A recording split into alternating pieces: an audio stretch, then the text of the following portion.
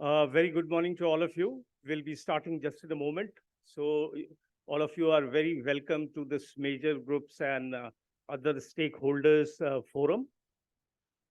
This forum is organized to input CSO's perspectives into the 5th Asia Pacific Forum of Ministers and High Authorities of Environment of Asia Pacific.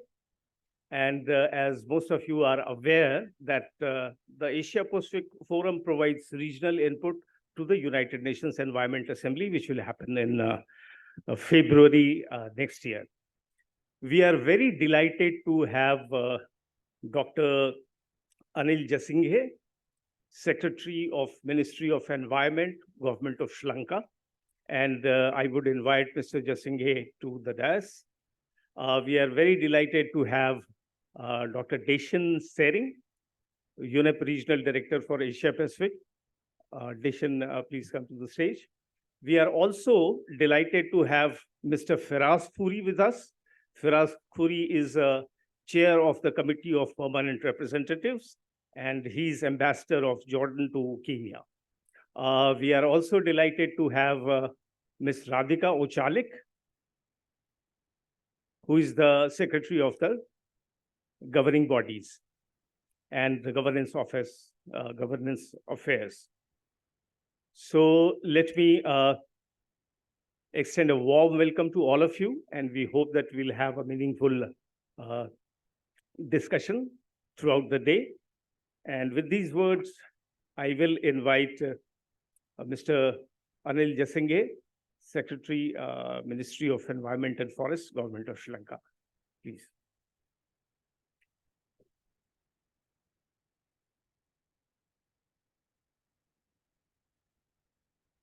Thank you very much. Good morning to all of you. Dr. Deshan Sering, Regional Director, UNEP Asia and Pacific. The CPR Chair, Radhika from the Secretariat. Mr. Subrata Singh, Regional Environment Affairs Officer. Mr. Yang Ranhoor, Coordinator, Asia Pacific Major Groups and Stakeholder Forum, Ms. Karin from SIPA. Ladies and gentlemen, it is an honor to be here today on behalf of Sri Lanka at the Asia Pacific Major Group and Stakeholders Forum. We extend our warmest greetings and sincere gratitude to all the participants who have gathered here, both in person and virtually, to engage in constructive dialogue on matters of profound significance for the Asia-Pacific region. The forum is intended to provide a platform for major groups and stakeholders to discuss and organize their positions and provide strategic inputs towards 5th AP Forum and towards the preparation of UNIA. The Asia-Pacific region, with its remarkable diversity and dynamism, presents us with an array of challenges and opportunities.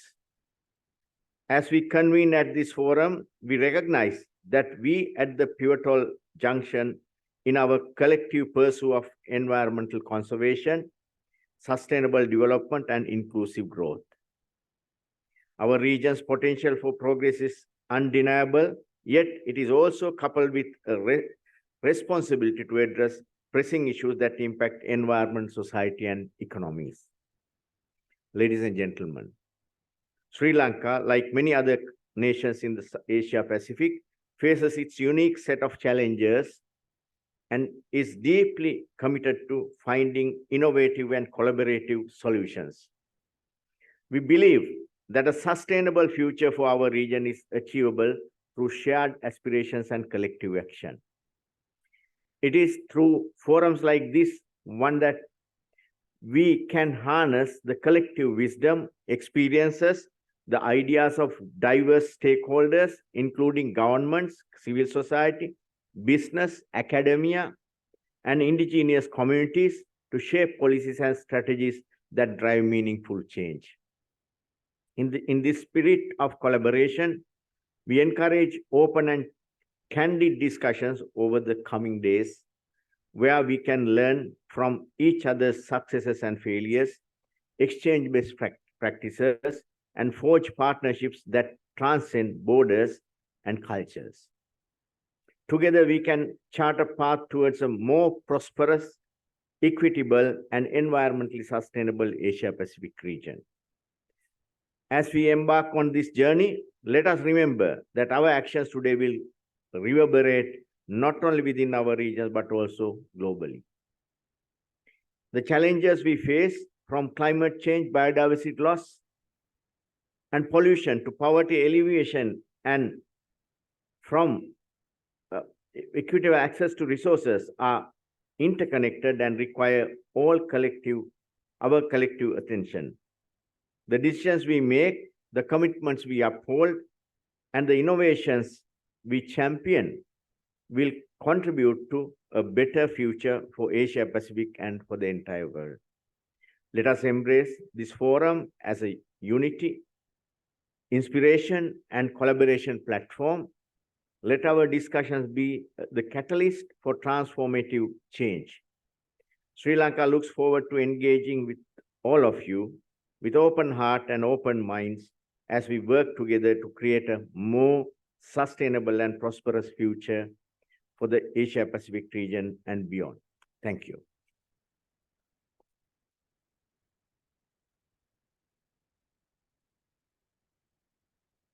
Thank you so much, Dr. Jasinghe. Can we have a huge round of applause for the magnificent host that he is? Thank you so very much. Now I would like to invite Dr. Deshan Sering. She's Regional Director of UNEP in the Asia Pacific. Deshan, sorry, sir. Thank you very much, Ajay.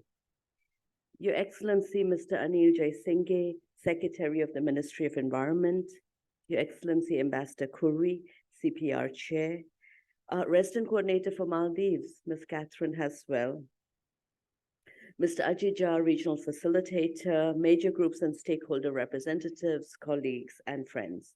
It's really a pleasure for me to speak to you at the opening of the 5th Asia Pacific Major Groups and Stakeholders Forum.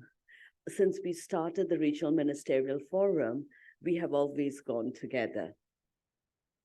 This forum serves as a really important platform for major groups and stakeholders in this region to convene, to engage, to form collective views and positions of the most pressing environmental challenges.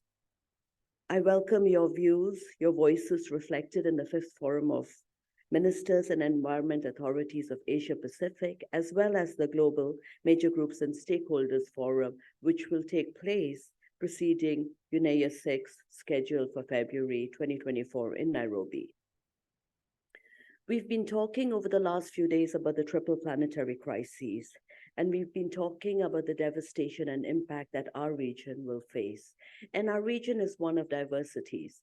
We have some of the largest economies, some of the countries that contribute the most to greenhouse gas emissions, and we have countries that have no net zero emissions, countries that will face adversely the impacts of climate change. Our region has really looked at a right to a clean, healthy, and sustainable environment, and we recognize that this has really hindered the SDGs. The SDGs are blueprint for a safe and a shared future for us all.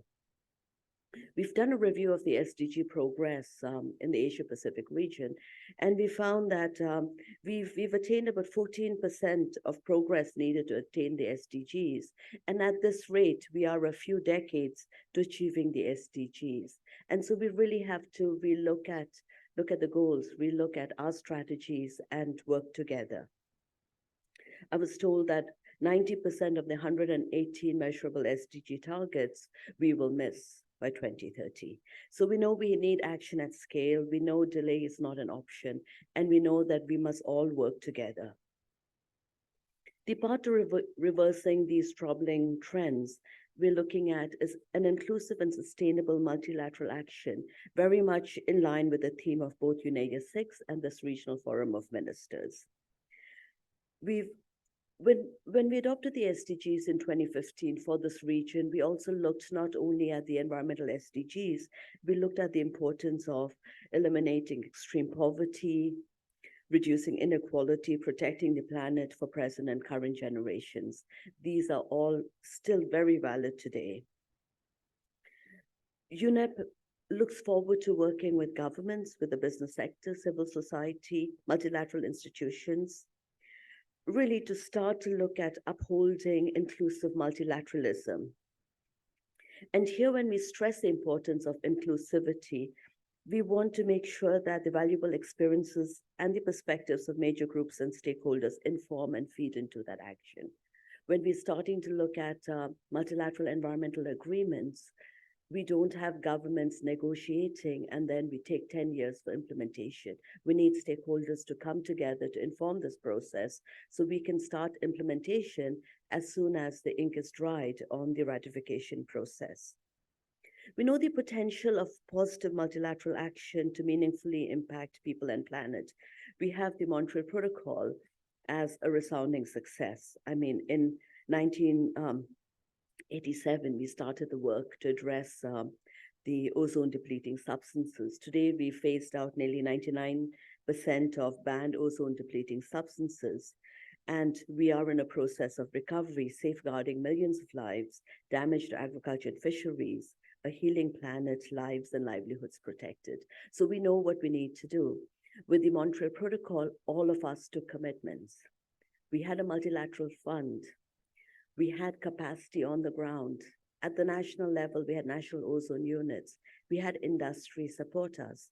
So we know what we need, and we had active civil society participation. So we know what we need for multilateral, inclusive multilateral processes. We've also seen at UNEA, the backdrop at the last UNEA to get the historic resolution to end plastic pollution and to establish an international legally binding agreement by the end of 2024. Our region will host the last INC in South Korea. So against this backdrop of geopolitical tensions, we've seen the United Nations Environmental Assembly has shown multilateral cooperation at its best.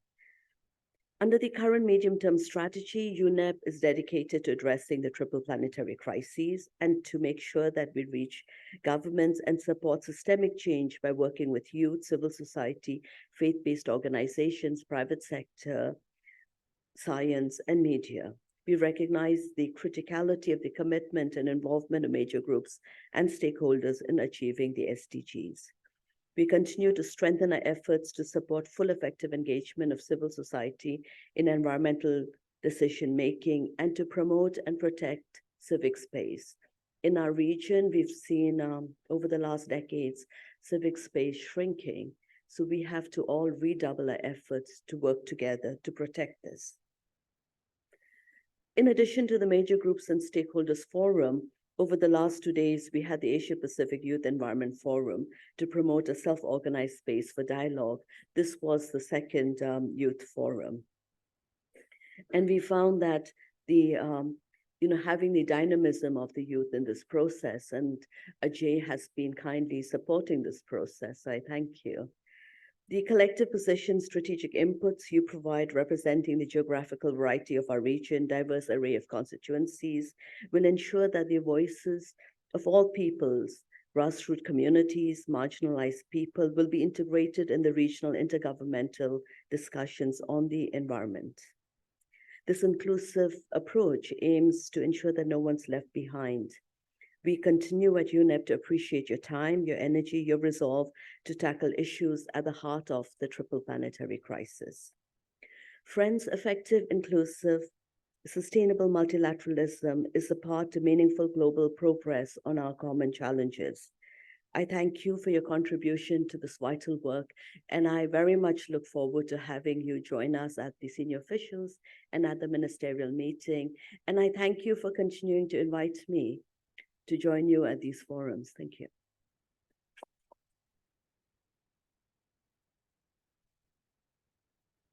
Thank you so much, Dr. Sering, and we count on your support in Asia Pacific and take this cooperation with the major groups forward. Now I would invite Karine Fernando, she to take the proceedings of this session forward. Karine is our local host from Sri Lanka, from Center for Poverty Analysis. Karine, you're welcome.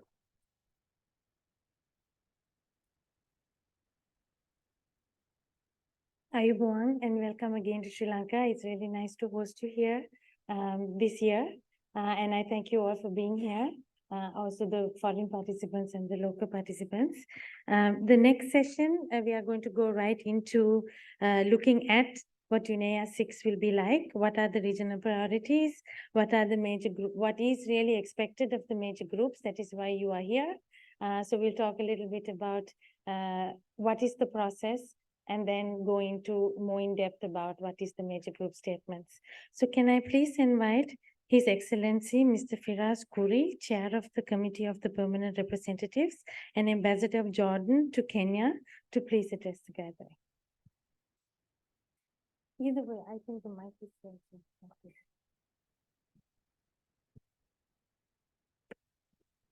Good morning, everyone. Excellency Secretary, stakeholders, I'm very happy to be here. This is the first time in Sri Lanka, a very beautiful country, and really I feel that this is a blessed country. We are here for a mission, and our mission is very clear: to prepare for the UNEA 6. For us, the participation of the stakeholders is very important for the role of our work and the CPR. I want to assure you, because of the hybrid provision of the CPR meeting, it provides all of you an opportunity to engage with the work of UNEA 6. I will be looking forward to your constructive engagement in various meetings as we prepare for UNEA 6. I will be looking forward to see you all, either in person in Nairobi or online. I thank you so much. I wish you a very successful meeting today. Thank you. Thank you, Excellency. We are going to actually break the program a little bit because I believe some of our distinguished guests need to leave. So we will take the group photograph now, and we will come back and go back into the session on regional priorities and the UNEA. Where do we need to come to? Just here? Okay. So can everyone please come in front? We're just going to take the picture right against the backdrop here.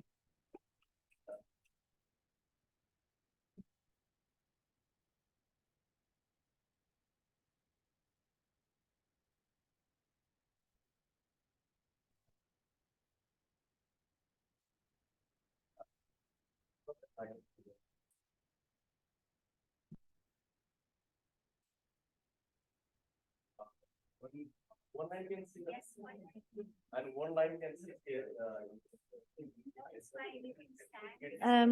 Anyone who's here virtually, you are pleased asked to switch on your video.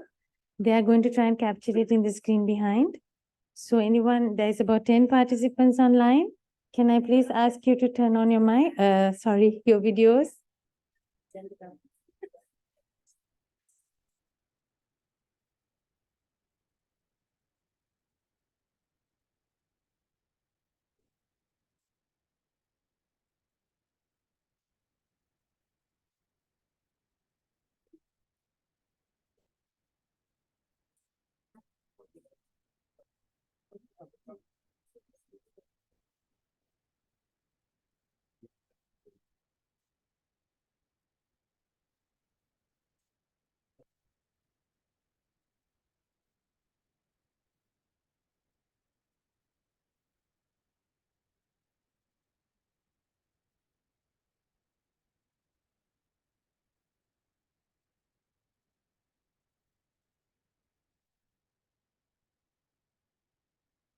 You're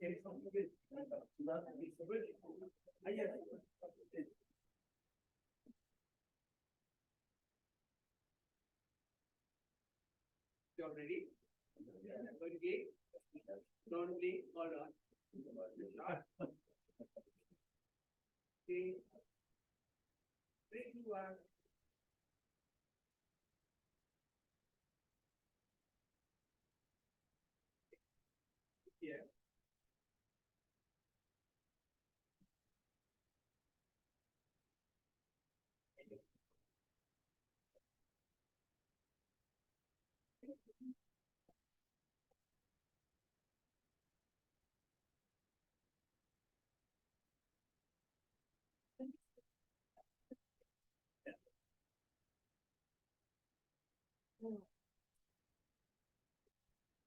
Okay, thank you so much, everyone.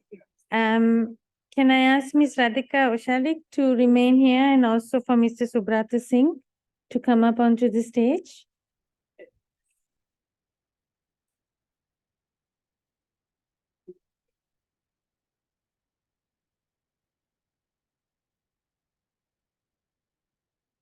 Okay,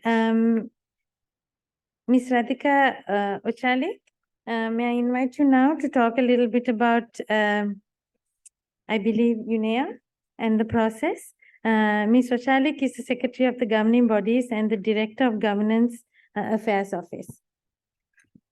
You want to speak? That's fine. Okay. Can you hear me? Yeah? Yeah. Perfect.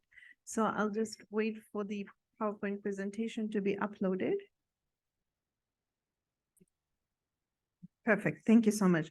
So as mentioned, my name is Radhika Ohalik. I'm the Secretary of the Governing Bodies of UNEP and also the Director of the Governance Affairs Office. So the civil society unit at UNEP that handles stakeholder engagement is based in the Governance Affairs Office. And it is a pleasure for me to be here at this regional consultative meeting, which is taking place in advance of UNEA 6. And my presentation, as mentioned, will focus on stakeholder engagement, how to get accredited, as I understand that there are some organizations here who are not accredited and might benefit from knowing the accreditation process, and of course, upcoming meetings and how stakeholders can engage. Second. So stakeholder engagement is governed by UNEA rules of procedure, in particular Rule 70 of the rules of procedure, in which UNEA invited international NGOs having an interest in the field of environment to participate as observers in the public meetings of UNEA and its subsidiary bodies. Of course, stakeholder expertise enriches the intergovernmental discussions and decision-making without interfering with the intergovernmental nature of a process. It adds transparency and legitimacy to UNEP's work, and it also gives an opportunity to those who might be affected by the decisions to raise their concerns while consultations and discussions are ongoing.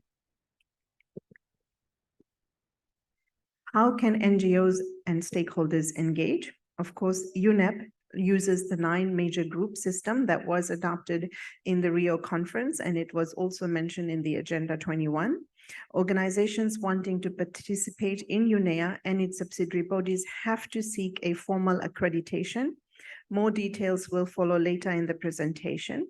Accredited observers can then speak in meetings of UNEA and its subsidiary bodies, have the right to access documents, and submit written comments and inputs. NGOs can also engage through the Global Major Group and Stakeholder Forum, which is a self-organized meeting inviting all interested major groups and stakeholders to discuss and prepare their engagement at UNEA level. And this forum takes place for 2 days right before UNEA. And for the UNEA 6, the Stakeholder Forum will take place on 24 and 25 February of next year. There is also a preparatory global consultation to be held in November, so coming soon, and it will be held online. There is the Youth Environment Assembly. It is a more recent development and was founded thanks to the active and engaging children and youth major group who took it upon themselves to organize and provide the youth expertise and perspectives to UNEA and its member states. This is also entirely self-organized by the Youth and Children Major Group. Both meetings, the Global Stakeholder Forum, as well as the Youth Environment Assembly, benefit from some UNEP financial support as well as substantive support. The regional consultative meetings are held in the UNEP regions, and provide the regional perspectives on UNEA themes. And it's similar to what we are having here in the Asia Pacific region. The other regions will also have this consultation. Another important way to engage is the Major Group Facilitating Committee, consisting of 2 representatives from each major group who are elected by their relevant constituencies for 2-year term.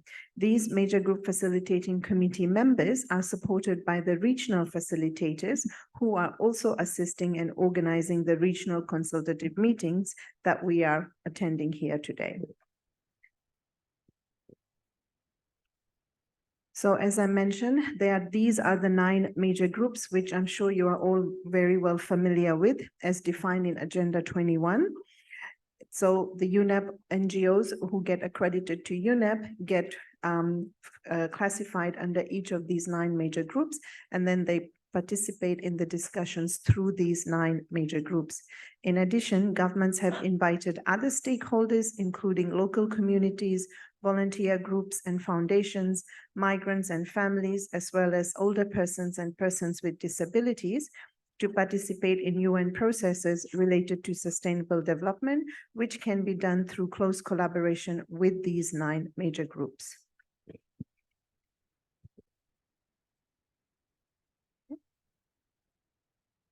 Okay, sorry, the printout is not that good, but this is a brief overview of how UNEP accredited NGOs can participate in UNEA and its subsidiary bodies as observers.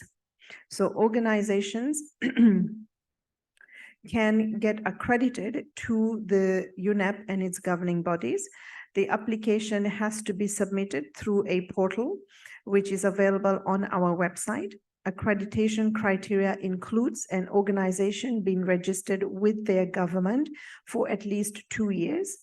The organization has to be non-governmental and not profit, and focus on environmental related issues, and it has to work locally as well as internationally on environmental related matters. The review of the application, once it's submitted, takes about 3 months. If an organization meets the criteria, it is informed of the decision that they have been accredited to UNEP and its governing bodies. This implies that the organization can then participate as observers in the work of UNEA and the Committee of the Permanent Representative and other processes that originate or emanate from UNEA. They can also, the accredited NGOs can also speak in meetings and provide written inputs and statements. We have currently more than 1,000 accredited organizations. And as you can see from the chart that's displayed, Asia Pacific is at 15%. The largest number of NGOs accredited, as you can see, comes from Europe, which is 34%. Now, this slide gives you an overview of the distribution of the major groups. So of all the 1,000 organizations that are accredited, if we look at the distribution among the 9 major groups, as you can see, NGO major group is the biggest, and then we have the other categories or other major groups.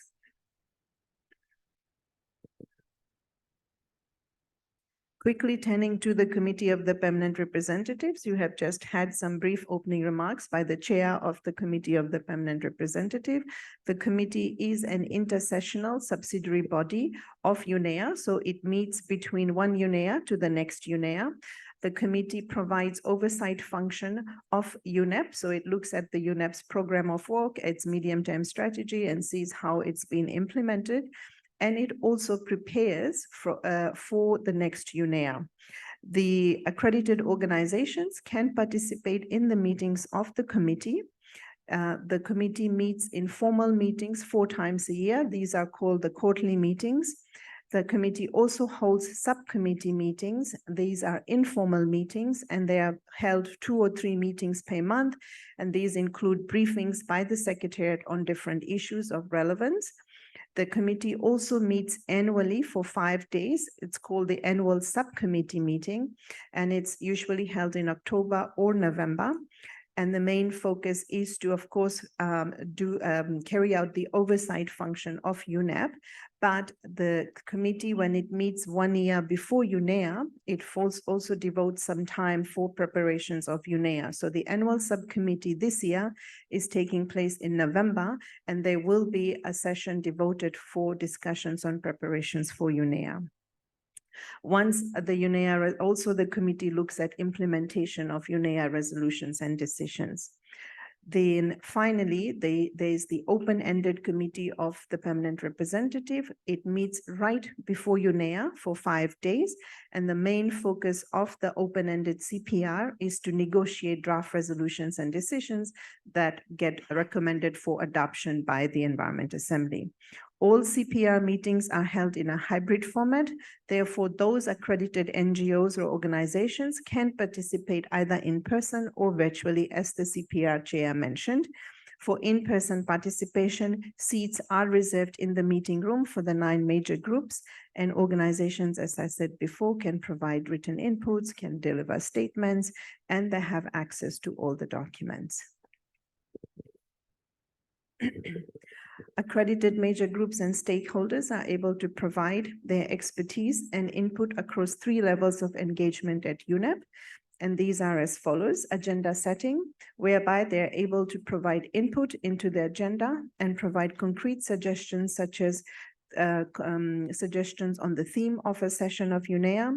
Major groups and stakeholders benefit from UNEP's transparent communication following the access to information policies and guidance that we have. And therefore, major groups and stakeholders can participate and engage in decision-making. Major groups can also be engaged at implementation level through the strategic partnerships towards project and program implementation work. Just briefly about the civil society unit, which facilitates engagement of stakeholders. We administer the accreditation of NGOs. We have a dedicated civil society engagement website. We organize meetings, consultations, help with capacity building and outreach. We have a stakeholder engagement handbook, which is available online and is also updated regularly. We assist the major groups facilitation committees. We help organize global major group and stakeholder forum, the regional consultative meetings, and the multi-stakeholder dialogue, which is held during UNEA. We support major group and stakeholder engagement across the organization, including for processes such as the INC on plastic pollution, the ad hoc open-ended working group on science policy panel on chemicals, and other consultative processes that are ongoing. We also have a publication series called Perspectives, and it's available online. So this is a roadmap. It was prepared at the beginning of the year, so some dates might have to be adjusted, but this is sort of leading up to UNEA 6.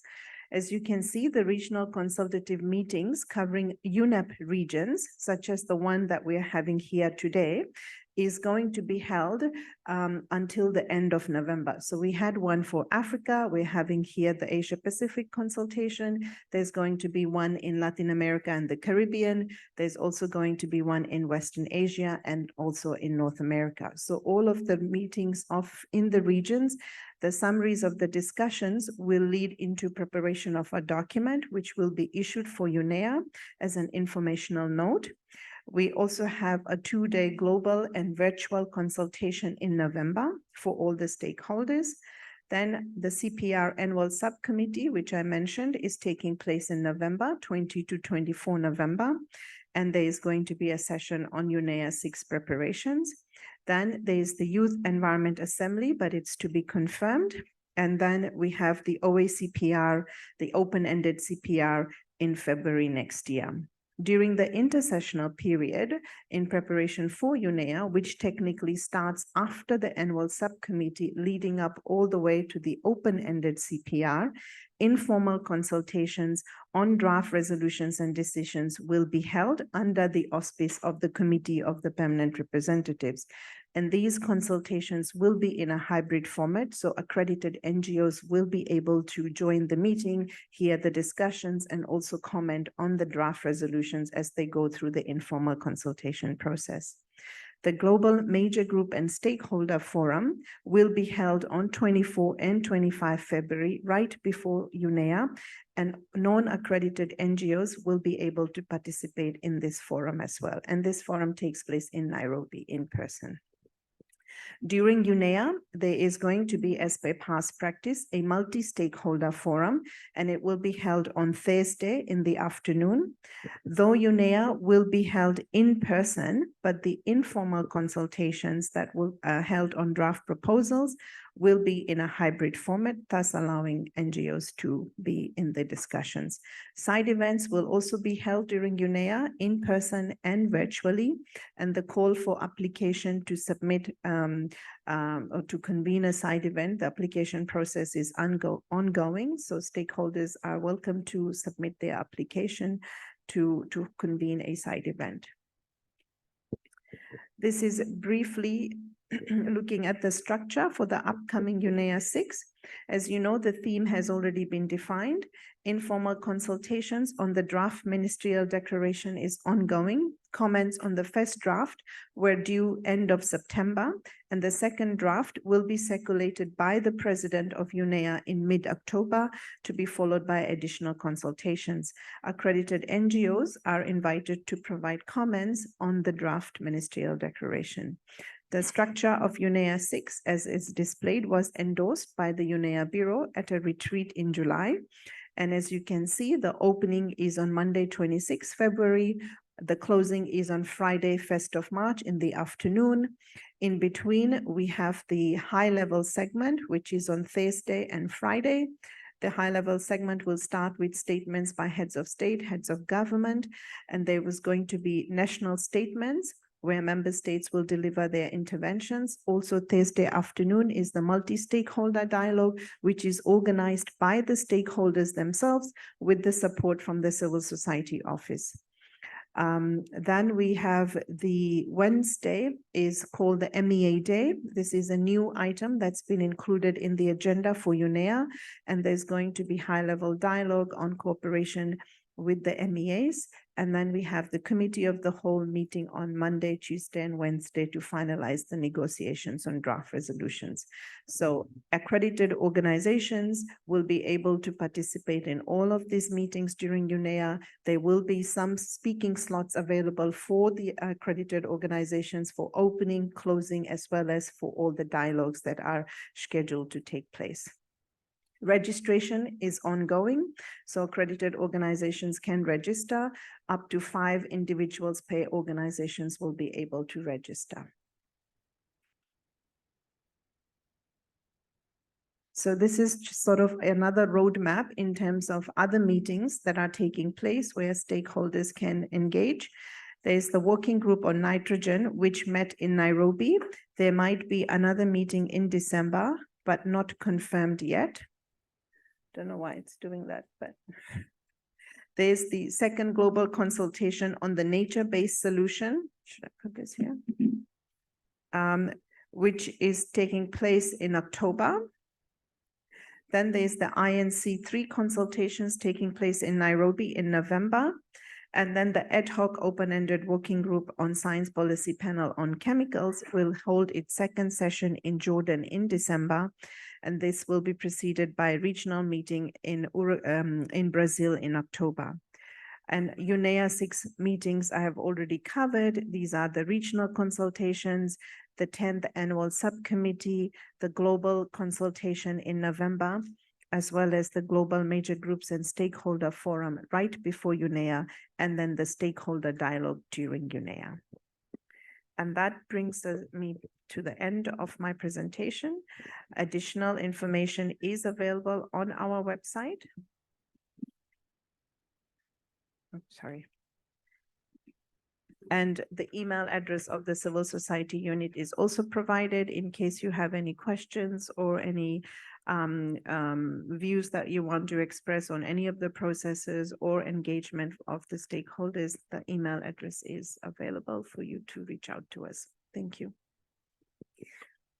Okay, thank you very much, Mr. Chalik, for that very detailed description of the different forums. And you, as you can see, there are all these opportunities within which to engage as a region, engage as a topic, and engage all the way up to UNEA. And this meeting actually is not you don't have to be accredited to be here. So I would also like to just point out that this is also why the Asia Pacific Regional CSO Engagement Mechanism is important, because they are also trying to see how you can bring in more voices and also channel those voices towards UNEA. So this is also an opportunity for you to do that. So we've now got a broad stroke of all the different opportunities. Let me turn now to Mr. Subrata Singh to just explain to us what will be the next step, which is actually the meeting that will happen preceding this one.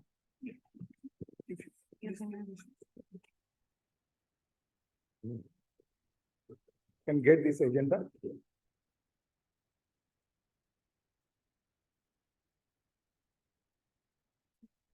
It's not clear on screen actually.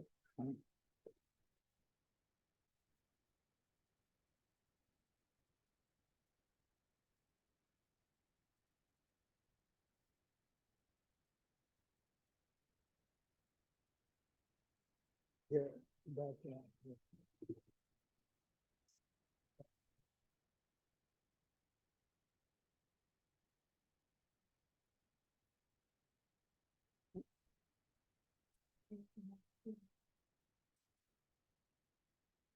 No, so, okay, so sorry for this, so you won't be able to see properly. But I will quickly get you through as it was requested that how agenda would look like for tomorrow and day after, and what are the spaces for civil society. And that's important because everything is connected the week we are doing here. So basically, briefly, the tomorrow is a senior officials meeting, and there will be the opening session. And then after the opening session, there will be the election of the new bureau. We will have the chair and two vice chair. And then the current chair is Dr. Secretary Sri Lanka. So the new bureau will take over the senior officials meeting. And then we will have, that is agenda item 1 in the morning. And then we go to agenda item 2. We will present the implementation of the resolutions, how we have done in the region. We have, you know, that we have a number of resolutions from UNEA, but this is the Asia Pacific meeting. So we will basically focus on present that how as a secretariat we have done, and also the many member states will present since member states adopted there in UNEA. They implemented the resolutions in the region through different initiatives, partnerships, and the stories. So that's the agenda item 2. And basically here, some of the countries who took a lead in the resolution in the UNEA process, they are the one first to present it. That how they have done that at the national context, sub-regional context, and regional context. And then the agenda item 3 is basically on connected to the theme, the effective, inclusive, and sustainable multilateral actions to tackle climate change, biodiversity loss, and pollution. So they are also basically there is a background paper you must have seen in the website, because we have a ministerial website. You should see all the documents are available, all the backgrounds, programs, and all the medias, all the documents are available there. So you can download all of that. So there you will see basically we have prepared a paper on the Asia Pacific context, how we are addressing the multilateral cooperation in the Asia Pacific, the issues, challenges, opportunities, initiatives under that.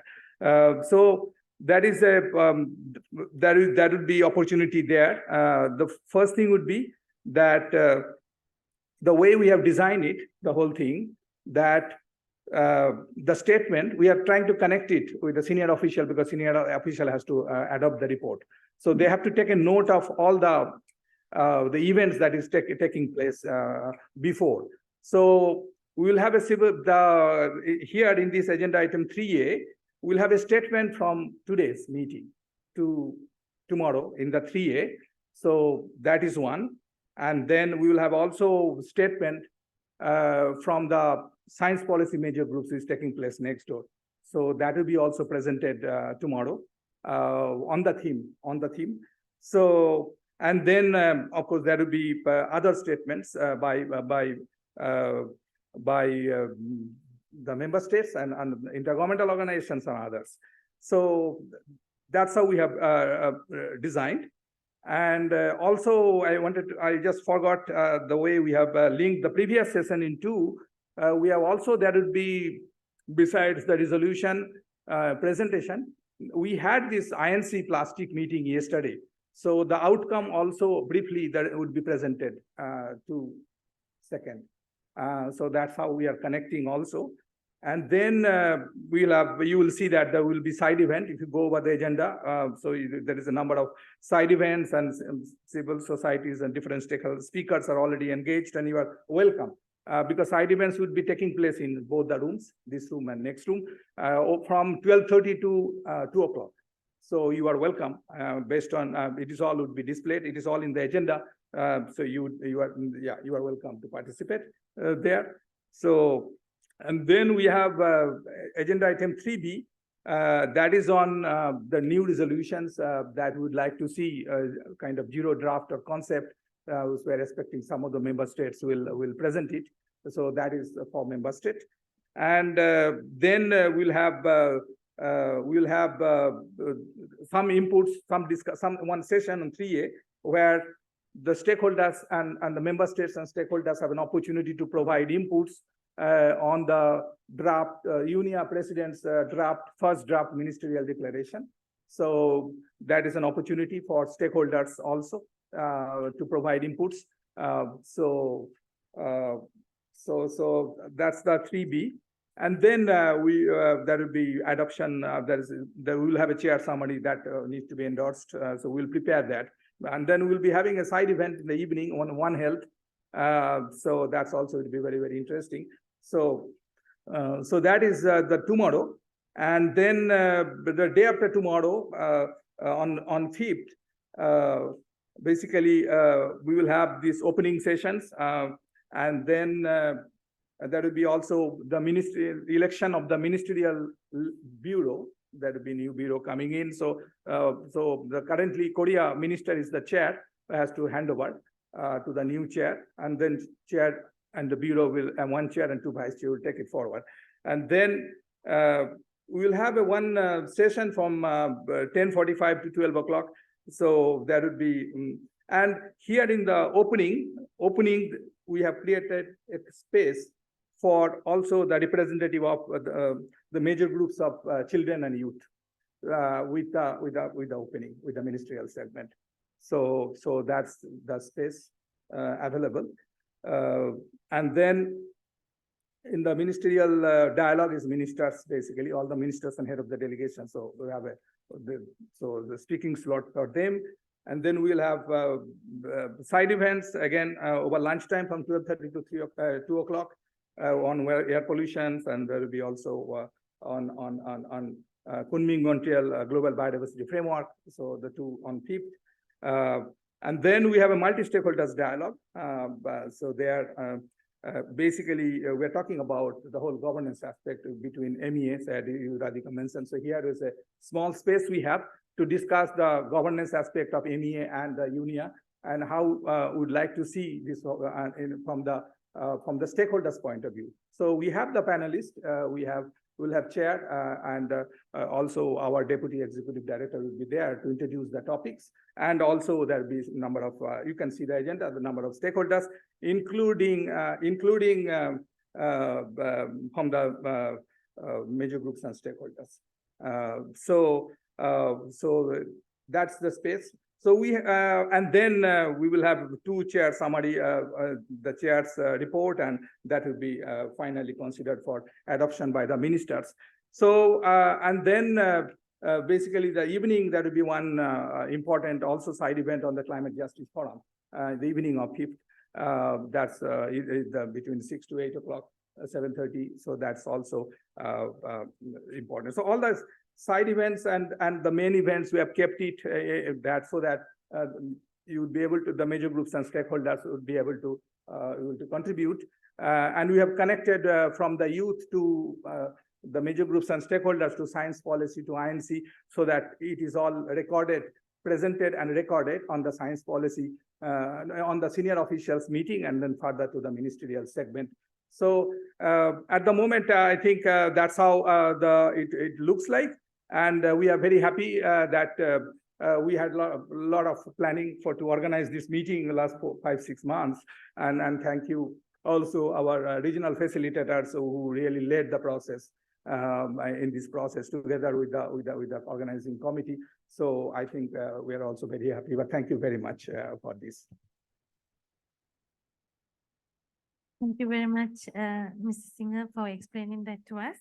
As you can see, there are all these slots that will come in also in the next 2 days, where civil society just get a chance to speak, and for us to also make statements about what has happened with the resolutions, but also ideas about the new resolutions, also about multilateralism, etc. So it's a lot to take in, but it's also online. So please go in and make sure that you're aware of the different sessions of the 2 days, the side events, and also the parallel events that are taking place that some of you are attending. Just to add, also in the website, where is one tab, you will see the statement. So that statement is not only for member states, but also for the major groups and stakeholders. So you have different constituency you would like to, once you deliver or before you deliver, or the overall that statement, just let us know when you are ready, we can upload it. Thank you very much. I'm sure we will, we are also working towards that statement, so we will let you know when it's ready. Okay, so I thank you very much for this session, for the 3 speakers. So I would like to now invite Wali Haidar to actually facilitate the next session. So now we've got an overview of what are the different types of UNEA committees and meetings, etc. Now we actually going to thinking about the content. What do we want to talk about? What are the things we want to raise our voices? What are the issues that are important to us? So for us to do that, I would like to ask Wali Haidar from Roots for Equity to take over, and thank the panelists very much for all their inputs.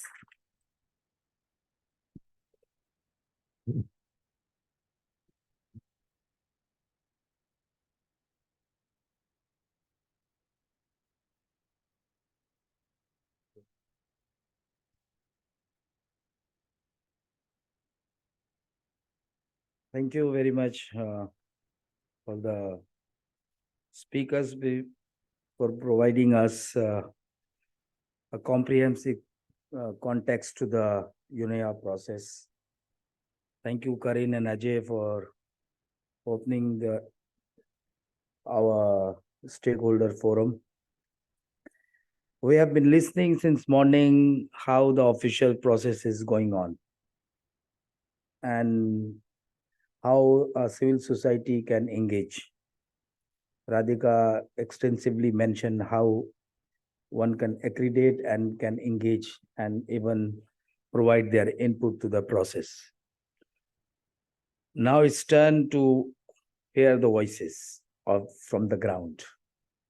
And for us, APRSM, Asia Pacific CSO Regional Engagement Mechanism, we believe without mobilizing and organizing communities and various stakeholders, the kind of a development we are envisioning, it cannot be achieved. So here we have our great speakers from the ground. I will invite Mamta Kujur from Vikas. Please join us on the stage, Mamta ji. And I'll invite Isa Ghani from Laded Charaga International. I'm sorry if I pronounce wrongly. Isa Ghani. I met her and confirmed. Oh yeah, she's coming. And lastly, I'll invite Visakha Dharma Dasa, Association of War Affected Women from Sri Lanka. And last but not least, I'll invite the co-chair of Asia Pacific Regional Engagement Mechanism, Mr. Ajay Jha, and also the regional facilitator for Asia Pacific for the UNEP process. Can we have a round of applause? हाँ. नहीं, मैं नहीं बैठूं, आप बैठो, मैं नहीं बैठूं. So our co-chair has said I should sit here. I said no, I can stand, and all the great speakers can sit, and you need to hear the grassroots voices, because the kind of the issues we are facing, especially in Asia, is quite grave. And the kind of a process and development, we just finished SDG summit, and before that HLPF. The progress is for the people of this planet is on the another direction. We have great and severe concern on these processes, and the reasons being that communities are facing hardship, not just on economic front, but also the climate crisis and all the other instrument of international financial institutions, which makes our life more worse. So here it's time for our grassroots leader to bring out their voices into this meeting, so that in our future course of strategy, we can include these issues and voices. So I would like our speakers to go one by one, from Mamta to Isagani to Visakha, and lastly Ajay will share the regional priorities. After this, we will open the forum for if someone will have reflection on the regional priorities and for question and answer. The floor is yours, Mamta ji. Yes. Can we have presentation from Mamta? Hello.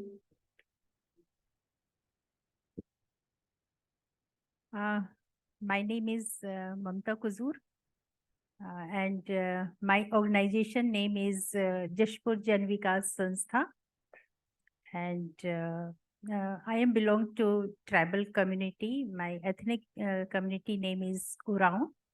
So we speak, our mother tongue is Kuru, and I speak Hindi also, but I am not very fluently, and I am not comfortable to speak English, but I will try to speak. So pardon me, because my English is not good.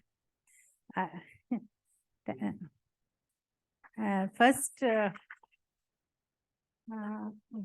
I thanks personally me and on behalf of my group, Jashpur Jan Vikas Sanstha, and my community to inviting me to attend this program, especially Ministry of Environment of Sri Lanka. And thank you, Asia Pacific Forum, and thank you for UN to inviting me and listening my work experience. So shortly I made a presentation, and I am working on grassroots level. So I am going to speak food and agriculture. So through my experience and my work in India, from the civil society collectively, we made 2 acts for Manrega, Ms. Mahatma Gandhi Rashtriya Rozgar Yojana. This is the work work program. And second is Forest Right Act 2006. And this act and this both programs and law and act, it made by the civil society, and with the collaboration, we made this act. And this act secure our food and agriculture system. So our organization is implementing this act on the grassroots level, because implementation is also not easy. So we are giving the awareness program and how to take these rights to the civil society and community. So this you are saying this is the we through our initiative, our community got in the Forest Right Act, we have two rights, Individual Forest Right Act and Collective Forest Right Act. So this is the Individual Forest Right Act. When community got and this entitlement, and government also providing this kind of certificate. Next. And after getting these rights, they are securing their livelihood system, and by they are getting the help from the government also, and they are managing their water system and seed system, and still we have seeds, so many seeds we have. Next. We have a food system also. So millets we have security. So this is our ragi, and government also giving the so many government also giving so many programs to the our agriculture and our people. Next. We have very big challenges, because our people, indigenous people, are living in the forest land, and we are very God gifted. We have so many minings, minerals, no. So, but because of the mines and minerals, so many companies are taking our lands. So our people don't want to give our lands, because this is the livelihood system. So many so many struggles are going on. So this is our big challenges, and we are speaking about the sustainable goal. So I think people should learn and understand the living of our indigenous people system, because they are living the sustainable way. So I think other world and other community should understand and respect our living system. So because they have also right to live and sustain. Next. And my recommendation, proper implementation of acts and policies. We are speaking to our government, local to national government. Already we have constitution rights, which we have already constitution rights government gave to us, but respect our rights, that kind of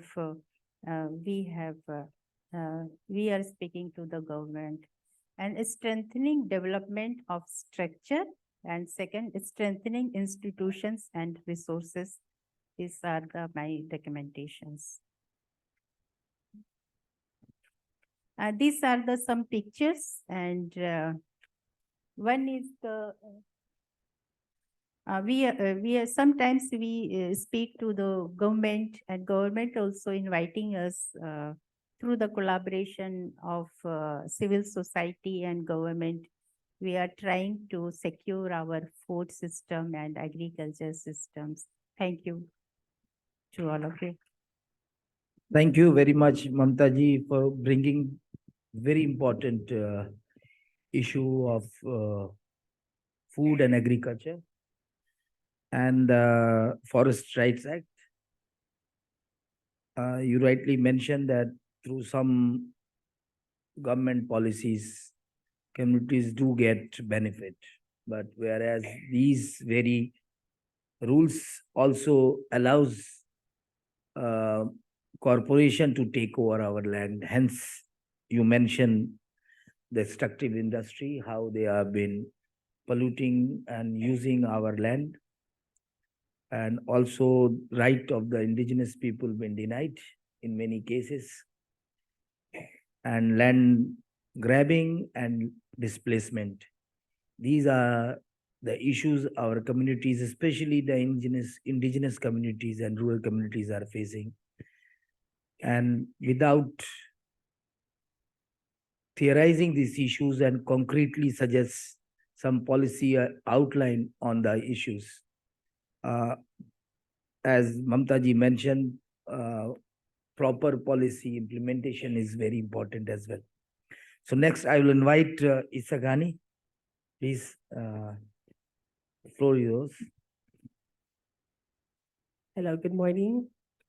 In behalf of the LGBT community of Caraga region in Mindanao, Philippines, my name is Isagani Simasio Bacasmas Jr., a married transgender woman and the president of Ladlad Caraga Incorporated.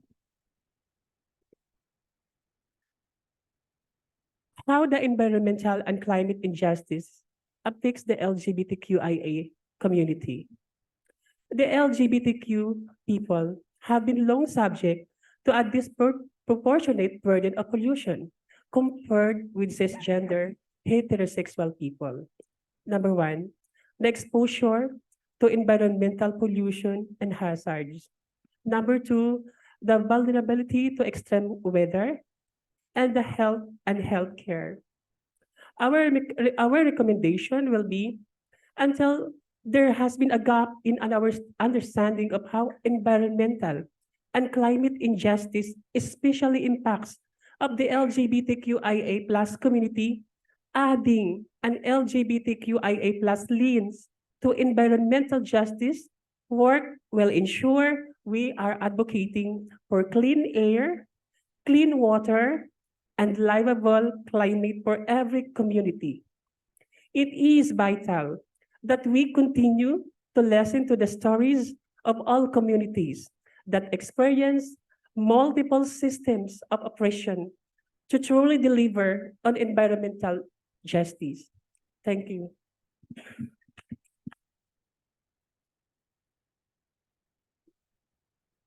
Thank you. It's very precise and crispy. Multiple system of exploitation. You raised a very important aspect of this debate, and this multi-layer of discrimination and exploitations are the core reason where communities, especially the indigenous communities and other marginalized communities, in case of your LGBTQI, are facing. Thank you very much. Now I invite Ms. Visakha Dharma Dasa from Association of War Affected Women. Thank you. Thank you very much. And thank you for giving me this opportunity. Really very honored to be in this space because I do, our primary work is peace building. But I believe that unless otherwise, we all pay attention to the environment, to the climate, it's going to threaten us as never before. And it is an urgent need for all human beings to take action. And I really, really appreciate you, Mamata ji, because the indigenous people did know how to manage the environment and live in harmony with the environment. But with the development, the so-called development, whether it is science or whether any other, the human beings felt and think that we could challenge the nature and still win. COVID gave us a very good lesson, but unfortunately, we already have forgotten that the mother nature is much more powerful than us. Especially when we think about countries like Sri Lanka, Maldives, we are threatened by the climate, especially our coasts, as well the biodiversity is challenged because, not because of anything else, because of the action that we as humans have taken. And it is extremely important for us to understand and think for a moment, are we going to move like this? It's not only threatening the environment, but our food. Because of the agriculture is meddled with up to an extent. With the pesticides, which traditionally, I think Mamata ji will agree with me, we did use herbs, plant products as pesticides, not the chemicals, which really have created havoc within the paddy fields, even the smallest insect, that what we as children, the fireflies that we enjoyed evenings seeing, but all those are gone. So it is time for us to really look back, whether it is development of buildings, the unplanned or ill-planned constructions, whether the agriculture sector, and most importantly, the consumption of fuel, this excessive fuel consumption. In countries like Sri Lanka, we are late to get into the renewable energies. We have enough solar, we have enough hydro, or water, as well the wind. So it's time for us to call, as global citizens, to call for all the countries to take measures. And I also wanted to speak about, very briefly about the policy priority of policy imperatives, declaring strategic locations, maybe the Himalayan range, as global treasures, irrespective of state boundaries, where people have to protect the oceans, the seas. I mean, these are global treasures. So collectively, as global citizens, we need to call for protection of these, as well shifting from coal and fuel to renewable energy, and that is a must. I'll stop at that. Thank you very much. Thank you, Ms. Osaka, for bringing this peace aspect to this discussion. And unless or until we'll have just and lasting peace, there will be no development. And you mentioned about Maldives and Sri Lanka. Last year, we in Pakistan faced unprecedented heavy rain and flood, and millions of hectares of agricultural land been destroyed, and thousands household been displaced, and we are still facing the brunt of that climate crisis. It's high time to have a serious consideration into these issues. Now I'll invite Mr. Ajeja, the APRSM global, the co-chair and the regional facilitator for the UNEP process on the regional priorities. What is the state of affairs in the region on climate change, pollution, biodiversity, environment and development, and what are the priority policy imperative? Ajay, the floor is yours. Thank you, Oli. Very good morning, colleagues. Great to see you all of you here. I have been given the task to give a sort of overview of what is happening in Asia Pacific in terms of climate change, biodiversity, and pollution.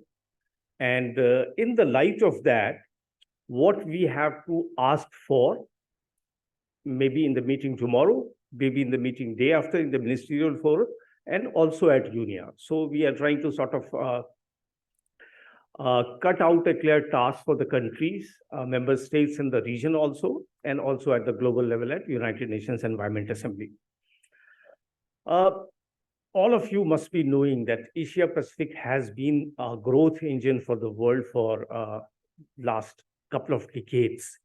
And in the next year also, it is supposed to provide 70% of the global growth coming from Asia Pacific only. We have sort of lifted more than 1 billion people out of poverty in the last few decades. But the cost of that growth story has been environment and rights of the people. 155 million people still in extreme poverty in Asia Pacific. I think this is also an underestimate. If you say that only 3% people are poor in Asia Pacific, it's very hard to believe because we see poverty in many countries. 75 million more people were added to extreme poverty due to pandemic. And despite this growth story, even in 2030, we will have 30% of the population in the region which will be economically vulnerable. If you look at food security and hunger situation, more than 55% of the global people falling in hunger live in Asia Pacific. And 69 million of them are in acute hunger. And 1.9 billion people in the region are unable to afford a healthy diet. So these figures I'm giving you just to give you an example that despite the growth story, what is the situation on the ground? And if you look at SDGs, people earlier also talked about SDGs, we are only likely to achieve 14% of the targets by 2030. We are doing slightly better in terms of access to renewable energy, SDG 7, and also sustainable industrialization, SDG 9. But we are regressing, most importantly, on one of the biggest challenge of our times, that is climate change, SDG 13 and SDG 14. And we are not regressing by a small measure. We are worse than the situation we were in 2000 on these two SDG goals.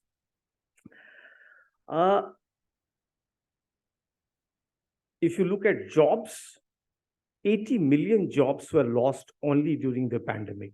And we know that we have a very poor situation of social security all over Asia Pacific. In countries I come from, 93% of the workers are in informal labor. So informalization of labor is still increasing, and we are far from getting the jobs getting back to the people after the pandemic. What are the main challenges and regional priorities for the region? Climate change, it's not only a regional priority, but a global priority. If you look at what is the situation in our Asia Pacific country, we emit more than 55% of the global emissions. And if you take only 5 countries, China, India, Indonesia, Japan, and South Korea, these 5 countries together put up 45% of the global emissions. And we don't see the decarbonization effort taking big strides in the region. And while the Paris Agreement requires us to reduce, they require everybody to reduce their emission by 50% by 2030, but the region is likely to increase its emission by 16% by 2030 rather than reducing 50%. Only 7 countries in the region have enshrined net zero in law. What that means, that majority of the net zero pledges in the region does not have very concrete steps to go forward, neither have a legal sanctity, except for these 7 countries. And what is the impact of this inaction on climate change? Wali was talking about floods in Pakistan.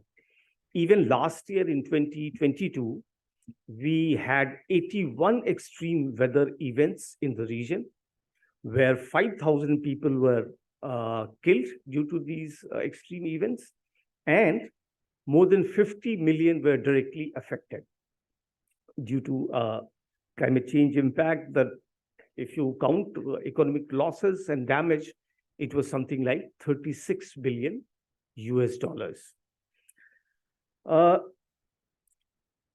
Let's try to look at what is happening in biodiversity. We sort of happy to have a global agreement which was achieved in Kunming, Montreal Global Biodiversity Framework. But if you look at the region, we are the most underperforming region in terms of biodiversity. Despite being hugely rich in biodiversity, if you look especially at Southeast Asia or South Asia, they are extremely rich like no other region in terms of biodiversity. But we have been the most underperforming region. And in 2001, countries agreed to protect 17% of their terrestrial ecosystem, land and inland waters, and 10% of their oceans by 2020, which was called Aichi biodiversity target. Against the 17% target, we achieved only 13% in the region. And at this rate, we are not likely to meet global biodiversity framework target of achieving 30% protection of land and inland waters and 30% protection of oceans. So we are at this rate, we are only likely to achieve something like 18% protection of land and inland waters. So there is a huge need for countries to strengthen their commitments to biodiversity and also their national biodiversity strategies and action plan. If you look at pollution, globally, 7 million people die of pollution every year. And pollution kills many more people as compared to COVID pandemic also, if you look at it. And half of the 70% of the 7 million deaths take place in this region. We have 148 most polluted cities in the Asia Pacific region, and especially Southeast Asia and South Asia. South Asia is worst in terms of air pollution. So these are some of the regional priorities that we need to take into consideration, and the member states also need to take into consideration. But in Asia Pacific, we cannot achieve biodiversity, or we can't clean our air, or we cannot prevent climate change unless we have a very strong global effort and transformative multilateralism, which we see lacking at the global level. And why I say that, if you look at climate change, G20 countries accounting for more than 80% of the global emissions are only likely to reduce their emission by 10% by 2030. These are the biggest economies of the world. And we see how this multilateralism is failing us at the climate front. And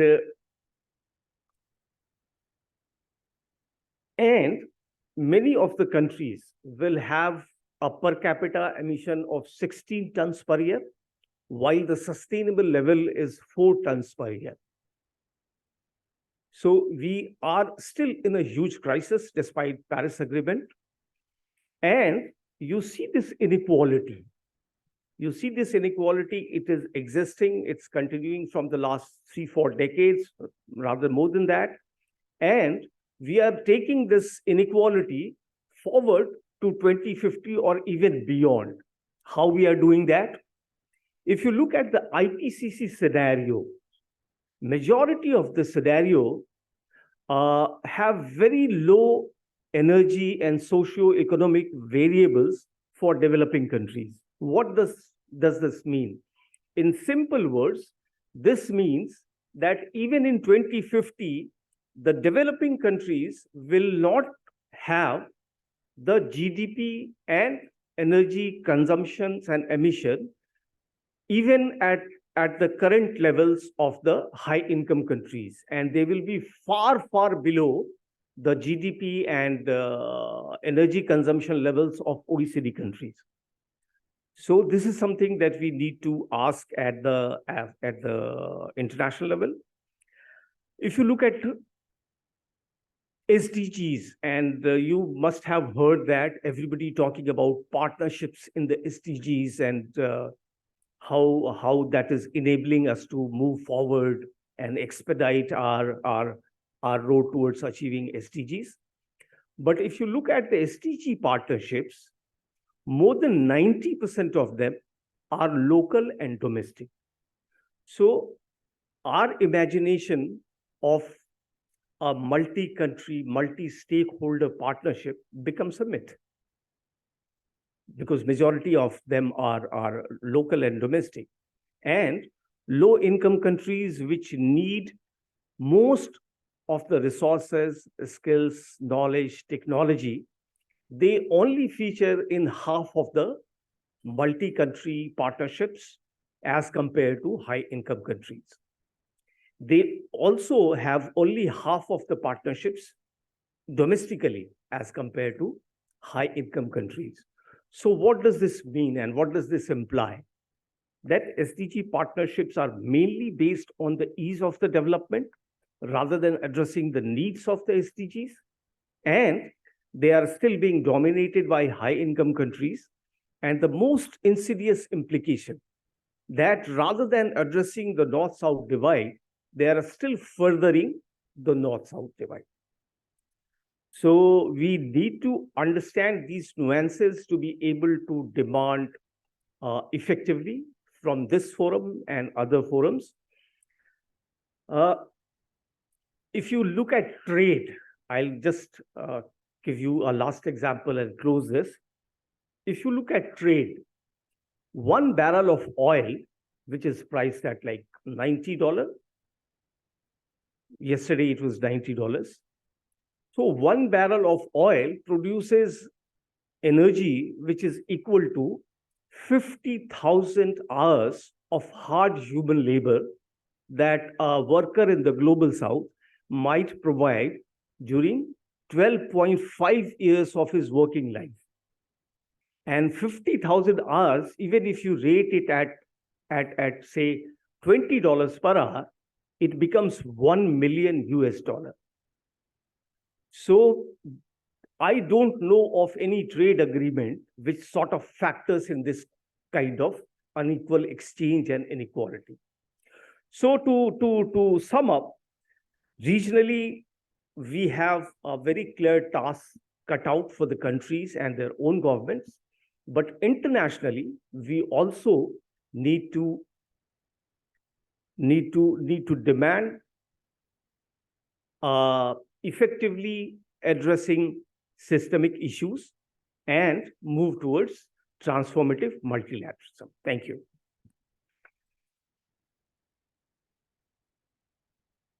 Thank you very much, Ajay, for providing us a very concrete context to the global development.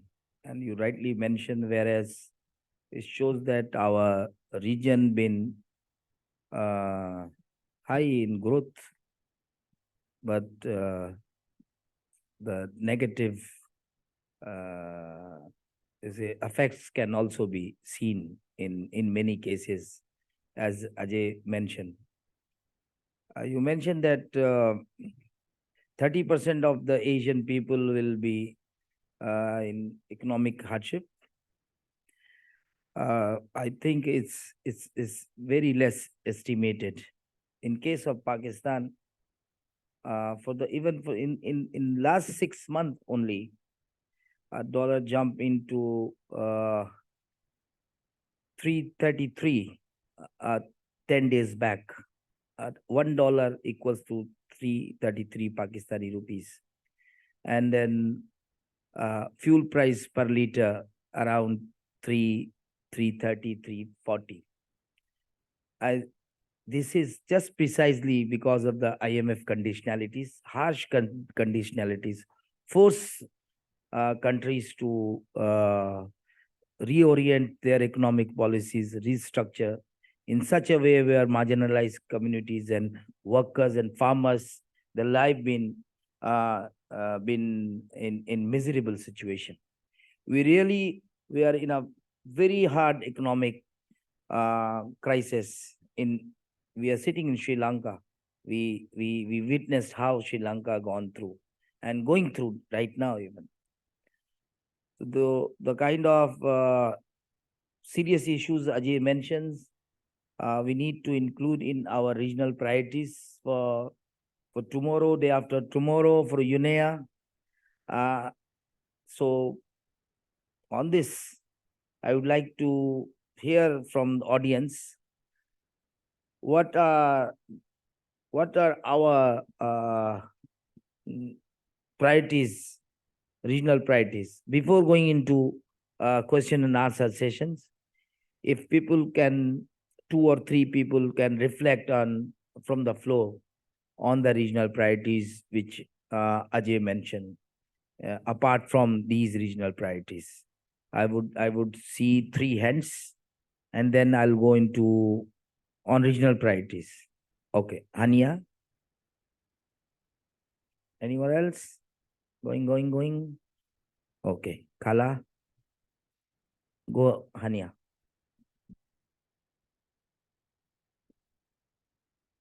Thank you very much.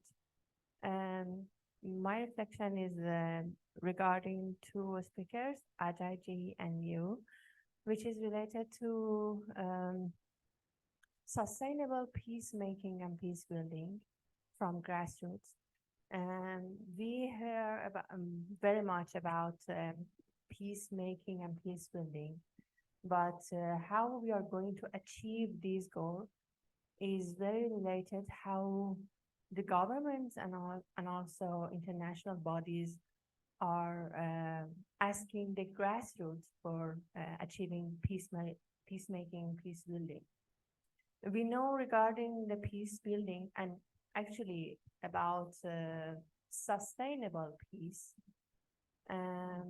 when we marginalize the grassroots, which is very related to us, the peace that we want to live in is very related to us, but we the people in the grassroots, we are not mentioning for the initiatives which is related to peace. And even in, yes, the situation in South and Southeast Asia is very similar to West Asia, where I'm coming from. And the situation is getting worse and worse. And we, the people, the indigenous people, know how we can sustainably work for peacemaking and peace building, but no one asks us and no one listen to our knowledge, how we can work on it. Yes, it was my. Thank you, Hani. Could you please introduce yourself briefly? Sure, I'm Hani. Politically, I am from Iran, naturally from Mother Earth, and philosophically, I'm a dust, an indigenous dust, and I am affiliated with United Nations Permanent Forum on Indigenous Issues, and also I'm in the advisory board for UN advisory board for Decade on Ecosystem Restoration. Thank you. I hope you both have noted down the question of Fania. Kala, please go ahead. Please introduce yourself first.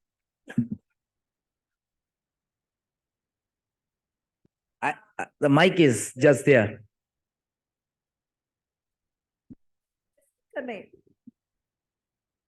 Just a comment. Now we talk about multi-country partnership. And in rooms like this, we decide all these agendas.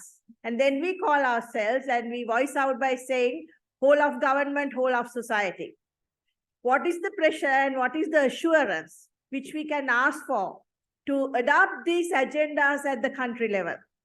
At our kind, I mean, like a government, states to be responsible. Can we lobby for that? Because otherwise, all these agendas and decisions made in such rooms are just decisions. I think it's a very important point. Anything globally or regionally, if it's not trickled down into the national policy making, it's have no meaning. And we see there is a huge disconnect in the implementation and policy making when it's come into country policy making. I think Ajay will. Yeah. Both. Yeah. That was okay. The responses, huh? Yeah. I'll start from Kala. Kala, exactly. This is what I mean. As civil society, we advocate, we have forums, and we are told that you are very important, right? But if you are not a member state, whether a comma or whether a full stop, we can't make those changes. That's why I think we really do need to advocate for at least for the moment an observer seat in UN General Assembly for the civil society. Unless we sit there, it's not going to work. So it's extremely important for civil society to collectively advocate for the start, maybe observer seat, but a permanent seat at the United Nations General Assembly for the civil society. Then we have the status of a member state. Then we will be there in closed door decision making, and we can always add for the full stops and the commas. Otherwise, we can shout till cows come home. Not going to work. That's my experience. I'm 67 years old and I have been seeing regular, we do have ECOSOC status, we go to UN, but when decisions are made, we are asked to politely to leave the rooms. So let's be inside the room.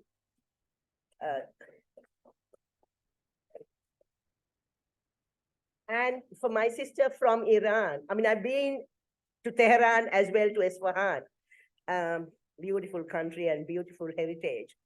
Yes, this is extremely important. The local knowledge, the context do matter when peace building.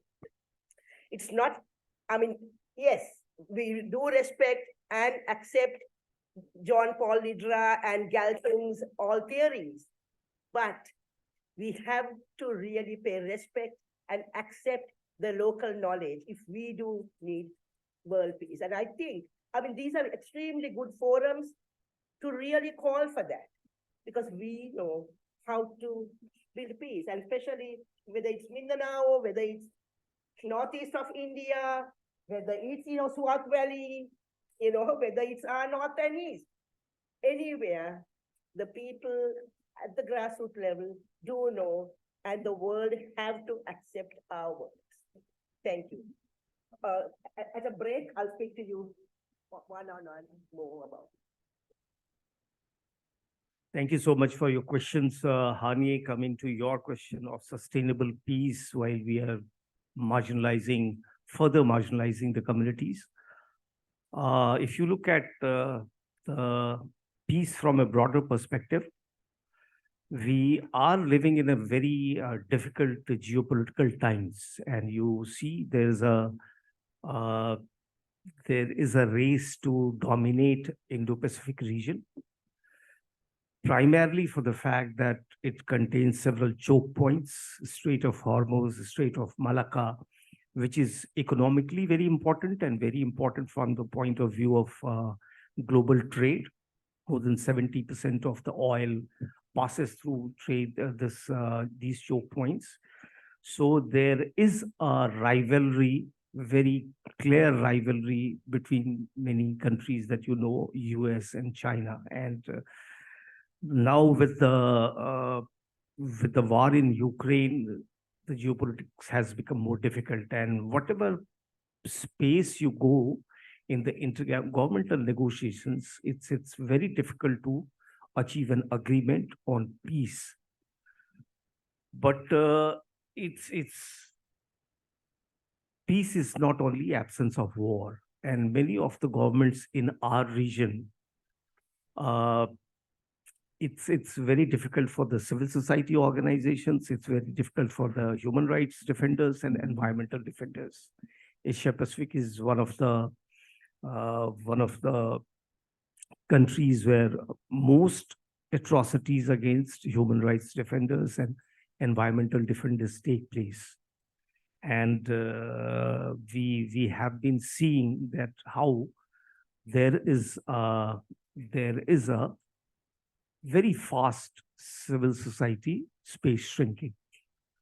So while marginalized communities are the ones who contribute least to these, they are generally the ones who are asked to do these kind of sustainable peace building.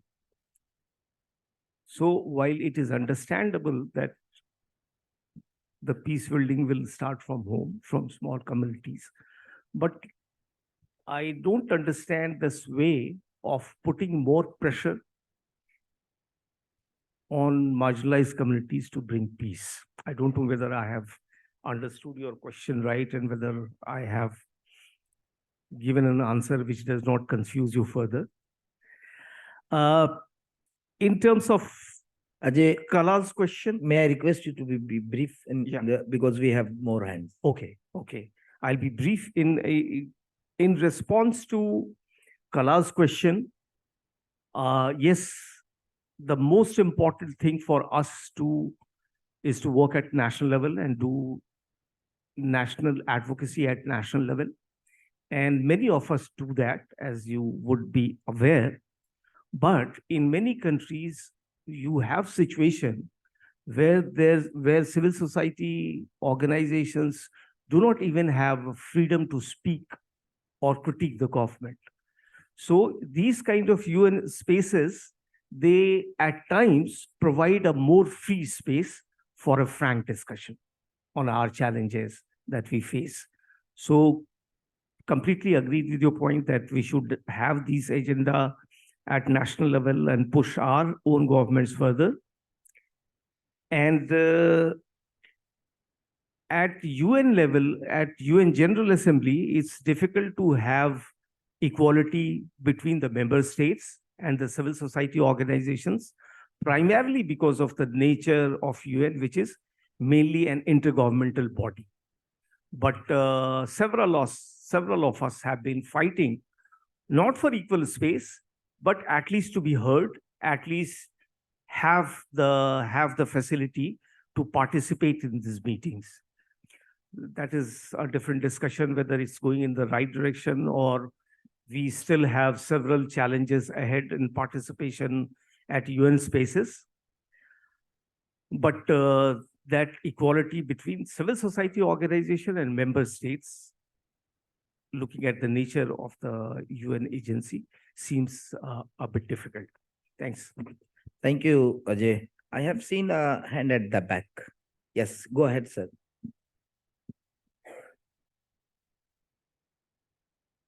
By the time the mic goes to the speaker, I just want to mention I saw 5-minute tea break in the agenda.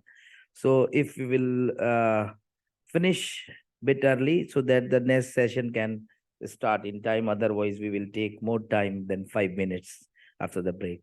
Go ahead, sir. Thank you. My name is Anthony Tan. I'm from Malaysia, and I represent the Society for the Promotion of SDGs. Some of you may be familiar with my boss, Dr. Denison Jayasuriya.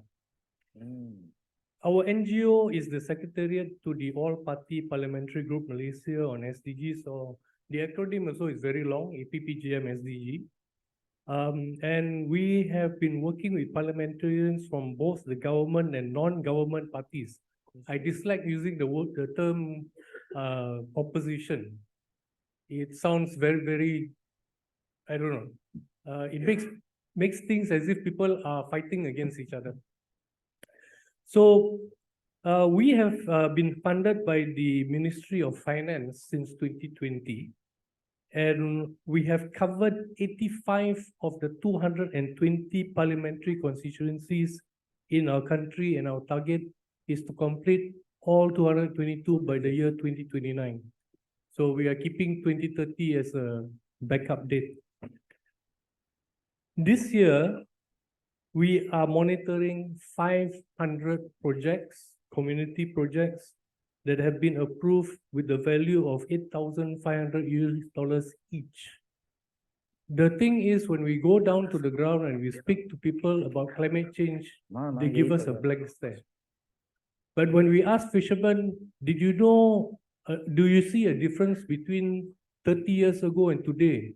Yes, 30 years ago, when I look at the kind of waves that we have, the kind of clouds, I know where to go to fish. Today, they cannot do it.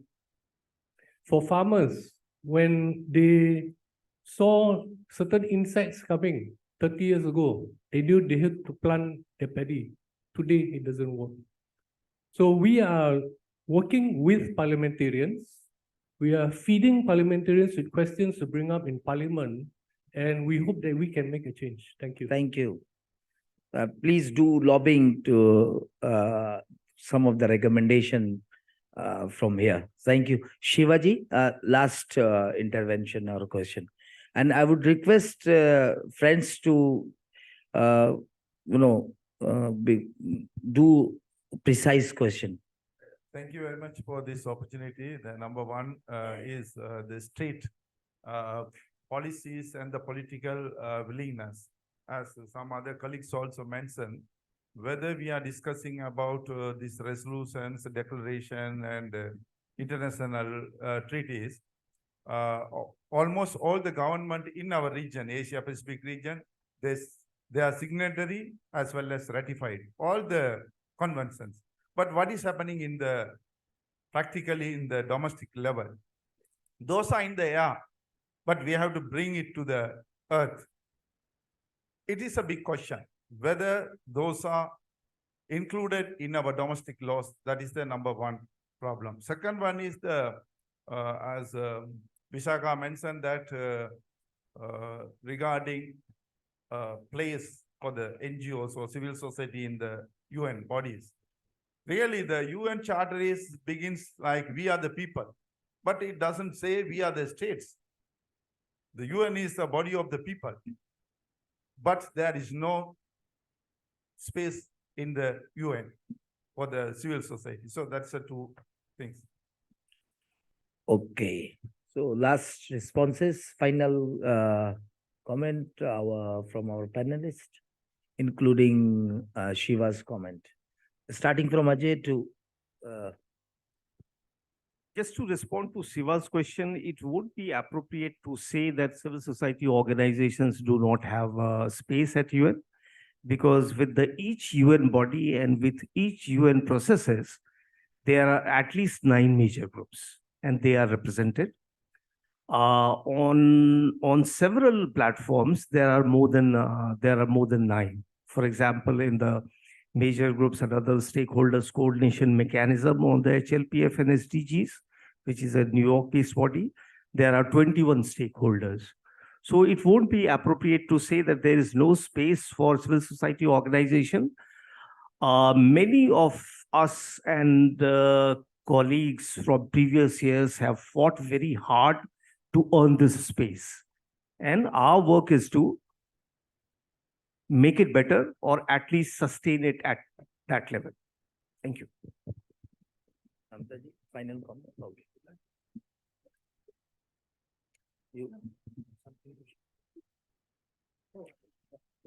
So, Shivaji, you mentioned that you need to see domestic policy orientation of these convention. Ironically, these TRIPS agreement and financial agreement, you can see domestic policy making into that. Huh? So our Seed Amendment Act had been amended. Our Plant Breeder Right had been amended. in line with the global, agreements and conventions, but not for something which is for beneficial for the people and for the planet.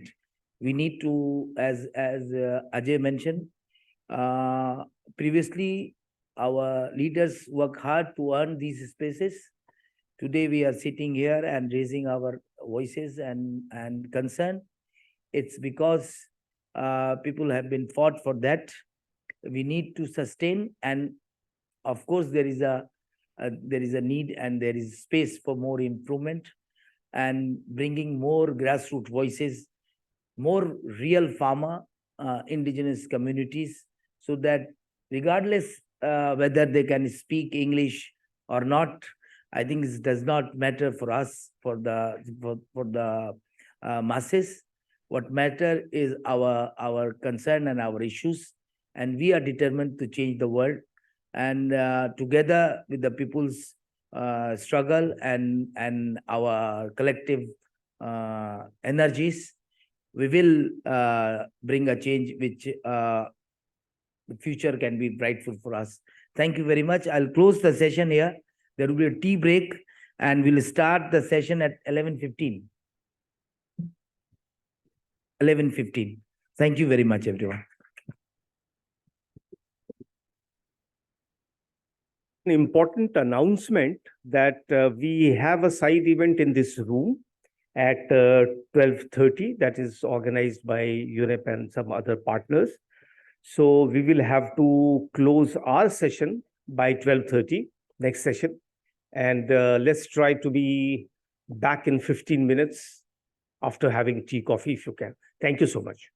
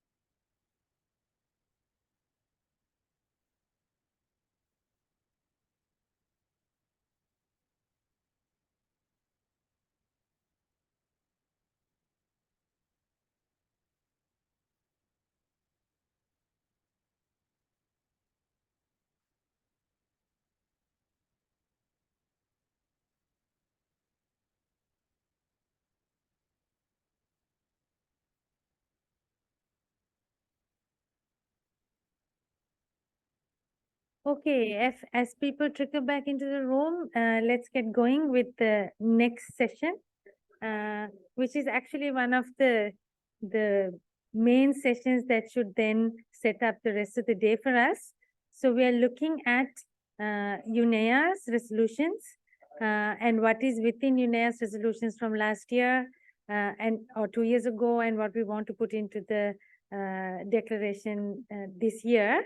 Can I invite on stage the speakers who will address the panel? I'm sorry, who will address you? Elenita Net. Okay, she's outside. Can I, Wally, Haida? Wally, Prem, Hemanta, Siva, and Net.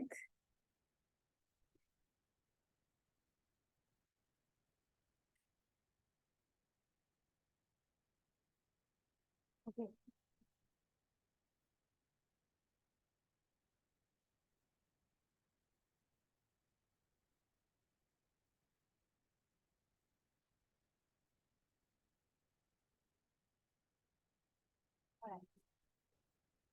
Okay, so we have an important session, but let me try and start it out with just giving a little bit of context. Some of you are probably seasoned to the UNEA processes, others might be a bit new. So just before we get going, let me take 5 minutes to just bring people up to speed.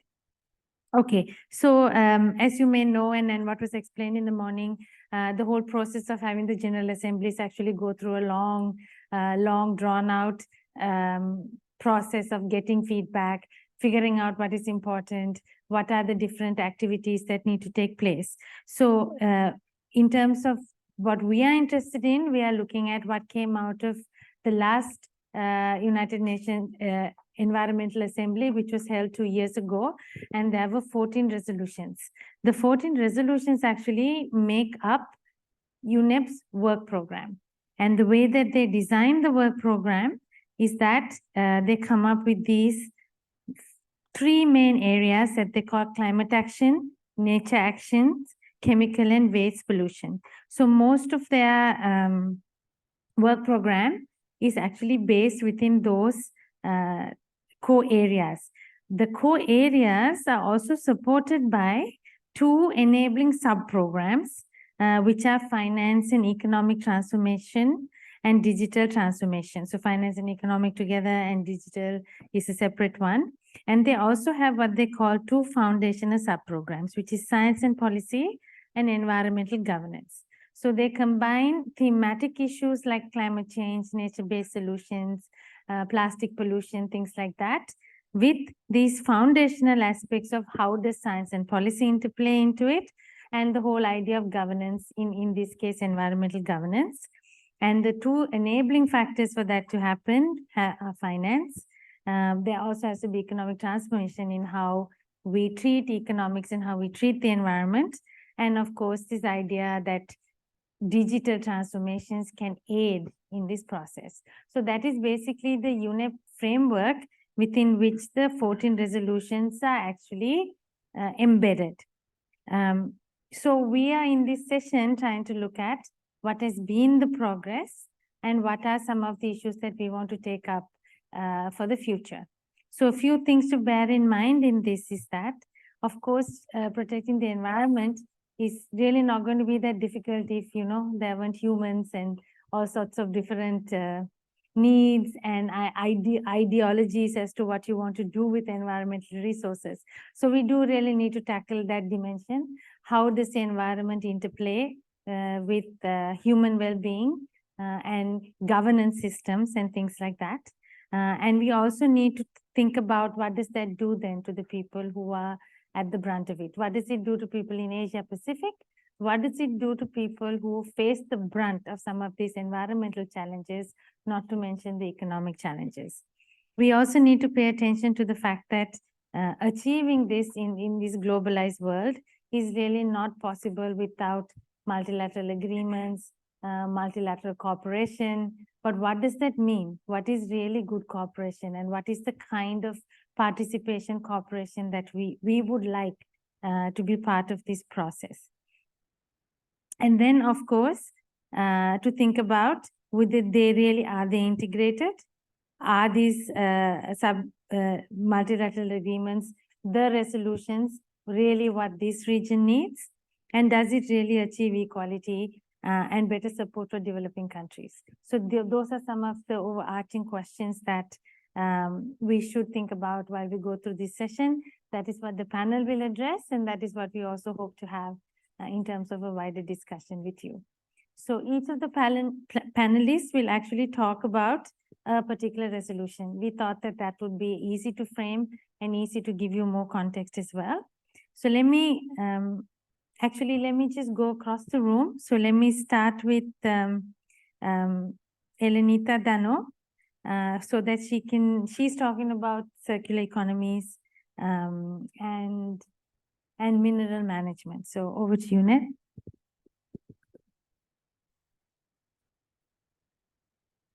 Hi, I'm Nath Daniel from the Action Group on Erosion, Technology and Concentration, ETC Group. We have a small office in Southern Philippines, in Davao City, in Mindanao. But we also have offices in Canada, Mexico, and colleagues in different places. We monitor new and emerging technologies and also corporate concentration in food and agriculture. Like, I was actually asked to focus on two resolutions that came out from UNEA 5, namely the resolution on in short stroke on circular economy, which is actually longer than that, enhancing circular economy towards sustainable consumption and production, and also resolution number 12 on the environmental aspects of minerals and mines, metal management. I wonder who among you followed the implementation of these two resolutions: circular economy and minerals and metal management. There's one there. What did you follow? Circular economy or metals management?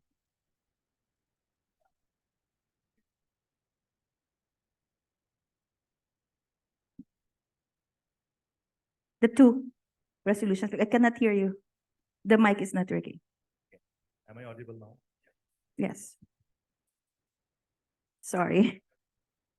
So youth and children's major group, no?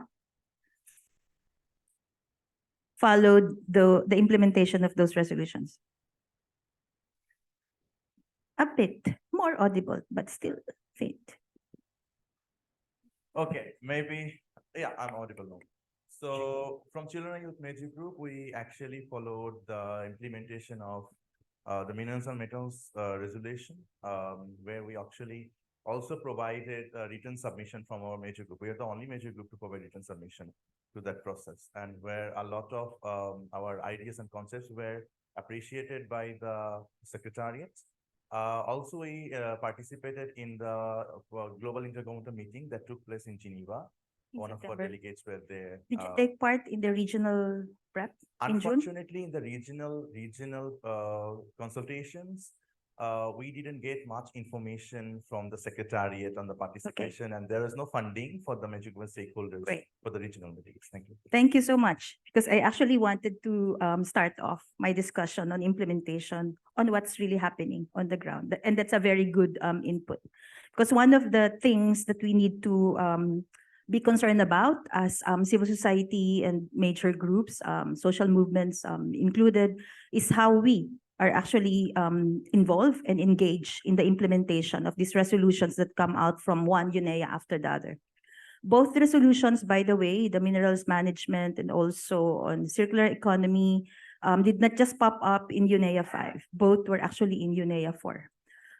So it's like a follow-up to what was there previously, particularly the circular economy one had a longer history in UNEP. The one on minerals management, I think, was submitted by Mexico earlier in UNEA 4, but gained traction in UNEA 5. So we have to understand that many of these resolutions actually build on previous ones and also build on previous work program of UNEP. So we also have to, if you are following, for example, environmental issues, it would make sense for you to follow what's being discussed on these two, which are really at the heart of discussions on environment and sustainable development. So I think that the comment from the youth and major group is key, because we also have to ask, like, does the secretariat show consistency and sincerity and involving the major groups in the implementation? Implementation, I mean several, because there are several ways to implement. One is to follow those operative paragraphs in the resolution. And in the case of minerals and mines and metals management, the first operative paragraph is about taking stock of activities, action plans, blah, blah, at the national, regional level. And there was a regional process in June, which we did not know about. I am quite active in APRSM, but I don't think we were informed. So there was no participation. Geneva, yes, probably there are some of us who participated there. Whether UNEP has provided resources is another point, because we have been counterparting. I think we have to be very clear that while UNEP says only registered observers or organizations can participate, Karen has pointed out that the regional process has opened to beyond registered organizations. And also those who are not registered, those of us who are here have to take stock that we are counterparting heavily to enable the major group and stakeholders meeting. We're not here on the palm of UNEP, not just because they provided money. A lot of us actually came here as well, counterparting our day's work. And also those of us who came from local areas came here because we wanted to engage. And if you don't have the information, how can you participate? It also puts to doubt the sincerity and consistency of UNEP. Also, a second point that I'd like to, that's third, because the first one is actually building on previous one. The third one is actually, how do we see these resolutions as interoperational and interlinked? When you're talking of the circular economy resolution, for example, it's linked directly to SCP, the Sustainable Consumption and Production, and it's in the resolution. But how do we link this to the discussion on pollution, plastics, biodiversity? Because all that have actually implications on this thing, circular economy. And also take note that a lot of the discussions on circular economy since 2019 in UNEP is heavily fixated on technological fixes on the circular economy. Like you see, how startups can receive investments for circular economy solutions and all that, really not explicitly taking note of local, traditional, indigenous knowledge systems that are key to local involvement and engagement on how circular economy operates at the local level.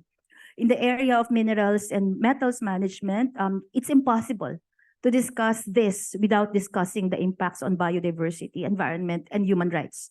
I think the colleagues in the earlier panel, particularly the lady, the first lady who spoke, actually outlined how extractive industry has been adversely impacting the environment and communities. So there's no way UNEP can say that they are sincerely and genuinely implementing this resolution without involving communities like hers who are heavily impacted by extractive industries. No amount of discussions on green way of extracting sand or sustainable minerals would make any sense at all if those who are impacted are not on the table. If their concerns, if the impact on their lives are front and center in the discussion. We're not very concerned about how the technologies would go, but how it would actually impact people's lives and the environment. So I'd like to emphasize that when we discuss resolutions. I think these two are actually very clear on how the resolutions need to be seen as one package, not just as silos. That we as civil society should also be very, very clear about and very conscious about. So it's not just UNEP blaming, but also reflecting on ourselves on how do we look at resolutions and how do we follow up implementation and how do we appreciate the impacts of these resolutions as a whole on the environment, the planet, and peoples. Okay, thank you, Net. I think Net is raising these issues about really, how are we going to look at these things again in those resolution only? And there really needs to be a lot more cross-fertilization in terms of how UNEP is working and also in terms of how we respond to it as well, and who is impacted, and are those people really a part of making the final decisions, the final recommendations as to what should take place. So let me now move on to Hemanta, who will talk a little bit about Resolution 7 and also 8 only. Yeah, okay, on chemicals. Good morning. Welcome to my beautiful country, Sri Lanka. I'm going to speak. I am Hemanta Vitanage. I'm the founder of the Center for Environmental Justice and also now the senior advisor. And I'm also the chair of the Friends of the Earth International, which exists in 74 countries. I'm going to speak on resolutions 7 and 8. Resolution 8 is talking about science policy panel to contribute further to the sound management of chemicals and waste and to prevent pollution. And here I want to take one point about that it has agreed undertaking the horizon scanning to identify issues of relevance to policymakers and where possible proposing evidence-based options to address them. So there are a lot under those provisions. Resolution 7 is talking about the sound management of chemicals and waste.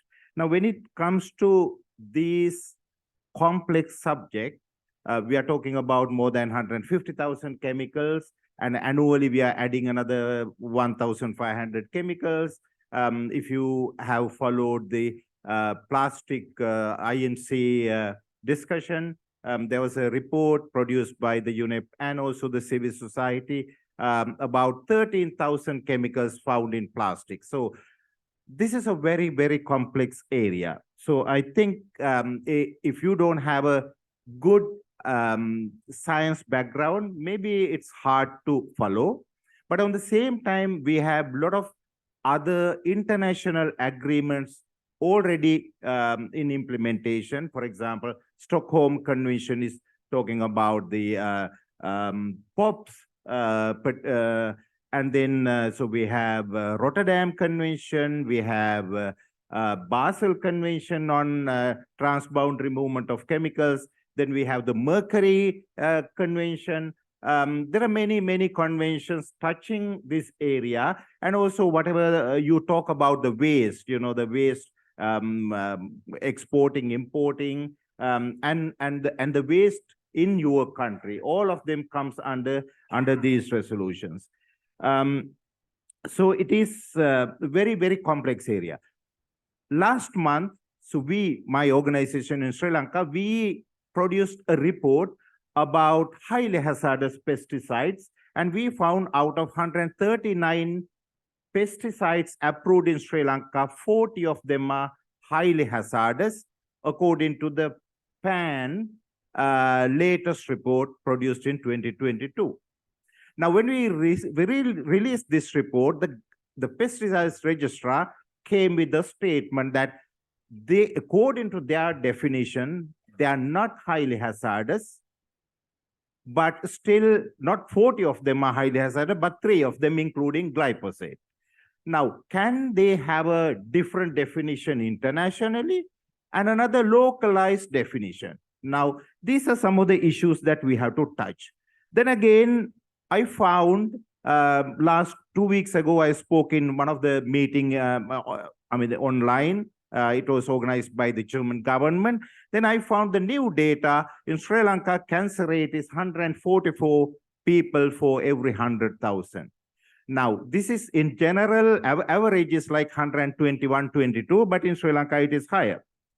And we have the chronic kidney disease in Sri Lanka, which is annually, it is silent. We don't know the reason. We call it chronic kidney disease, unidentified etiology, because we don't know the reason since 1994. The first patient was found in 92 or 93. Still, we don't know the reason. But annually, about 30,000 people, new people are identified. We are happy when the government provided a new bus to the cancer hospital or to the kidney hospital. and adding more buildings, but we are not touching the areas that how do you prevent. Now here, I want to make few suggestions for the declaration. One is localized the actions and these agreements, because I think in the previous panel also spoke and people don't know about what these agreements. So unless you localize these actions agreements, it's a failure. You can have all these beautiful papers. I have printed few papers. They're beautiful, but it's not useful. The second one is harmonizing the definition. Now, you cannot have the highly hazardous pesticide different definition internationally and locally another one. So you have to harmonize. The third one is the educate the life cycle management. The life cycle management is important from the point where we are not producing chemicals. We are importing chemicals, but at the end it goes to the ground, and then the people are dying because of that. Unless you manage the whole life cycle, you have a problem. So you have to educate how you're going to manage this life cycle. It's not easy. It's science. You need maybe certain months you don't have any solution. You have to ban them, definitely. Then the fourth one is strict law enforcement. That's what we are doing in Sri Lanka. At the moment we have 36 cases filed against various governments, various government bodies, and the last 20 years, my organization has filed more than 400 environmental cases in the country, which including some of them are about waste management, electronic waste, banning polythene, banning plastics, all of them. The strict law enforcement is very, very important for us. And then they increase the research work, because we don't have the data, we don't have research experts, and unless you build the research capacity and also produce data, you're not going to implement all these. These are my suggestions that how do you localize, how do you implement these resolutions at the national level. Thank you so much.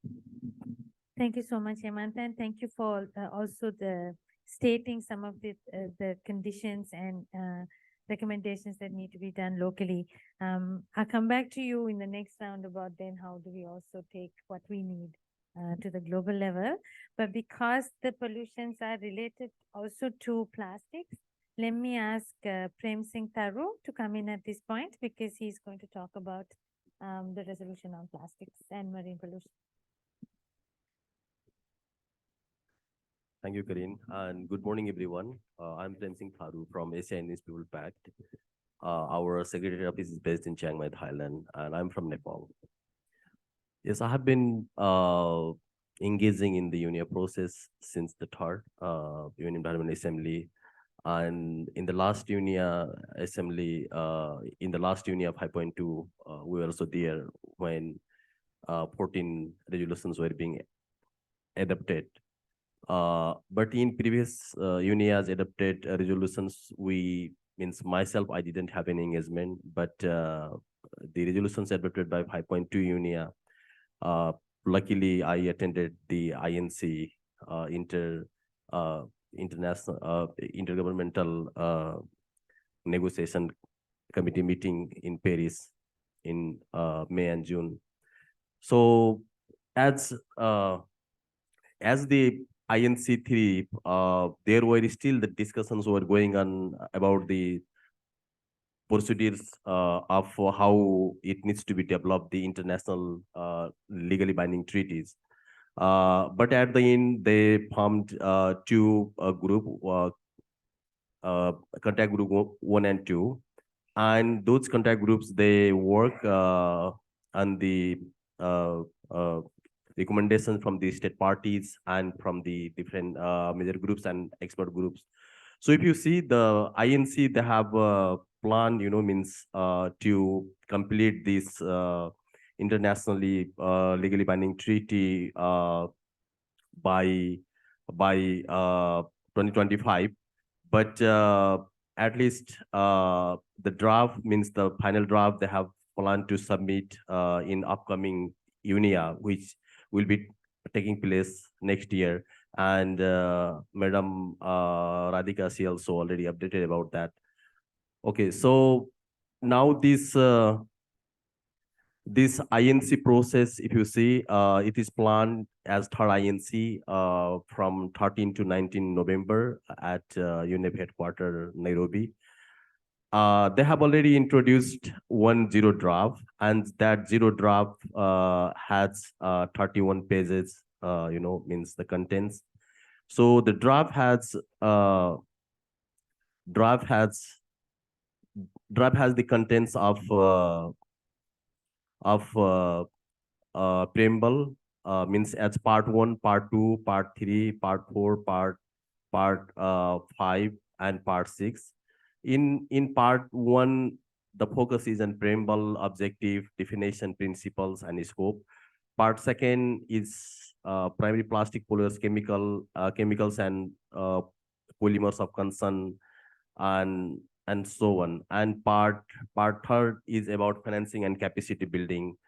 Part 4 is national plans, because the state parties, they will have to develop their targets, their national plan of actions, how they will be implementing that international legally binding treaty. And how they will, report the progress, and how they will do the periodic assessment and evaluation. And the fifth part is about the institutional arrangement, means that is governing body, subsidiary bodies, secretariat, and so on. And part 6 is about final version, means the final product of all these consultation will be the final one. So these are the updates about international legal binding plastic, legal binding treaty on plastic pollution, and including marine environment. So as I was there as Indigenous Peoples major group, we had also joined to work with youth, because our youth colleagues are also here, who were also participating INC 3, and then women major groups as well. So the very important part is when we talk about the planetary 3 crisis, and the one cause of all those crises, means the plastic also. So it's very important that the state party, they have agreed to, develop this important legal binding treaty. But it's very important to have our participation and our, meaningful engagement, because at the end, when this treaty will have been introduced, that will come to our particular countries, where our countries, our states will be implementing that. So, and at the end, that will reach to the community. So our participation is really very important. And INC 3rd, which has been scheduled from 13 to 19, also will be there. Thank you. Okay, thank you, Prem, for telling us a little bit about, taking a different route to tell us about exactly how the resolution is laid out and why.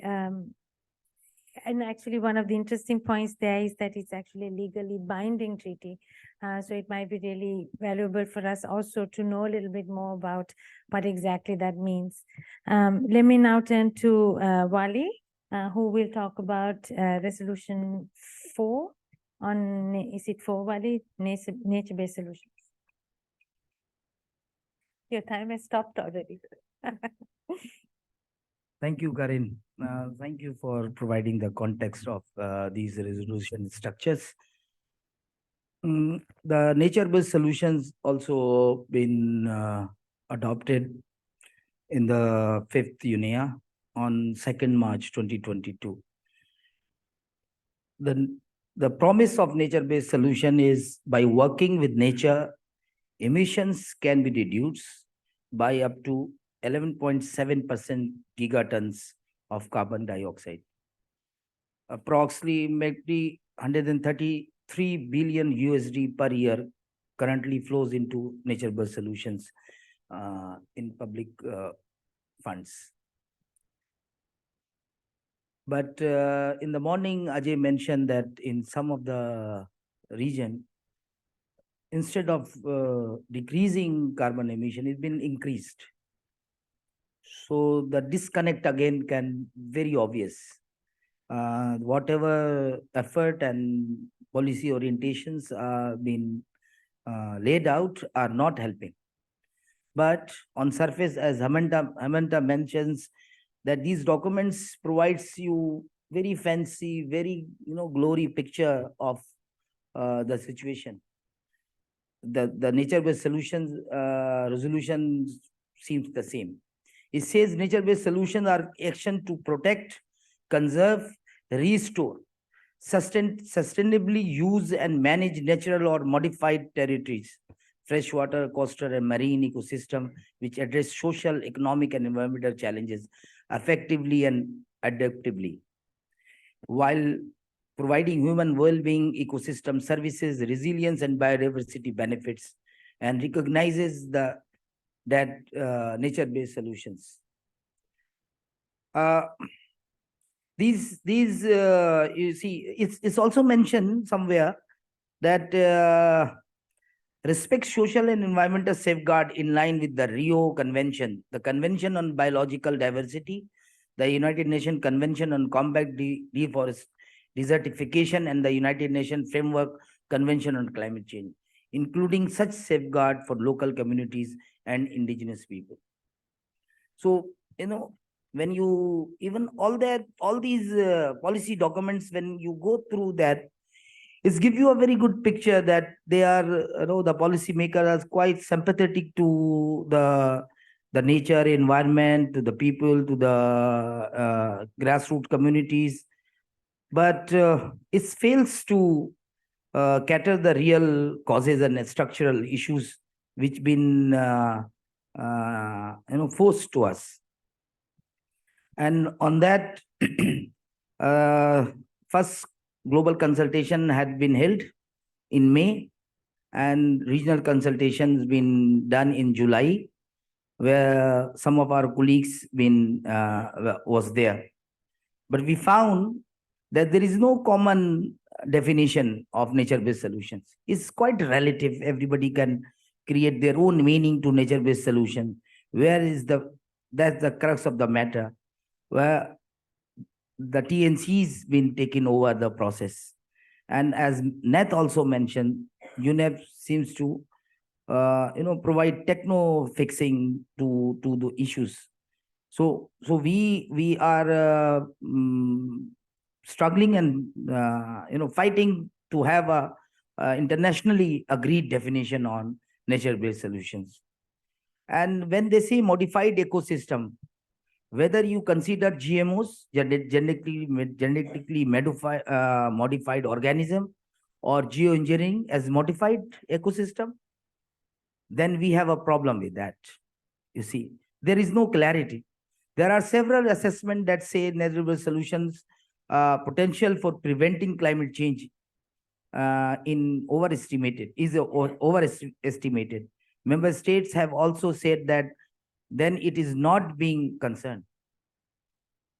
And the inclusion of WWF, TNC's estimate has been contested by several studies, later claiming that it was incorporated to generalize the potential across continent, and it cannot be estimated without considering studies at the national level.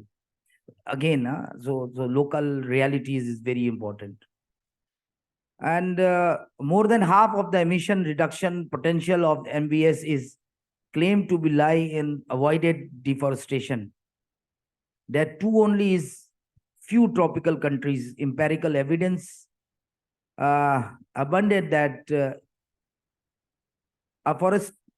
afforestation is accompanied with monoculture, GMOs, commercial plantation, and big business interests. It is no surprise that approx half of the 350 million hectare land committed in the bone change is to end up as commercial plantation. These are serious concern by us in the process we have been raising. Our colleagues who have been participating in this process are challenging this very crucial issues Because if such a vague policy orientation is there, there is a high, and we are witnessing that corporate interest been taken over. So I'll talk more on if we'll have a question. Thank you, Karin. Okay.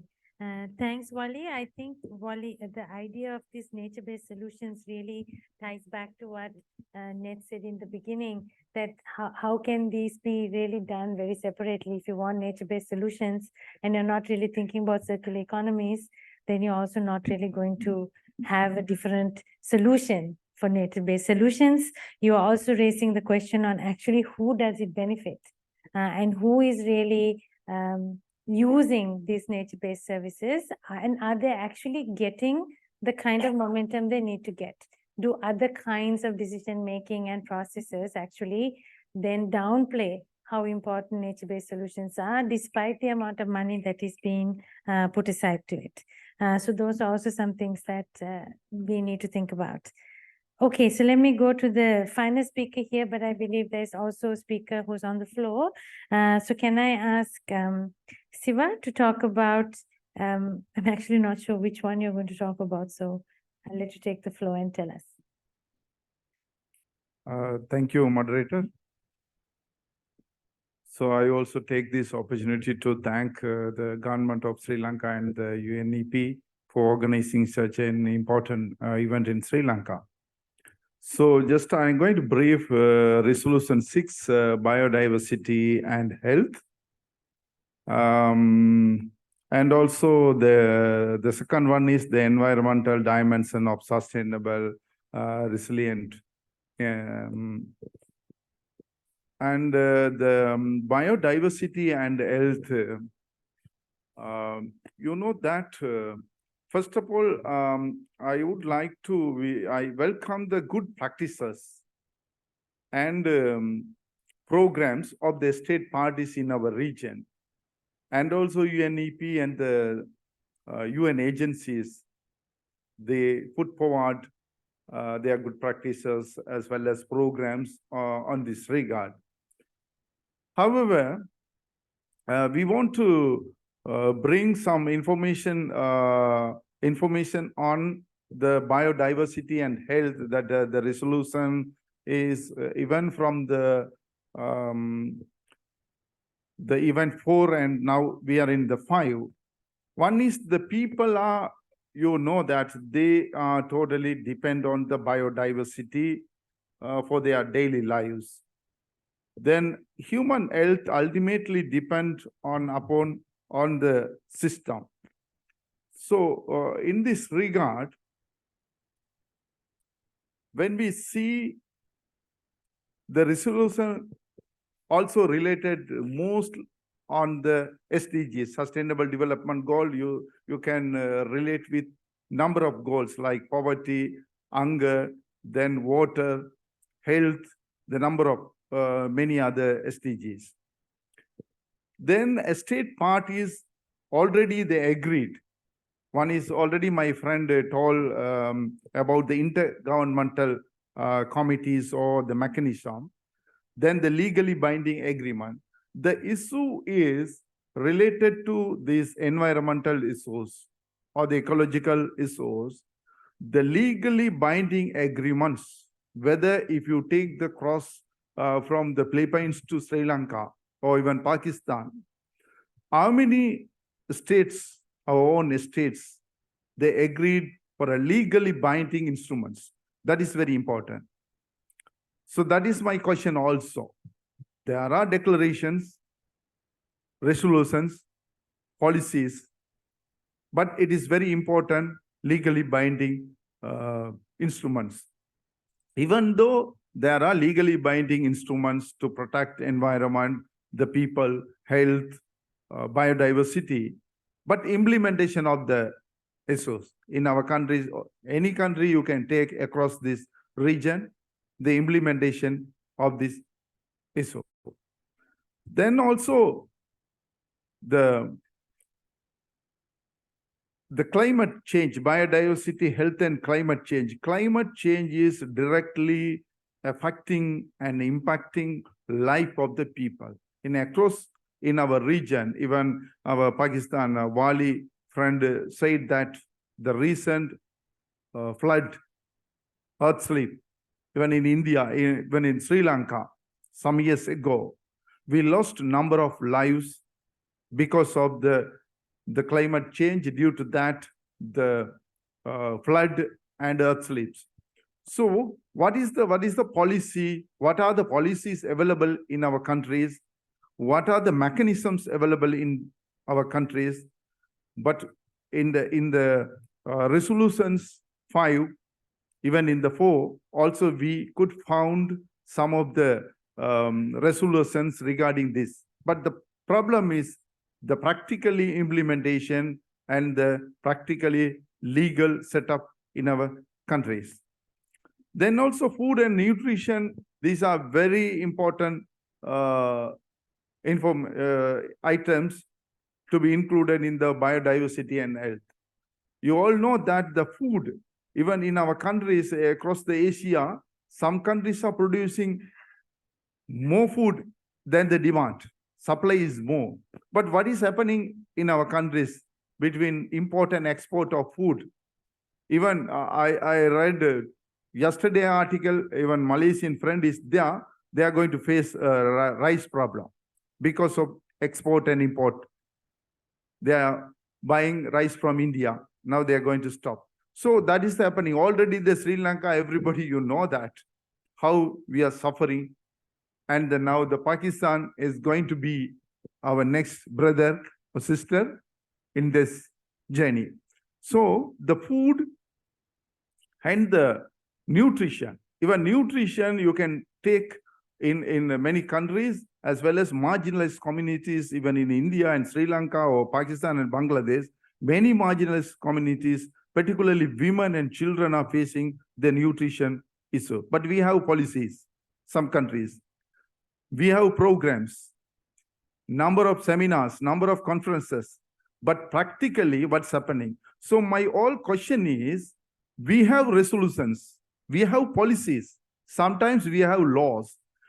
All these things are ultimately going to affect, or it is going to be an issue of the community or the grassroots level people, whether all these policies are channeling to grassroots level people or community. That is my question, whether we have any kind of a policies, even in these policies, whatever policies already we developed, already the ministerial resolution is there, we have to do a deep study, deep look into that, whether those policies or resolutions touching the issues of the grassroots level people, because they are the people who are going to suffering, who are going to implement, who are going to explore the resolutions. Then also the COVID and the environment issues, or I think everybody suffered from this. Leaving no country unaffected in the COVID.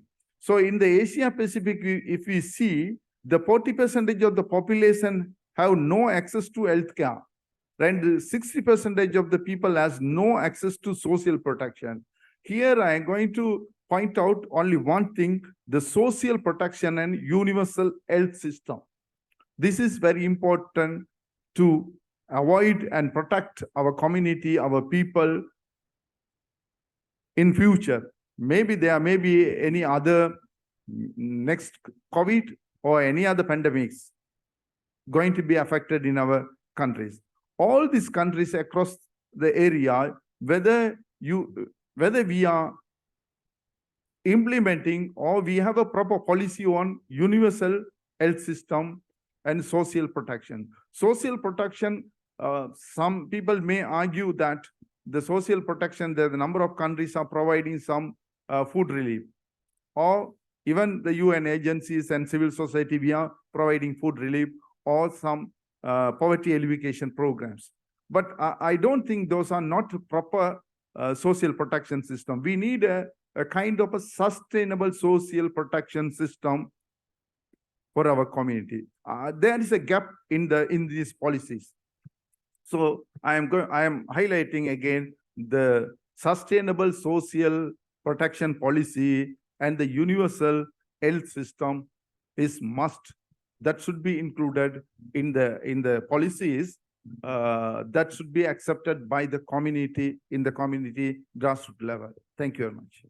Thank you so much, Siva. I think you're also highlighting again how does something like social protection also then feature in an UNEP program that is supposed to be about environment, but I think that is also where the interlinkages are very important.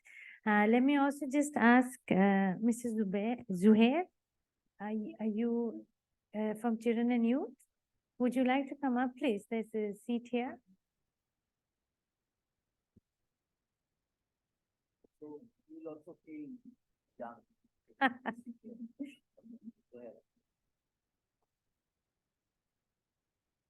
You can use one of these mics.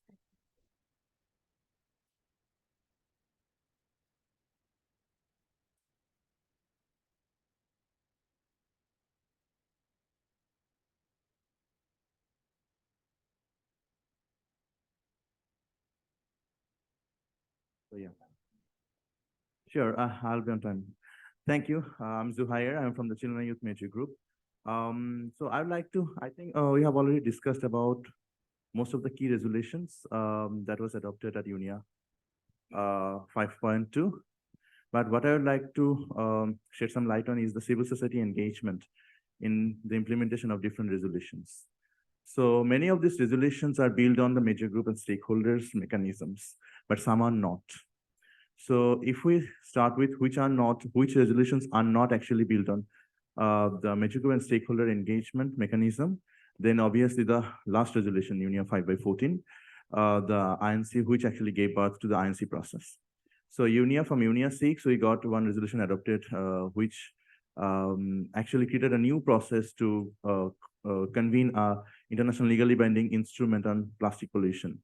So there, the stakeholder engagement mechanism is a bit different from the UNIA and other processes because it actually didn't address the uniformity, the stakeholder engagement mechanisms or the constituency model that we have for different other processes, for instance, UNIA.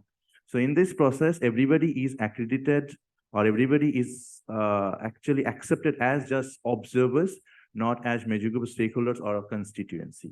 So, and also in this process, observers from, accredited organizations from ECOSOC to UNEP, and then also organizations who are accredited to UNEP managed MES are invited. Therefore, in this process, it's a bit different.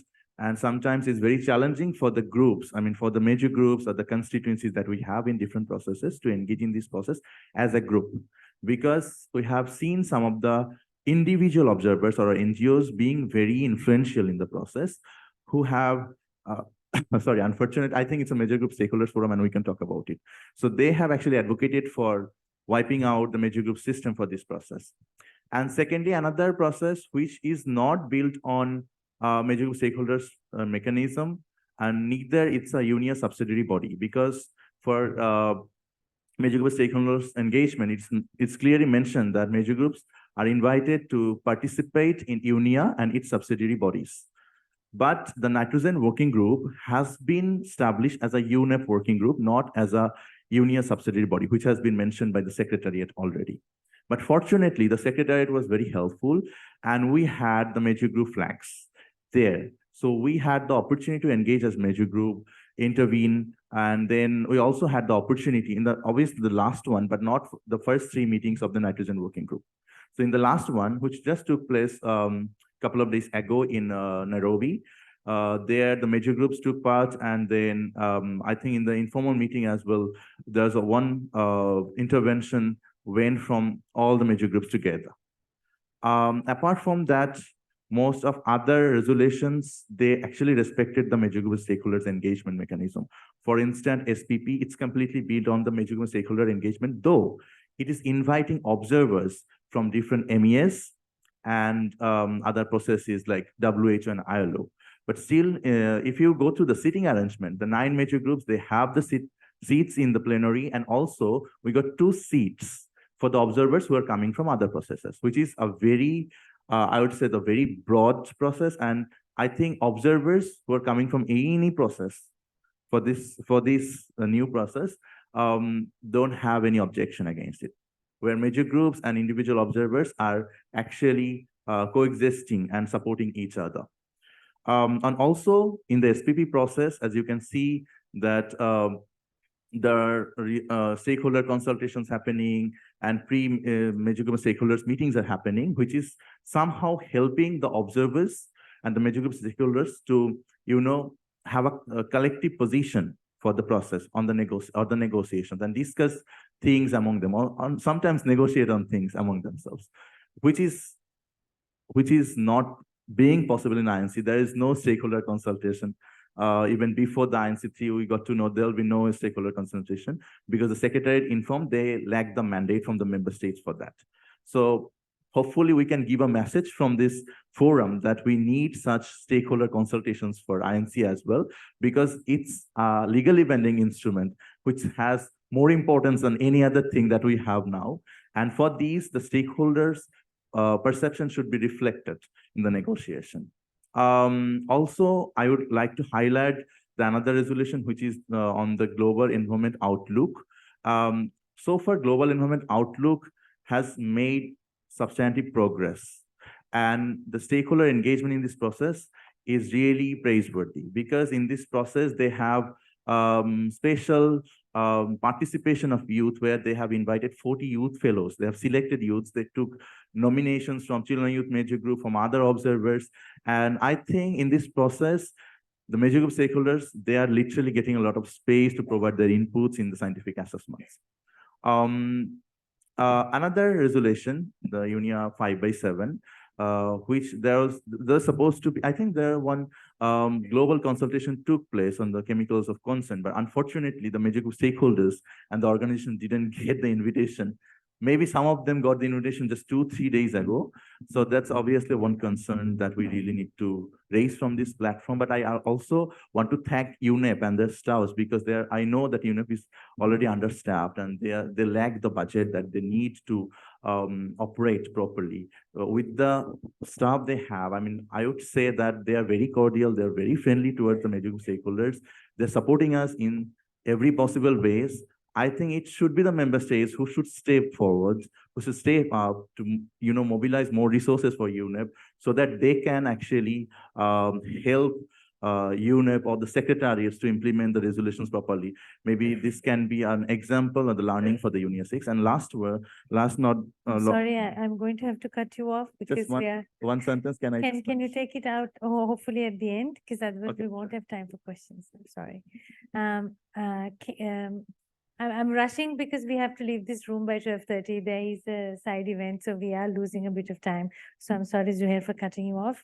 But is there any questions or any of your own ideas about what we should be putting as resolutions? I can take about 3. Yes, ma'am. Jayanta and Goma.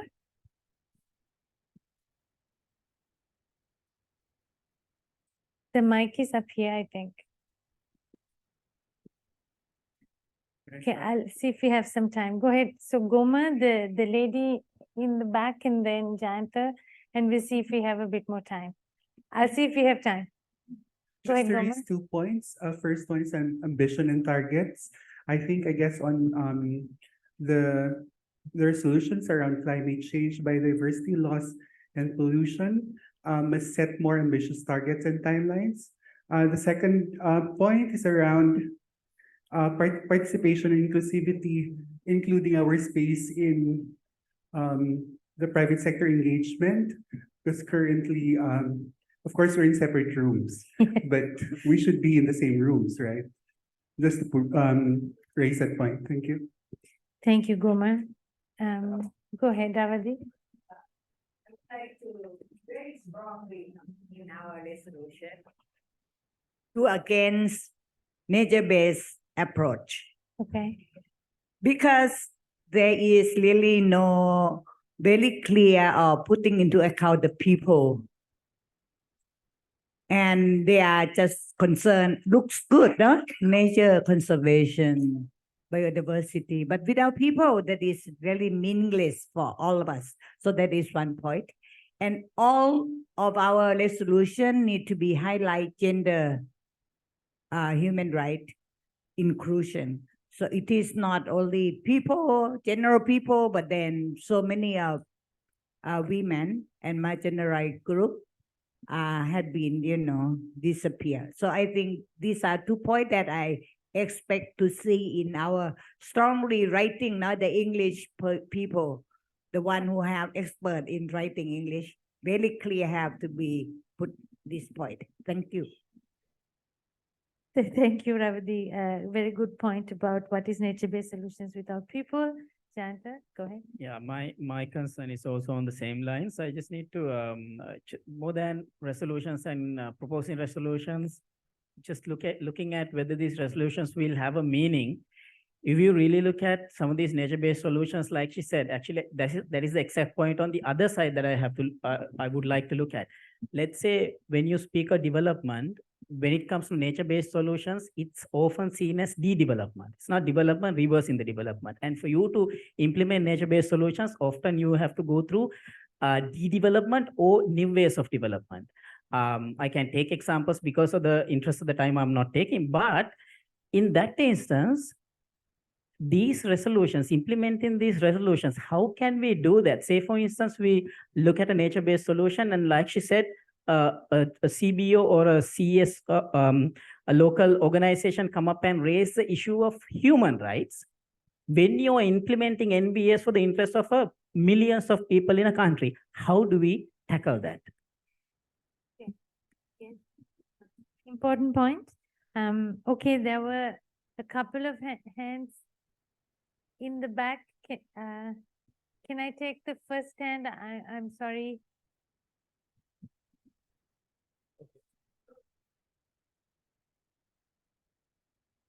Okay, am I audible?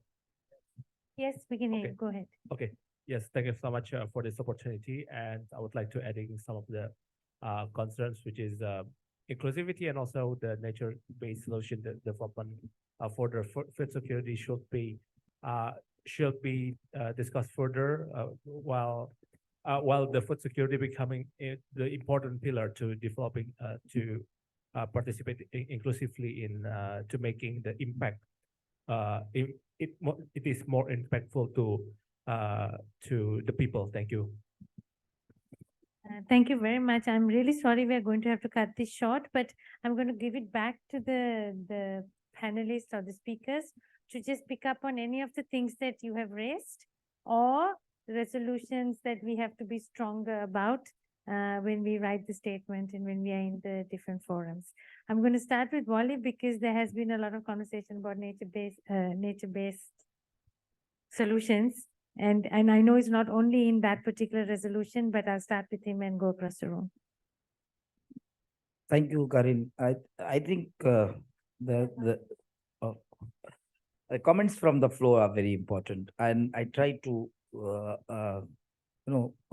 bring those issues you mentioned in your comment, and to the audience that when we were discussing this panel, designing this panel, there was also discussion that going into specific resolution, there was a discussion that should we do a kind of a overarching understanding of this resolution and political understanding and nuances of these resolutions.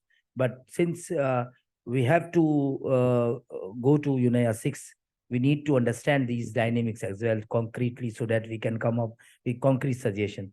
For us, strong social environmental safeguards in these projects, which have thus far remained completely self-labeled, they need to be embedded with justice, equality, gender equality, participation, and community ownership to be appealing for local communities and to become a meaningful tool in reducing emission, protecting forest and biodiversity, enhancing resilience and reducing vulnerability of communities which are on the losing side of the crisis.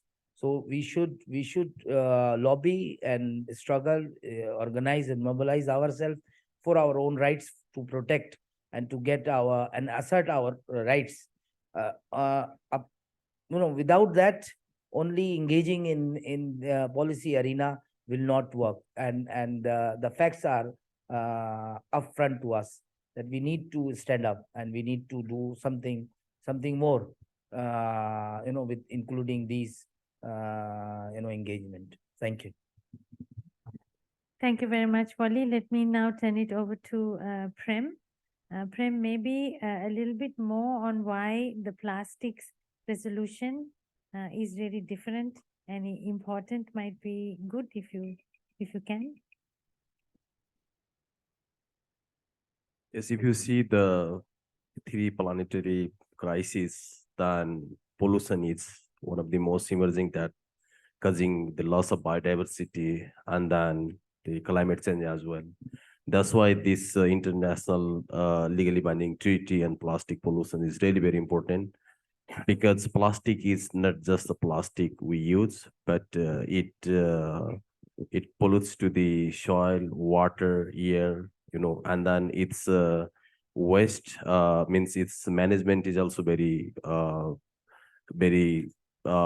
complicated, very critical. And because of that, means from plastic there are multiple kinds of other hazards, means environmental, health, and others. That's why this is very important. And others are, of course, other resolutions are also equally important, but this is really very core, that means the most of the affecting or impacting cause of three planetary crises. Thank you. And another important thing, before I hand over the mic, was just a few seconds.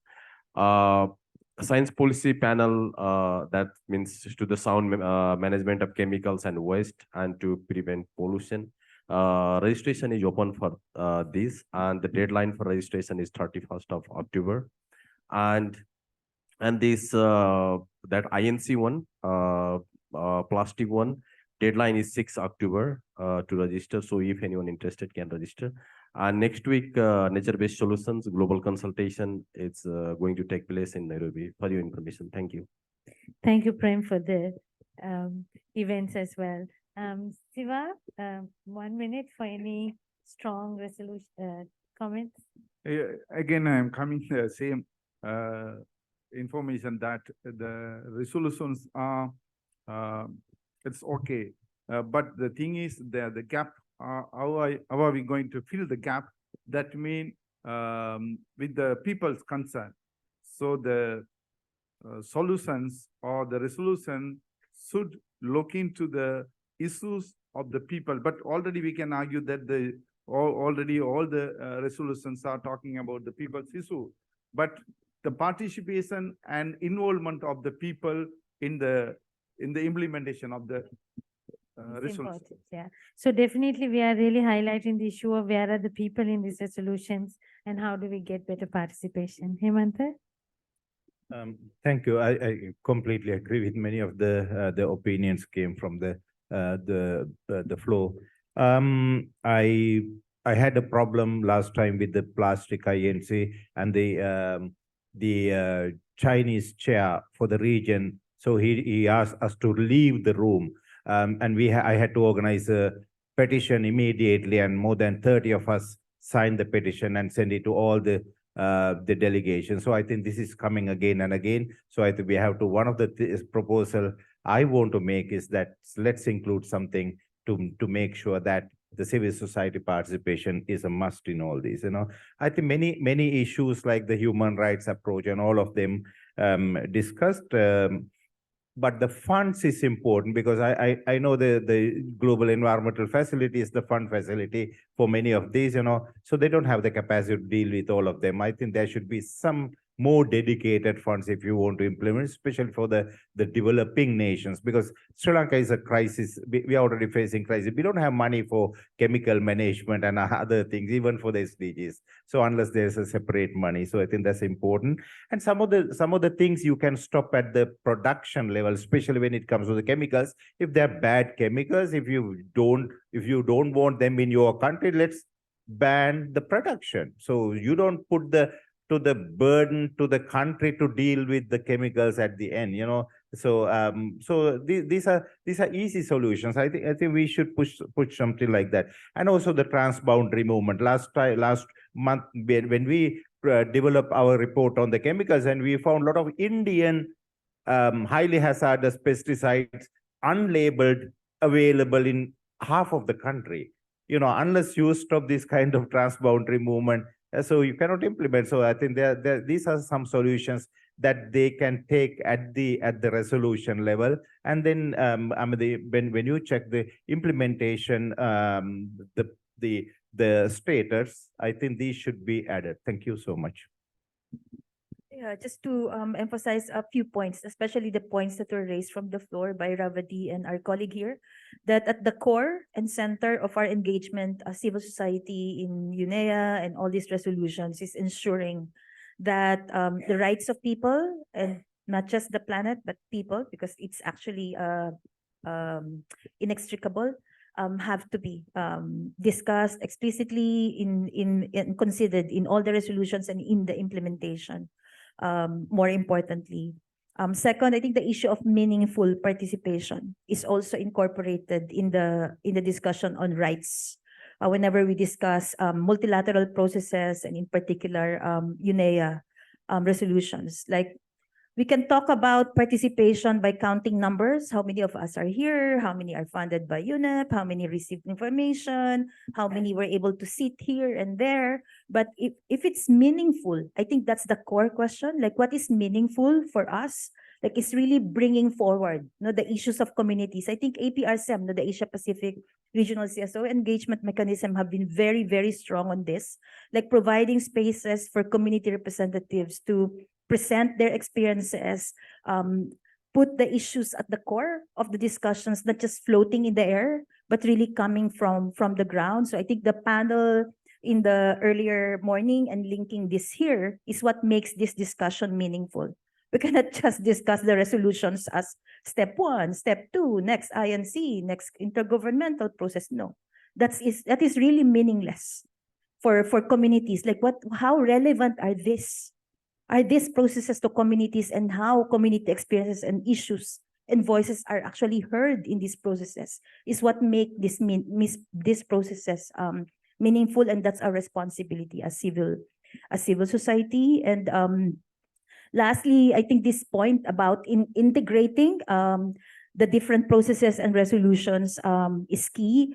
Like NBS, nature-based solution, has become the issue because it actually incorporates a lot of the points that we have been adamant about, and also about our critique on the concept itself. Like the Convention on Biodiversity has actually started expanding that NBS and EBA, ecosystem-based approach, no, which is actually far more explicit in putting the rights of people at the center. Otherwise, it will just be a technological fix discussion, and that's not what we are here for as civil society, but really putting the rights of people at the center. Okay, so finally, I think we all should learn from UNIA 5, and let's take it to UNIA 6. Whatever decisions come out from UNIA 6, the resolutions or the new processes, we should all make sure that we are respecting the mechanism that we have already. Let's make the uniformity of civil society engagement mechanisms at least in the broader UNIA process. Because if you're just creating new mechanisms and choose different mechanisms for different processes within UNEP or UNIA, it literally makes us feel like outliers rather than an integral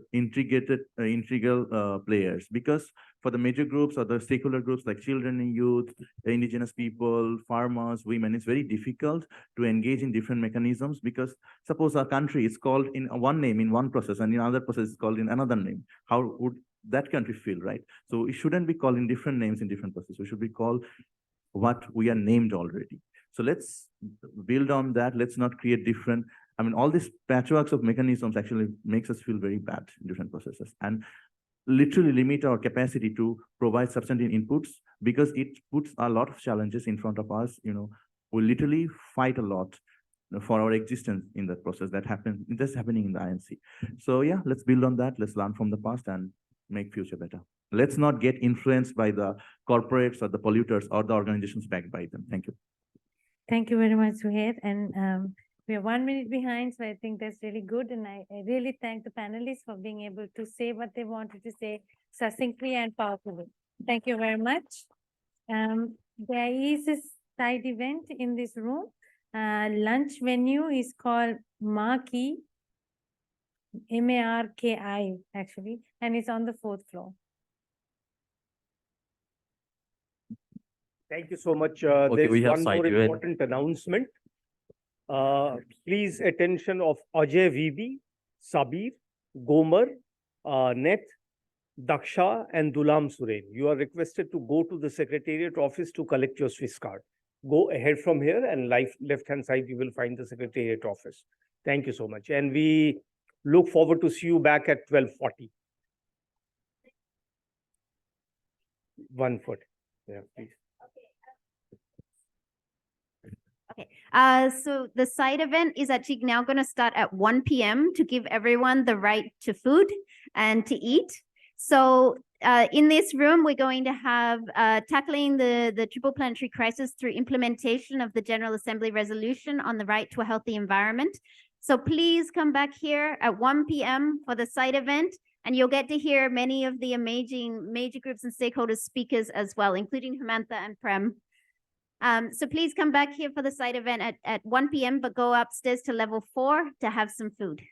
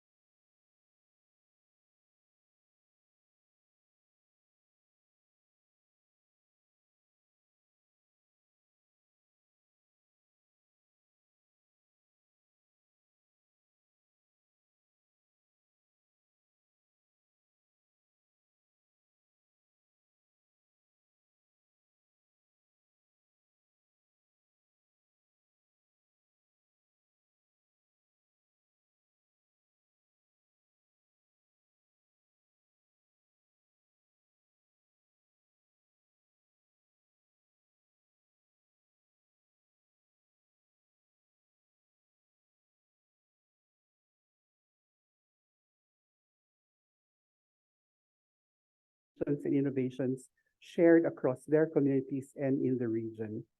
So for this panel, let's start with Fazli Noor Mohammed of Sri Lanka, of Lanka Organic Agricultural Movement. Fazli is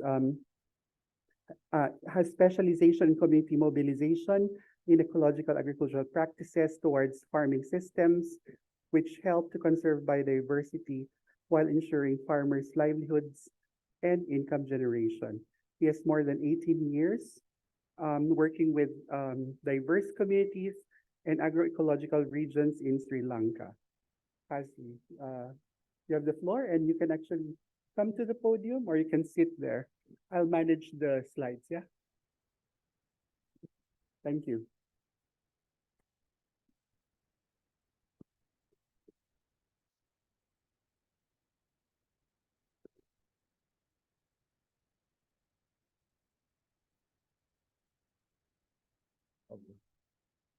Good afternoon.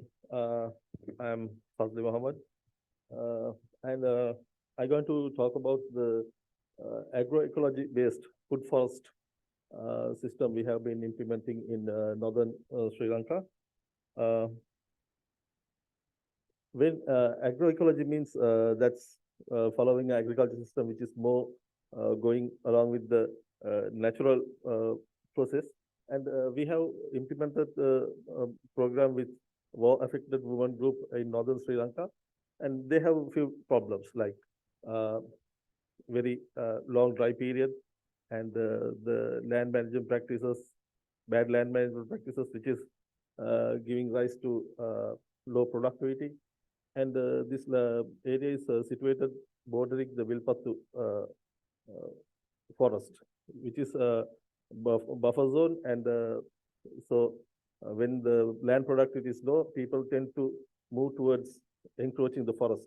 So it's a threat to biodiversity. And also, since this area is situated in the dry zone, which has been, it's already being affected with the kidney disease of unidentified origin, and the culprits are known as the guest as the agrochemicals and other toxics. So what we did was we established a agroecology-based farming system specifically for these women groups. And in that system, what we did was we planned the land into a specialized system. And within that, we considered few factors like how we can improve the income, because people have only a very short rainy season to do the cropping, and we have to extend the cropping season to increase their income. So moving away from short-term crops into long-term crops is very much in need. Then at the same time, how we can use the existing trees into improve the biodiversity conservation, and how it can improve the ecosystem service, and also how the farmlands can be utilized for pollution control. So basically, agroecology is moving away from a monoculture into moving into much more diverse cropping system, including many layers of the trees, canopy layers like the emergent layer, the upper canopy, lower canopy, and ground canopy layers. So you can see within the same farm how over the period of 4 years, the landscape is changed to become a more forest-like structure, getting the name food forest. And within this program, what we achieved was we have established a food forest, and within that, we introduced many new crops. And also, because of introduction of many new layers, the microclimate of that land can be changed, like more cool, more resilient crop varieties can be introduced. So they didn't use much of the tuber crops like ginger, turmeric, and other yams, but we were able to introduce those new crops. And also, they have extended the cropping season because the land is covered with more long-standing crops, and it was able to retain the moisture within this dry land for a long period and extend the cropping season. And also for pollution control, we have been using some, as you can see in the picture, around the wells, we have used some deep-rooted plants. So the plants will absorb the water incoming to the well. So it will improve some level of water purification. Actually, this system has been tested and well documented in some other places, which we have been replicating it. And for the biodiversity conservation, we have included many varieties of native seeds, and that's actually improving the local farm biodiversity as well as this land. Especially, I am going to talk about one specific land which belongs to one of our farmers known as Sidambaram, and the first land. You can see how the change within a period of 4 to 5 years, how the agroecology landscape has changed some specific land into more diverse and a structure looking similar to a forest. And the most important thing is we have changed only one farm because that belonged to one of our selected beneficiaries, because we have been working with war affected widows. But since the success of that land attracted the attention of other neighboring farmers. So within the change, you can see both neighboring farmers also started to follow the practice, and they have also improved their lands. So this is what we have been trying to do. The farms are becoming more like long-standing crops, and it is actually trying to work as biodiversity corridors. At the same time, it's giving the income and all the other services like improving the water quality and everything, water retention. At the same time, it's also acting to promote the biodiversity because it's acting as a biodiversity corridor. And this work has actually got the attention of some Sri Lankan startup which has been working on carbon credits, and they got these farmers into their program to get them into carbon credit as well. So that means agroecology can be a solution for climate change, not only mitigation, but as a climate change solution. And in the last photo, you will be seeing the ladies are gathered. That's because since they have witnessed how the water level within their lands has been improved, they want to make it at a bigger scale. So they have got into village level groups. They have been working as a community environmentalists. They have been planting trees. So we were able to witness some change within this group because of the well-structured model of agroecology. So what I propose is agroecology is something which needs the major support, attention of many policymakers, the governments, because farming is considered as one of the main threat for environmental degradation, land clearing, but we can change that the other way around. We can implement better farms which contribute to environmental conservation, at the same time giving some contribution for environmental conservation and conservation, and also income generation. And thank you. Thank you, Fasli. So that's a specific case on agroecology agroecology here in Sri Lanka. Our next speaker, we fly to Iran.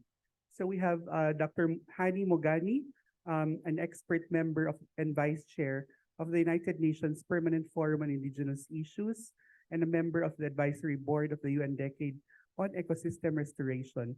She is the senior legal advisor at the Center for Sustainable Development, or CENESTA, Sustainable Development and Environment in Iran.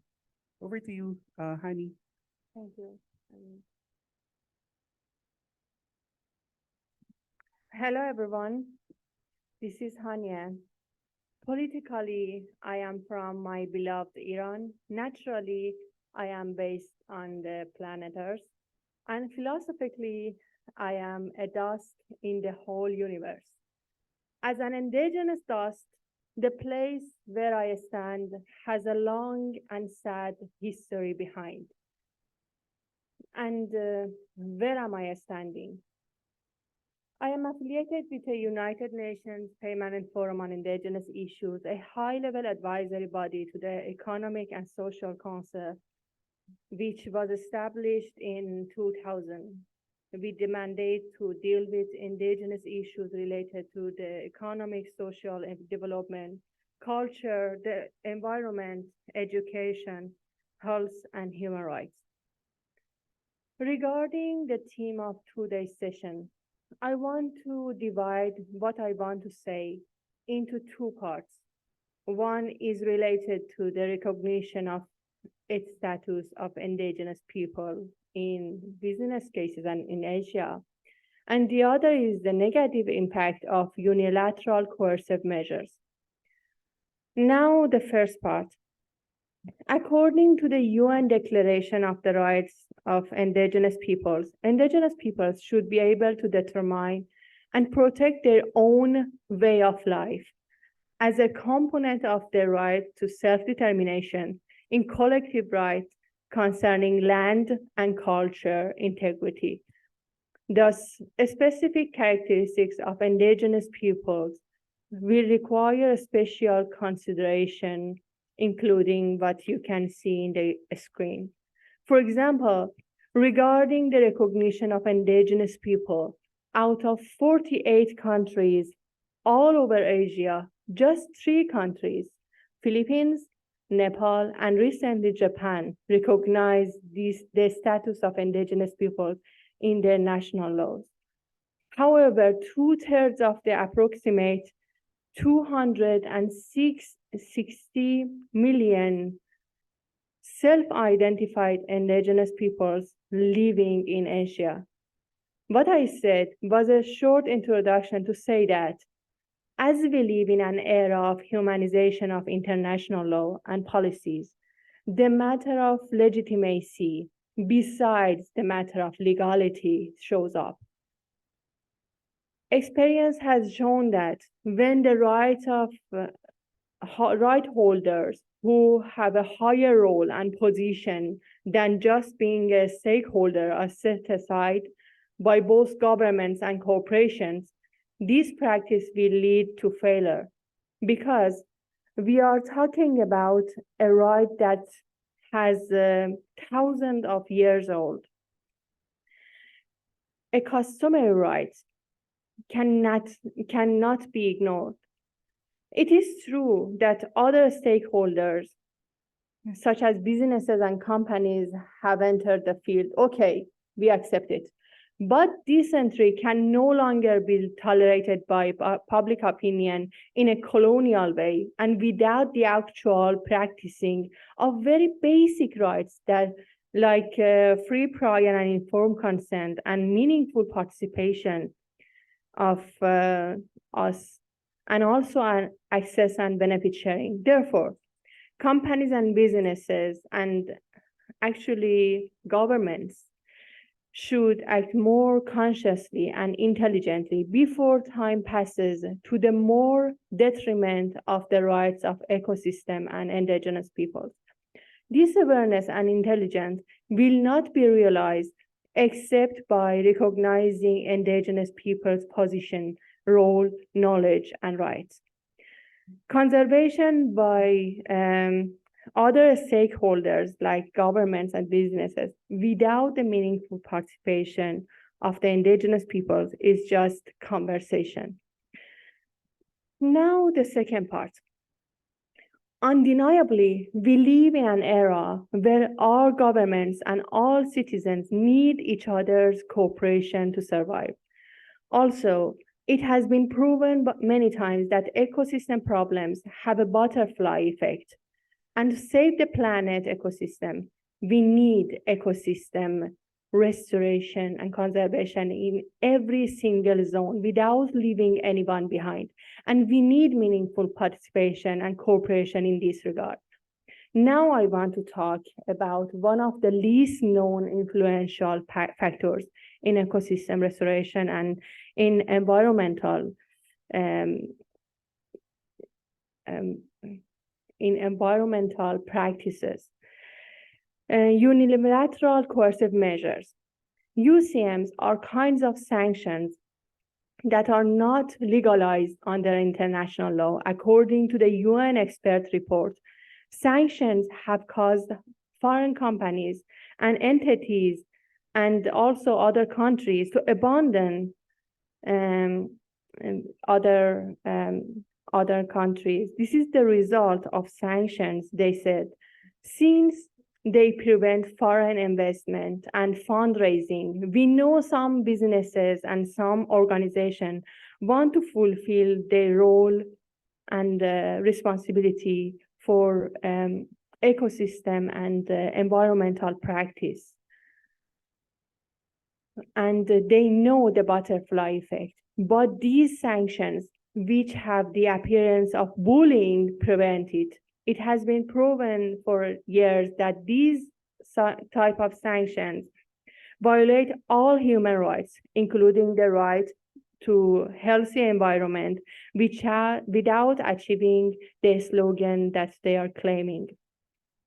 Therefore, the primary victims of these sanctions are the people at the local level, especially the indigenous people and local communities. There are almost 30 countries under these kind of sanctions, and none of these countries, indigenous peoples and local communities have access to global resources for environmental action, as they cannot access to international banks and businesses. Here, informed businesses, along with public opinion and an informed global society, can play a crucial role. Thank you very much. Thank you, Hani, for putting forward the agenda of indigenous peoples. So from farmers in Sri Lanka to indigenous peoples in Iran, we come back to Sri Lanka, and let's hear it for women this time. For women, representing women, we have Kala Peris from the Sri Lanka Center for Development Facilitation. Kala is director at that organization and senior researcher of Center for Women's Research. Over to you, Kala.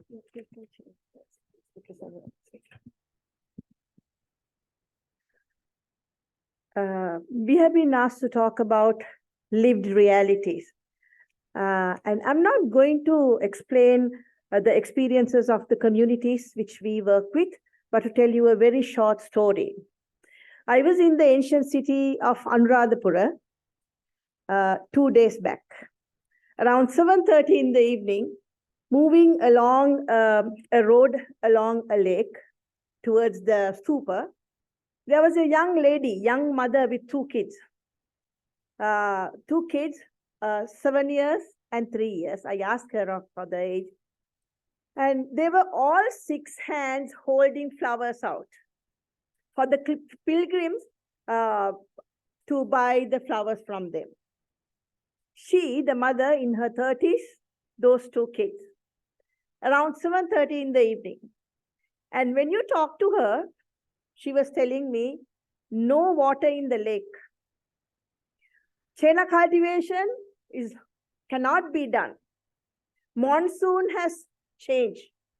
Me and my husband, we have been involved in Chena cultivation because the land was so dried up and cracked just as our lives. He moved out. He went to the city to drive a tuk. And you get this Uber app, which is so fascinating for young men these days. And now he has got addicted and he's a drug addict. He doesn't come home. I don't know where he is. And my eldest son, he goes to school only 2 days. No point, even if it rains, no point in going into Chena cultivation. Why? Imbalance in the wild animal. And then she was telling me, I encroach land. Even if we voice out, we don't have any entity identity here. Now, what is wrong? gender, people like us concerned about women, we would say she's a deserted woman. Gender inequality. At 7:30, she has to go back to Mihintale, about 15 kilometers away. When she doesn't have a bus, she goes to a particular point and she walks across those lonely, dark paddy fields, uncultivated, dried paddy fields. And her security. Coming home at that time, people would say, where is this woman going? Gender activists like us would talk about her security. Her dried up well and her dried up paddy field. It is not her responsibility. Imbalance in the wild, it is not her responsibility. And I hope Net was here. Circular economy, sustainable production, sustainable consumption, all these factors are interlinked. And to raise two main points, gender impact of these three different types of crises, it's not neutral. And the impact of climate change, it's a multiplier of threatening women's lives by women, vulnerable groups, and children. Now, that talks about all of us in this sector, we come across such stories. And as in the development sector, as the civil society, we try to touch upon at one particular point, saying the duty bearers are so blunt and they don't hear the concerns. They don't feel the pain. And the policies should be changed. We touch upon from here and there. But the big picture is creating so much of imbalance beyond our reach. And that talks about the lived realities of this triple crisis, which is sometimes hidden. And you would not, looking at this woman, you would not talk about the imbalance in the wild.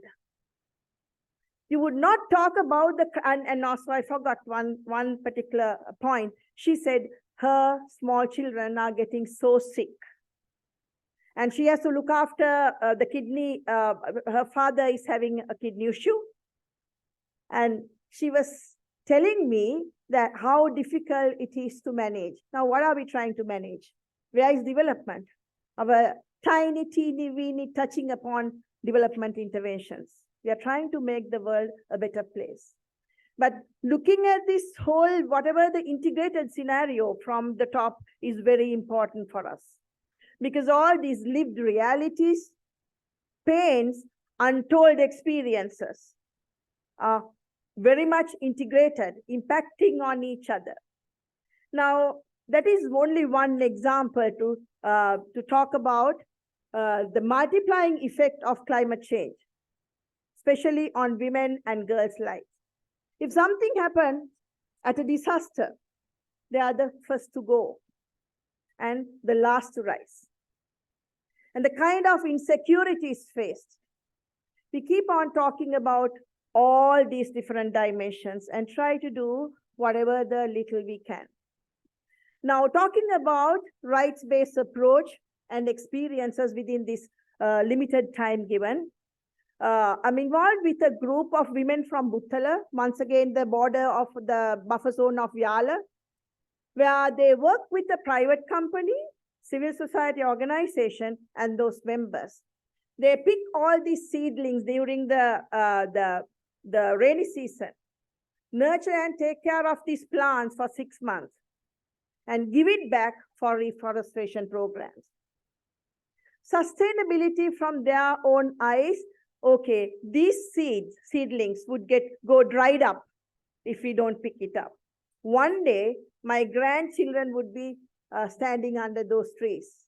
There would be little bit of forest cover because of my initiative. That awareness has been increased and integrated into the vision of these women, community women, rural women in the Yala buffer zone. Be responsible for the greenery around them, which is losing. And we have also, as an organization, being involved with a river-based management initiative along the Nilwala River. In each village, by the side of the river, community women CBOs take care of the river. And they collect all that garbage coming through from upstream. And we have also been involved where women have become the facilitators of change in Polonnaruwa. Women who are in animal husbandry and in milk production, where now they talk about global warming. They talk about their environment and lessons of coexistence. You may have heard about the human-elephant conflict in Sri Lanka.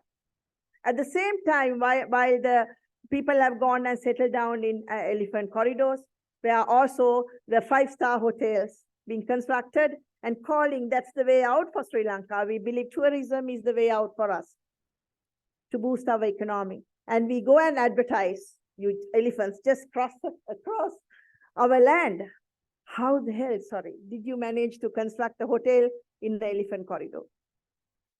And we also have a very good experience of monitoring SDG 5, gender, with Asia Pacific Women Development and Law, APWLD, where we have worked with rural women to monitor SDG 5 and very specific concern on environment, and mobilized in a way where they go back and talk to the duty bearers in terms of where garbage is being collected, where deforestation is taking place. So these are some of the initiatives. And in terms of recommendation, mind you, these women, they are asking for a little bit of more progressive, responsible, and collaborative space in planning processes. And they ask for transparency and accountability, participation-led, better cooperation with the duty bearers, and very specifically, budget tracking. Talking about, during lunchtime also, we spoke about having policies. Sri Lanka is rich with policies. But when it comes to the local level, now, do we understand all these agendas being read out in these rooms? Are we adopting these very fine-tuned, whatever the recommendations at the local level?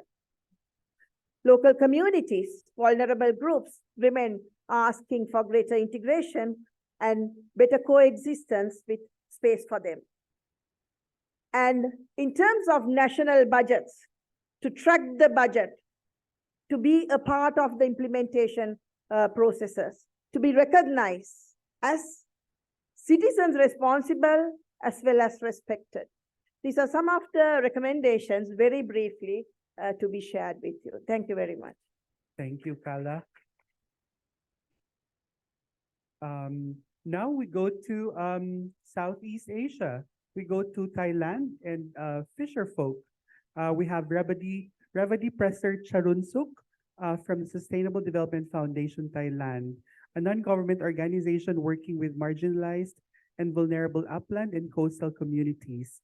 Their work include the right to productive resources and livelihoods, sustainable resource management practices, biodiversity conservation, disaster risk reduction, and building resilience to climate change.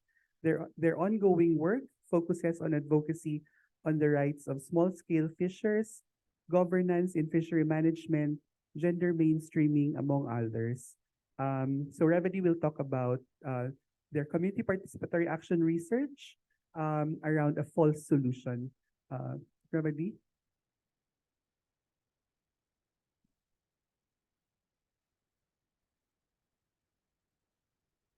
Okay. Thank you very much, and good afternoon to everyone. It is really my pleasure to share the concrete experience working with small-scale fisher in Thailand. And actually, we are also a part of small-scale fisher movement of the world also. And then we, in our movement, it had been really clear that small-scale fisher had been overlooked. They are invisible because in many of different countries, when we are talking about fishery, we are only talking about commercial fishers, and then small scale fisher who their life very much related to the abundance of the marine and coastal resources had been really overlooked. And they have faced a lot of problems right now with expansion of commercial fishers. We have evidence that the biodiversity of marine and coastal resources had been disappear and then depleted, and it directly affect to their income, their welfare, and also their health. So they are really, getting poorer and poorer from my direct experience after working with them for many different years, more than 30 years. Before they have at least about 1,000 baht. I don't know how many dollars a day, but right now, not even 100 or 200 if that they are lucky enough. So that is mean that the more we are talking or promoting sustainable development, but the more the people are getting hunger, and then natural resources have been deteriorated. So my actual experiences, we have been working with a small scale fisher, but then we are promoting ecosystem-based management, which is when the government talking about ecosystem or fishery management, they are manage the species of fish.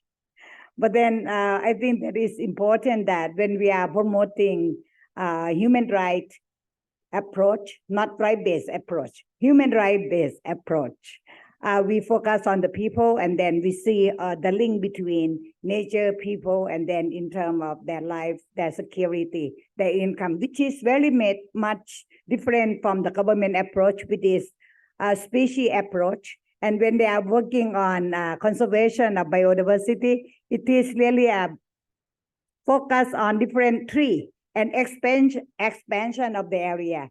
Why? When we are working, if you see the picture there, the commercial fisher enter into the area and then they use fishing gear, destroy fishing gear to get all the small and big fishes and everything out of the canal that is enter into the sea. And then what we are promoting community conservation area where they are using of their own indigenous, making a fishing home. And then they really make a design according to the shape of the canal. And after they have been working on that, it had been proved that many of the species that have been disappeared have come in, and then they really now be able to get sufficient or increasing of income, and then diversity of the coastal area. And another case study that is on the community forest, mangrove community forest management. This is related also to the climate change issue and biodiversity conservation issues. I compared the two patterns. If you understand, and I think we all understand about ecosystem of the mangrove area and different area, there are different kinds of animal, there are different kinds of trees. And then the people, because of the government policy, they have tried to promote aquaculture, shrimp culture, and then they really cut on the tree, and then it affects that the villagers are not able to get secure getting food in the area. And then with that realization, they are working, and then the people have used their traditional knowledge, really growing many different trees, and then recover the loss of the area where have been cut by concession project. And then right now they are become very healthy, and then many of the fish have come, and then right now they are able to have more income, and also varieties of tree in that mangrove area have been also, very evident, and it has been very clear that they continue working as community mangrove forest so many years. But compared with the another pattern of the government, they're really talking about the area that they grow a number of trees, many different tree, but then not really interested of putting many different kinds of tree according to the ecosystem of that mangrove. Right now in that area, the people are not able to enter because of the law. So it become really, and that area had been the government promote for climate change, carbon credit. And that is really become a problem because when they are doing that, they will not be able to allow people to get and then use for the resources and effect to the economic and social aspect of the coastal community. So with a very short remit time that I share my experiences, I just would like to point out the structural issues that people are talking about human rights, but then there are so many organizations talking about human rights. And then when different government organizations working in the area, it is very much segregated and human rights disappear. Really no guarantee. There has been no clear measure ensure that collective, area-based, people-centered, ecosystem-based approach. And then right now, it had not, for my country, now we have no guarantee or customary right. Recognition of people participation is very, somehow fragile. Meaningful participation have not been guaranteed. No data system, no collective decision-making based on the knowledge and the actual data.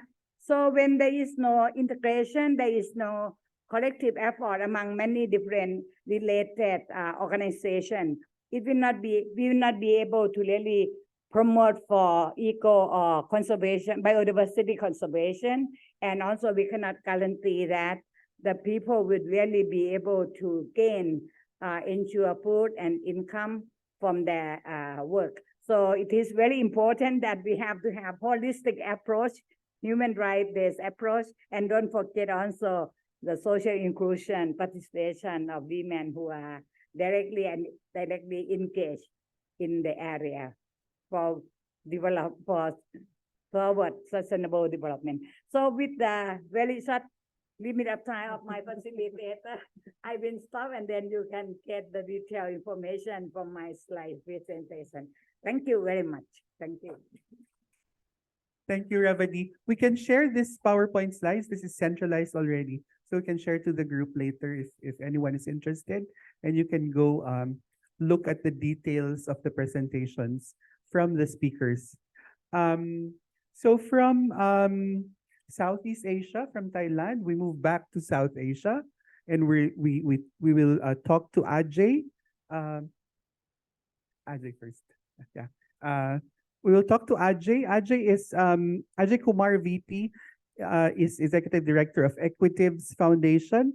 Equitives work with Dalits, and they are determined to find ways and means to build an empowering development trajectory based on principles of social equity and natural justice to address the structural and systemic exclusions and ensure inclusiveness in practice. Ajay doesn't have a presentation this afternoon, but we'll talk on the three main questions that we have wrote to him about. Ajay, over to you. Thank you very much. I'm sorry I don't have a presentation, and I'm not going to share any models, but I am going to tell you why I choose this panel to share some of my thoughts. Friends, my name is Ajay Kumar, an ex-untouchable, a Dalit, born into a fisherman family, and does that work until I moved to the city for my higher studies. In that capacity, I represent 260 million Dalits across Asia and Pacific. Those who are not aware of the phenomenon called caste, a few words about the caste system. United Nations recognize caste now as a communities discriminated based on descent and work.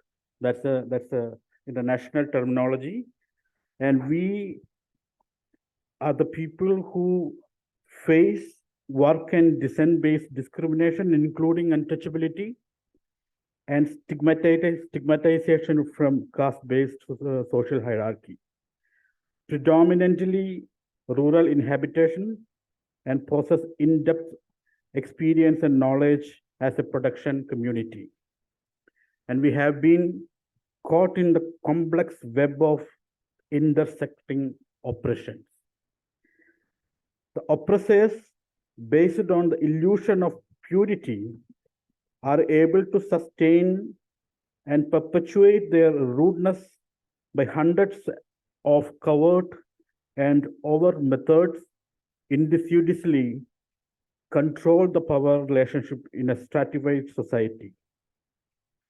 Caste system tirelessly produce narratives to sustain the dominance of the oppression and the oppressor, and any discourse, doesn't matter, anything come on its way, they have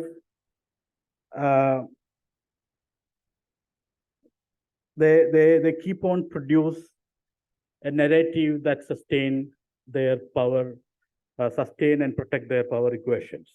And climate change is also not an exception. So that's why I talked about the realities of the caste in the caste in South Asia. Friends, I'm not here to tell you about what is caste system. Because of this historical marginalization, we have been pushed into such geographical regions.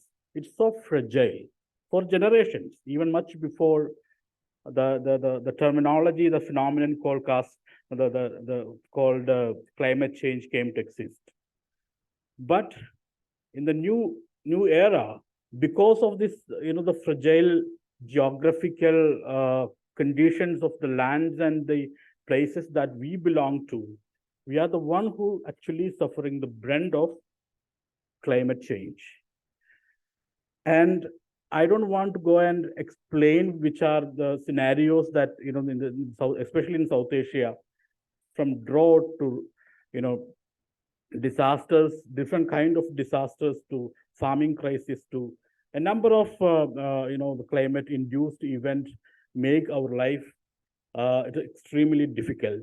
And in fact, we are the one who actually affected every bit of our life because of the climate change. Why I am saying this? Because not to tell you that we are victims, only the victims of the climate change. Yes, we are suffering the brunt, but we are also one who actually invented generations after generations to deal with these situations. From let me tell you, with the updated farm calendars based on the observing changing climate, preserving seeds, withdrawing and reintroducing crops based on the changing topography of the soil, protecting mangrove, practicing sustainable fishing, strategies to deal with the ever-ending disaster situations. We have come up with hundreds and hundreds of adaptation methods, which is being in practice among our communities for many decades. But hardly anybody recognize. That's why I am here. Now, I end up with my presentation with one point. We don't want to call ourselves as a victim or as the terminologies that we usually use, the frontline community, the last mile community. In fact, with the technologies and the knowledge that we possess, we would like to call ourselves as a climate faculties.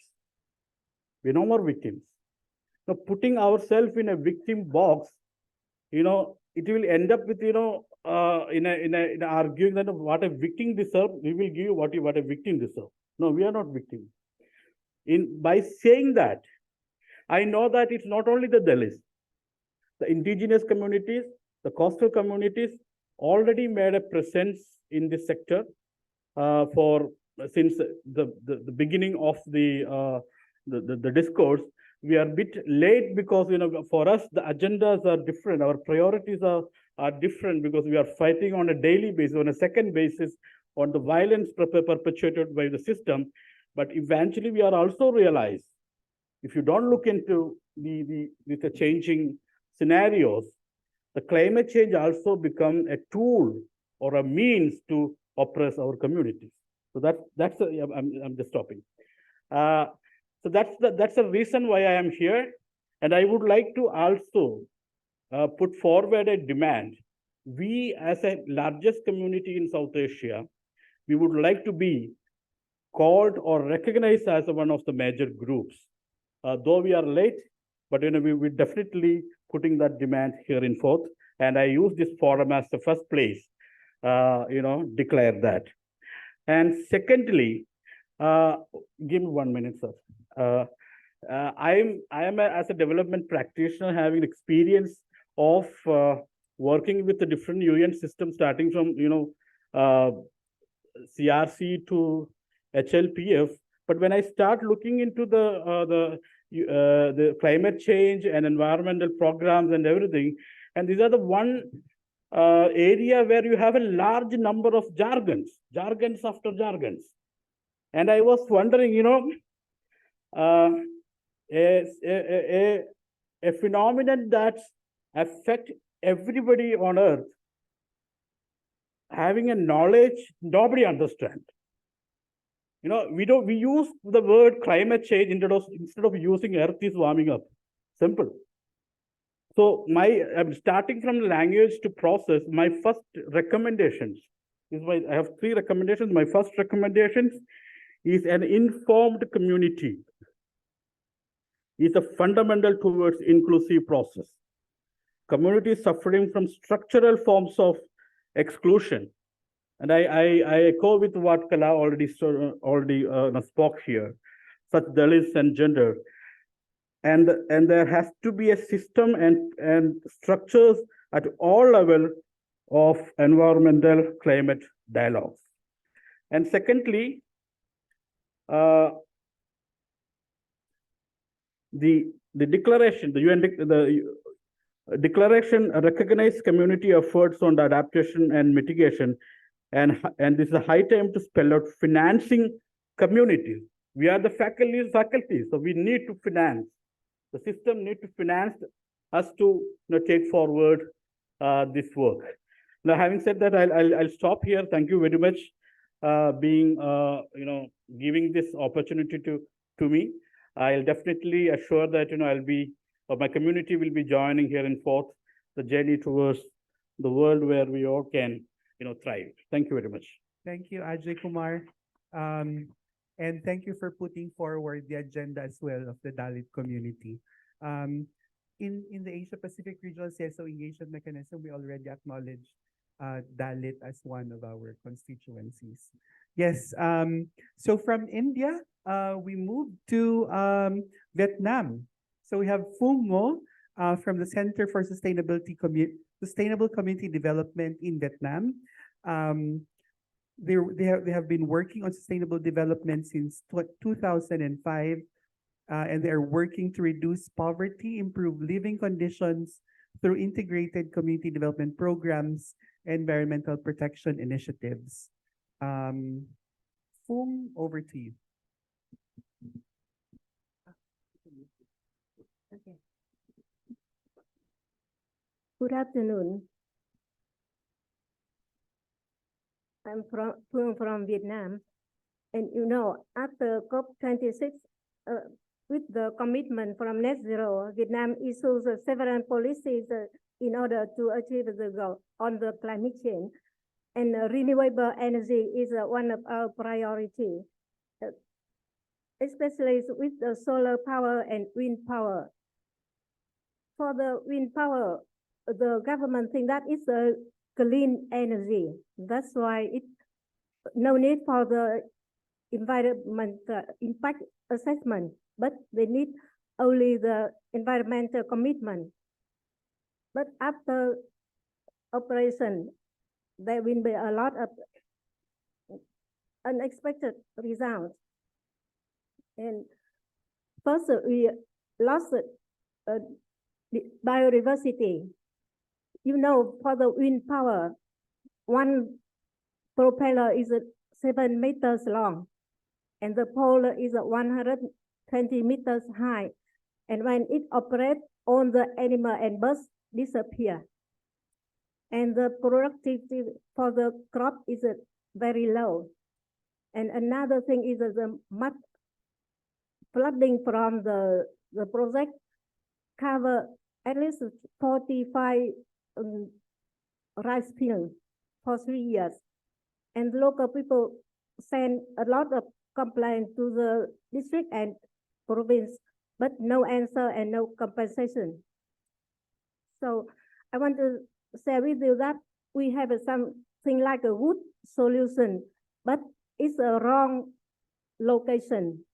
Why? It concentrated into one mountainous area. Only one district with more than 85 wind project. So we don't know why the government can allow a lot of wind projects in one project, small project in one area, small area like that. And the local people cannot do anything. And since the the COVID time, several environmental defender in Vietnam was arrested and charged by the tax evasion. Although they follow all the regulation by the government, but now they are arrested and sentenced by 2 to 5 years. So all the NGO in Vietnam are very confused now. We don't know what to help the community, and we have no solution now. But we need to your advice for our community. Thank you. Yay, thank you, Phum. From Phum from Vietnam, we stay in Southeast Asia. And we give the floor to RV Bastian. RV is an indigenous trans non-binary and an activist that advocates on the issue of sexual orientation, gender identity and expression, and sex characteristics, as well as the most marginalized and vulnerable groups' development rights.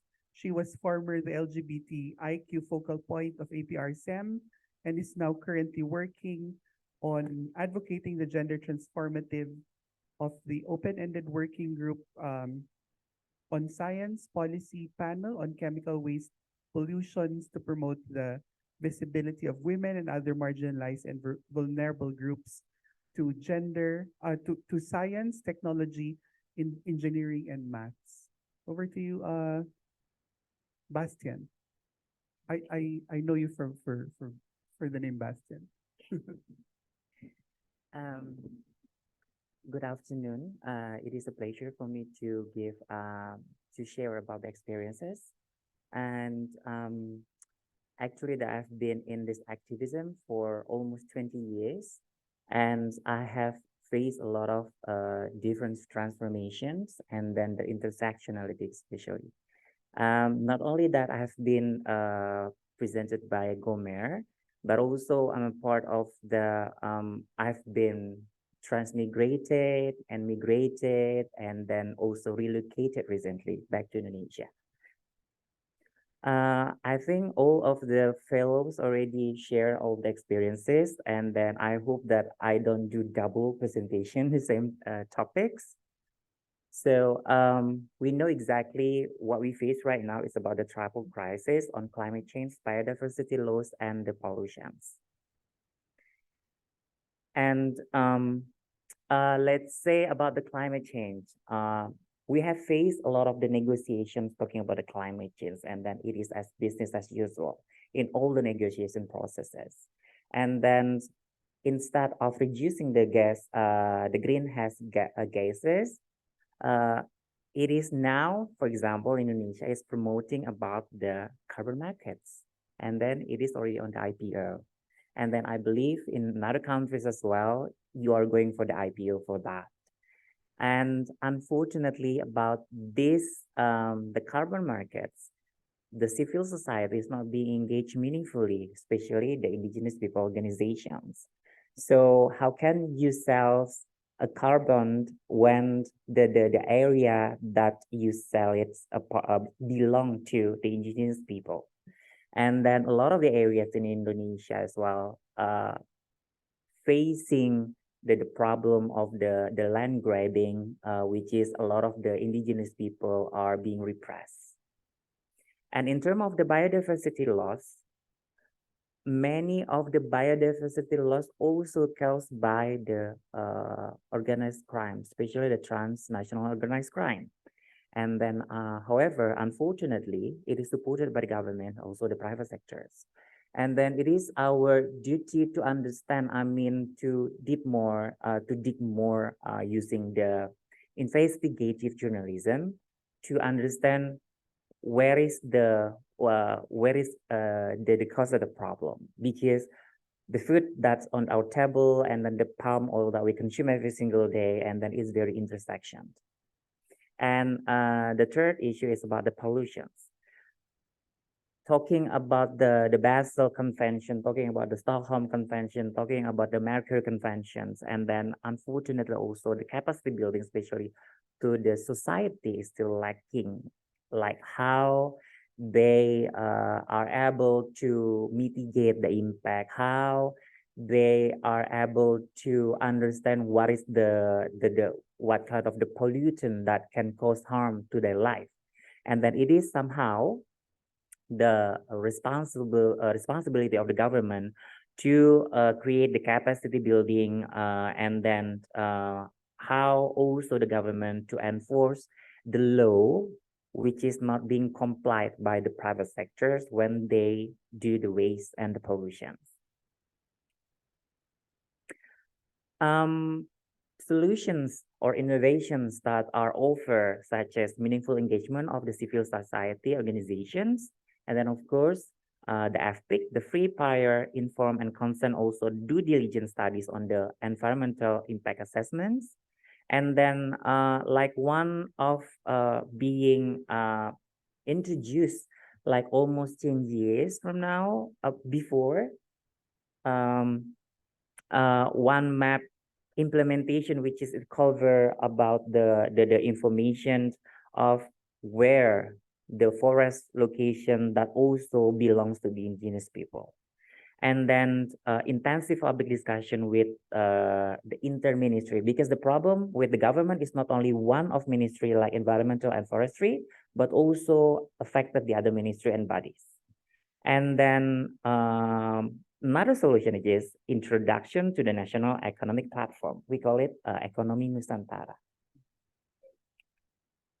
And achievement.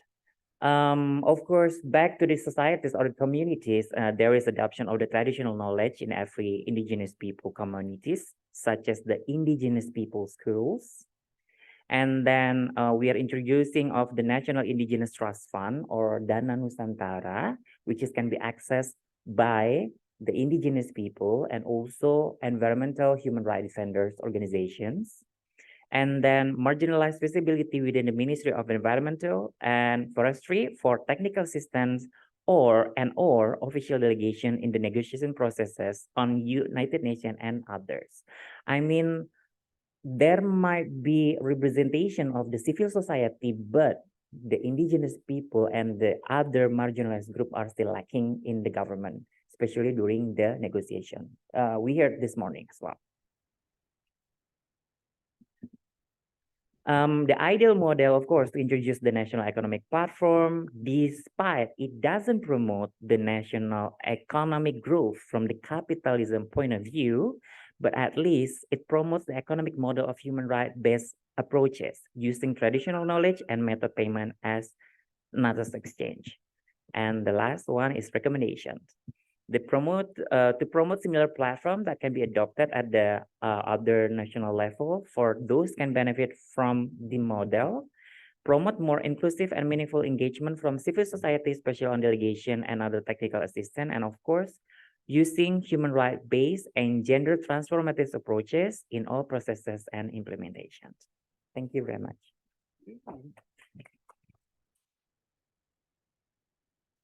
Yay, thank you so much. I think that's a what they call this agenda of multi-sectoral agenda of a lot of the represented groups in the panel. But I guess we still have other reflections, maybe parallel or different cases as well from the audience. So this we can give at least maybe 15 minutes more to do a little bit of reflection as well as interaction with the different panelists. Any questions, reflections from the floor? Or from the other sectors and groups that are present in the room?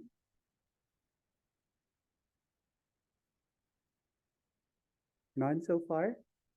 Yes, please. Yeah, you can, but it's best that we have a microphone so that it can be captured in the recording as well.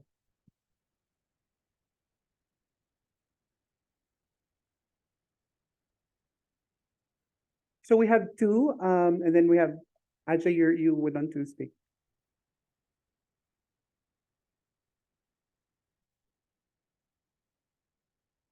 Testing. Yes. Can you hear me? Fantastic. Thank you so much for the opportunity to ask the question. So I wanted to actually inquire about the localization process, because one problem that exists in Sri Lanka is that there isn't really a strategy to localize these big international commitments to the ground level and create a public conscience for environmental conservation and biodiversity. So because of that, the commitments that are made at an international level are almost impossible locally. So any sort of strategies in terms of really, I would say, speaking to the public conscience, especially in city areas, because relatively people in the rural sector are more conscious of their environmental, footprint. So any sort of recommendations for localization, that would be very welcome. Thank you. Great question. Yes. Maybe we'll get 3 comments and questions before we go to the panel. Yes, thank you so much for the opportunity to asking the questions. My name is Henry and I'm from Indonesia, and I would like to asking regarding to integrations between the local governments to making the global commitments are impactful for indigenous communities, for each local representatives from, especially in Indonesia. So because of recently Indonesia also still integrating into the Southeast Asia or ASEAN, that it makes a ASEAN centrality. So what are the strategic plans for integrating the local initiatives to the Southeast Asia? Thank you. Yes. Ajay? I say this very frequently, and forgive me who have already heard this from me. Thanks to all the presenters for your models and cases, cases, very, very appreciated. But there is a caution in the pursuit of model and best practices and excellence.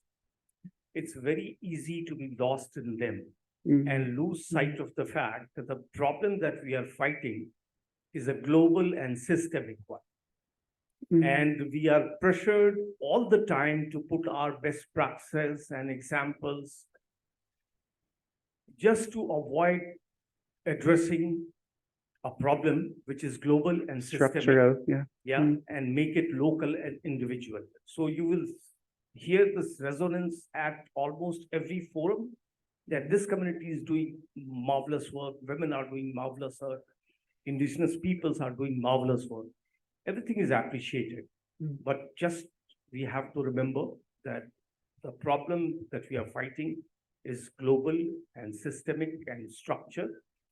And many times, I said it's very easy to be lost in these conversations, and I see people doing plantation, nothing bad with that, nothing bad with that.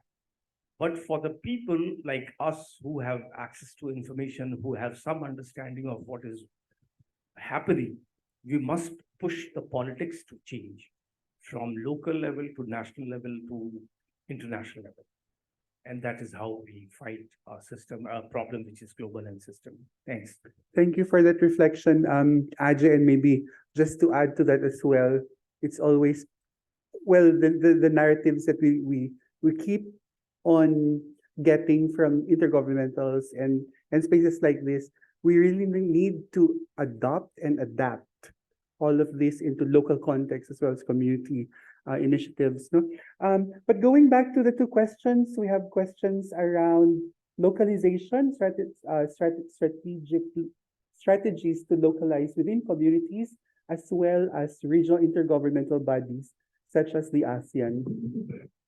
We can start with Ravadi. Yeah.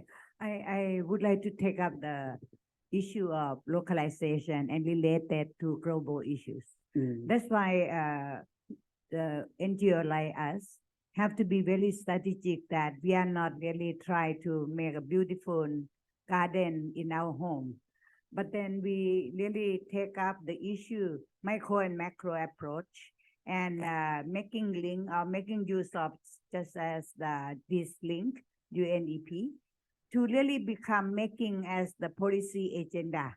That's, we have to have several meeting consultation to really make it possible for evidence-based approach, but then with common collective aims understand by policy maker, very high rank policy maker, but then open the space for an implementation. If we just very beautifully working in the area without really engagement of multi-stakeholder consultation and having common agenda, agree on common principle, although we produce really beautiful house, but then we will not be able to expand into wider area. And then the issue of localization. Localization, in my experience, there are many different communities. Localization, we need to really relate on environmental issue. We need to relate that into ecosystem approach. So it means that we are not only working in one community, but then networking with many different community to, and then together have a lot of learning process for common awareness raising and then common aim also, and then connect with the local administrative organization, but at the same time also link with the different level of government organization. And that is very difficult job, but then it is very necessary. Our work, we are trying to make evidence-based, but then aim for policy change and law improvement. That is always our pattern with collective action, evidence-based, knowledge, information for policy change. It is not only for an implementation. Thank you. Very good input, as well as towards the development of local development plans in communities, in local government units as well. Ajay? I just want to have one comment. I find it sometimes in the very offensive to use this global lens and observe what is happening at local level. In the process, we actually lose a lot of the nuances that very rich in terms of the experimenting at local level. And we are able to capture only those fit into that global narrative. I think that's a problem. I definitely agree with that question. And it's basically a problem of top to bottom approach. Yes. Hani and then RV. Yes, thank you. I just want to echo what just Ajay says. As a person who is working with UN system, I shouldn't tell this, but nothing will happen from above. Yes, they decide something and we are feeling the effect of that decision. We, the local communities, we, the grassroots. But actually, if we want to do something for ourselves, we shouldn't wait for UN system and any other countries to do something for us. So I think just public awareness would be a good solution. And yes, we should localize because every single work we are doing in our planet is worth. We shouldn't be tired because there is no bridge to go back. We should keep moving forward, and it would be very challenging. It would be very frustrating, and but we shouldn't. We should always tell ourselves that we have no choice, and we have to keep moving forward. Responding to our fellow from Indonesia and also reiterate what Ajay said. So actually that we have to find the root of problems, and then as we understand about the Southeast Asians, especially the ASEAN, we have non-interference. Interference, it means that any single countries of in ASEAN cannot interfere what is the local policy. But there is a but. We can use such as the intergovernmental parliamentarian, because they have the annual event. So, and also the local government meetings. So actually that what the communities can promote that is like how they engage meaningfully to lobby these parliamentarians and also the local governments who always meeting up every single years to talk, to discuss, and to address and to bring the solutions back to the national level. And then as we are attending here, the Asia Pacific Forum, and then the other friends who attending the Global Forum, it is a part that we can play the role to endorse what is the ideal negotiation coming from the civil society organizations. So what has been adopted at the global level, at least we can observe the implementation at the local level. Of course, that we have to engage with the authorities and the ministries. And of course, it is not something easy. However, we can still do that. Thank you. Yeah. Kala, you want to wrap, or can we go for another round first of questions before we continue? Very quick. Okay. Now, Chiranti's question and Ajay's, for me, it's very much the same question.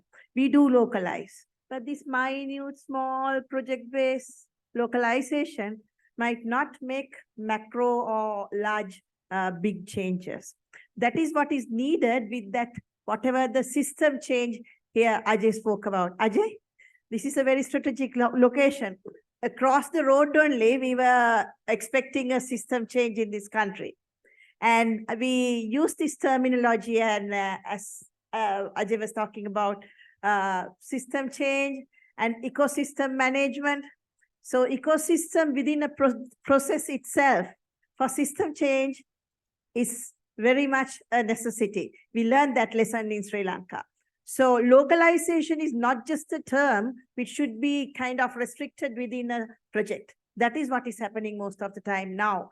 Now that political will should be, it should be implemented hand in hand at the national systems. Now in my country, when you go and talk about SDGs, every year, every 6 months, at the local level, government officers have to report back.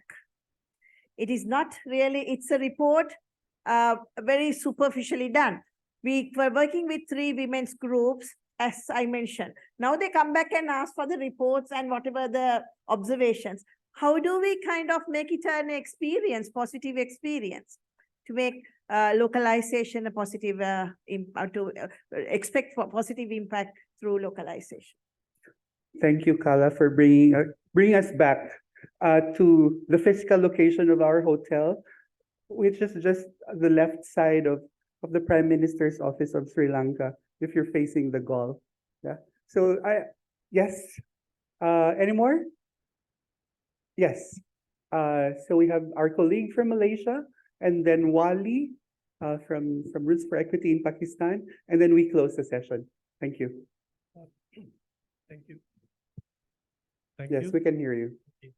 Well, the EPBGM SDG that I am from, the members of parliament have participated in IPU meetings at HLPF level. Number 2, our mandate from the Speaker of Parliament of Malaysia is the localizing of SDGs with the collaboration of members of parliament. Number 3, we work with district officers and town councils It's a bottom-up approach. We work with women, youth, people with disabilities, indigenous people, fishers, farmers, and more. So we cover everything from the ground, lift it back up to the UN and bring back the UN down to the ground. Yeah. And I believe that we have a very, very unique system that is not replicated anywhere in the world. I dare say that. Because most localizing of SDGs is done at probably local authority level, but not at the ground. Thank you. Thank you for sharing your initiatives from Malaysia. Wally. Thank you, Gomar, for giving this opportunity. I was feeling a bit sleepy, but this discussion make me awake, and I tempted to say something. No, I've been hearing from beginning of this session when Hania mentioned about sanctions. This imperialist enforced sanctions, not just in Iran, was also in Syria, Libya, and North Korea. All this, you need to see who are these countries being sanctions and by whom. And there was a story from Kala of a woman with 2 kids. It's all our real stories happening in most of the third world. It's this kind of a situation we are going through for every moment. And then there is a Ravadi mentioning discussing about the fisheries issues. Sri Lanka is going the same. The Panama Lagoon Bay communities been displaced, and some years back we went to get there for fact finding and see how they have been affected by this tourist and tourism industry. And I'm hearing someone here commenting, whispering, all these talk. What will happen? No. So, and my friend again from Malaysia mentioned all these are included in the localization and grassroots engagement. You can see in the UN documents, but whereas the facts remains, situation is not changing, because one of my friend from, I think from India, mentioned that it's all about the politics of controlling power. So we need to challenge the power. And for that, we need to be united and have a, mass movement, a grassroots movement. A young guy was sitting here and mentioning what will happen after this all these talks. We are being part of the problem, engaging with such issues, and we need to do something out of the box. And how to do that? This is a primary concern. And we never sit down and talk how to we enforce our government, the state atrocities which mention in India, in Pakistan, in Philippines. We are not able to challenge them because we ourselves been harassed in our countries. So the gravity and seriousness of our miseries needs some other mode of discussion and another paradigm to resolve these issues. I'm not sure if I'm making sense or not, but out of my frustration, maybe because these stories are our own stories. It's not something somewhere on the air is happening. I can see how children and women are being facing hunger in Pakistan on daily basis because of IMF conditionalities, that raise of electricity prices every month from 3,000 to 20,000 a month, a monthly electricity bill, fuel prices from 200 to 330 in just three months, without addressing these structural issues on mobilize masses on political basis. There is no other way around. Because in none of the UN negotiation and multilateral discussion, these structural issue discussed as an issue. Rather, it's been included as a solution. So these fake and facade need to be exposed to the masses, and we need to be build up our mass movement around those issues. Thank you. Thank you very much, Wally. I guess the challenge for us to come together and take up space. That's a fitting end to the panel on people's solutions and innovations. So again, thank you very much for engaging us in this panel. A round of applause for our panelists. And maybe before we close, can I ask Ajay to take a photo with me and the panelists as we pause for a 20-minute coffee break?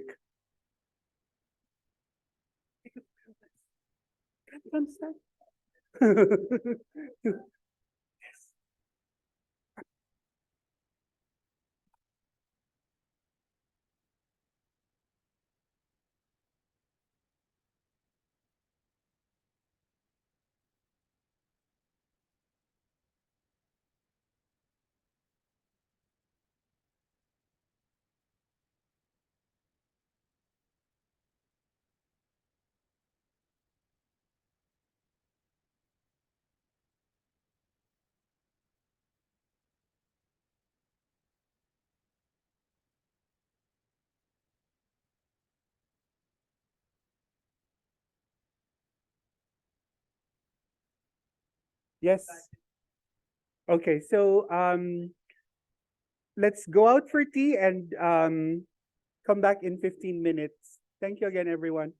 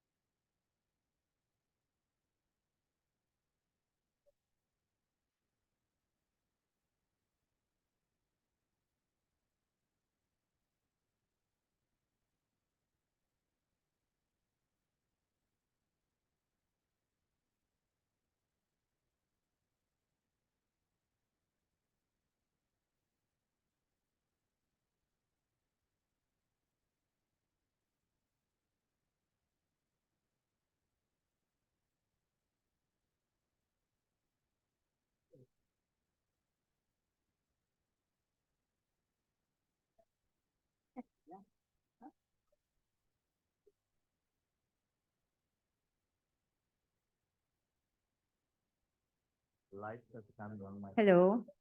Hello, for those who are still outside, can you please come in so that we could start the next session? Thank you.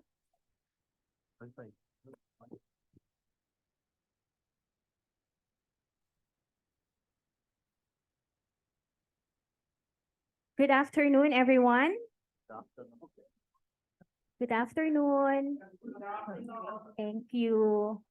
We're now approaching towards the end of our MGS forum, and this is the last session before we proceed with the preparation for the AP forum. And this session is very important. As the title says, it's about enhancing transformative multilateral actions. And this is basically where most of our recommendations would go. And I understand that this part of the program is also critical because as we are reaching the end, most of us are already tired. Some have arrived very late last night. And so I'm gonna break the ice a little bit and not, make our speakers speak a lot, at least in the first 5 minutes of our session. So in this session, which is again entitled Enhancing Transformative Multilateral Actions, we would like to look at the different multilateral actions that can help overcome climate change and pollution and ensure compliance of global biodiversity framework, multilateral environmental agreements, and improve environmental governance. And if you notice, this is somewhat different to the adjectives used by the UNEA, which is about effective, inclusive, and sustainable multilateral actions to tackle climate change, biodiversity loss, and pollution. So I hope that in this session, we could unpack what transformative means. Okay? And to start this session, we will commence with some sort of a rapid fire format, just to put our speakers to test and see if they could think quickly. Because I'm pretty sure as experts in their own right, they know exactly, the topics that they're talking about, but can they give us quick answers to our questions? So my first question would be, again, rapid fire style. Give me a short, crisp answer. And probably we can ask some of the audience too, if they could think of any. Okay, first question, in one word. Can you get the microphones ready so that you can just pass it to one another? Okay, you start, Jayanta, because, yeah. Oh, by the way, I forgot to introduce them. So we have 5 speakers for this panel. We have Chiranti Senenayake from Hype Sri Lanka, Jayanta Wichasinghe from Rainforest Protectors of Sri Lanka, and then from India, we have Mahesh Pandya from Paryayaran Mitra. And then from ETC Group, a regional organization, Net Danyo. And then lastly, we have Syed Jehangir Hassan Masoom from Coastal Development Partnership, Bangladesh. It's mostly South Asians, no? Okay, first question, rapid fire style. In one word, can you please describe the current multilateral actions on environmental governance? Quickly. Testing. Sorry? Testing. Testing.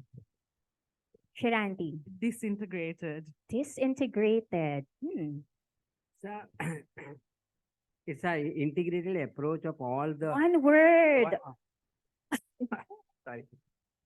Yeah, integrated. We heard one that's disintegrated and another one who said it's integrated. Let's see. Fragmented. Fragmented. I think the broken part of the multilateral system is coming out very clearly. And then net. Invent a word. Unsynergistic. Is there a word? Not synergistic. Maybe not, but that's a good word. Not unsynergistic. Yeah. Yeah. Not synergistic. Yes. Basically, there's no synergy, but I'm asking for one word. So I will accept that. Yes. So we can see from the first question how the current multilateral actions seem to be very broken and, not acting in a synergistic way. Okay, next question. This is more than one word, one sentence. In one, so be short, okay? In one sentence, give one key takeaway from the previous sessions that you think is very important to be considered when we talk about enhancing multilateral actions to overcome environmental challenges. Addressing the elephant in the room. I don't think in these sessions today I was so distracted. In a way, I was so hurt also that we have not addressed the critical reasons behind, or the reasons that we would have really looked at in terms of climate change and its causes. Thank you. Those are two sentences, by the way. In one sentence, give your key, what is your main takeaway from the previous sections? So it's that inclusion of environmental conservation and governance stakeholders should not only be seen to be done, but it actually should be done. Very good. Yes, same question.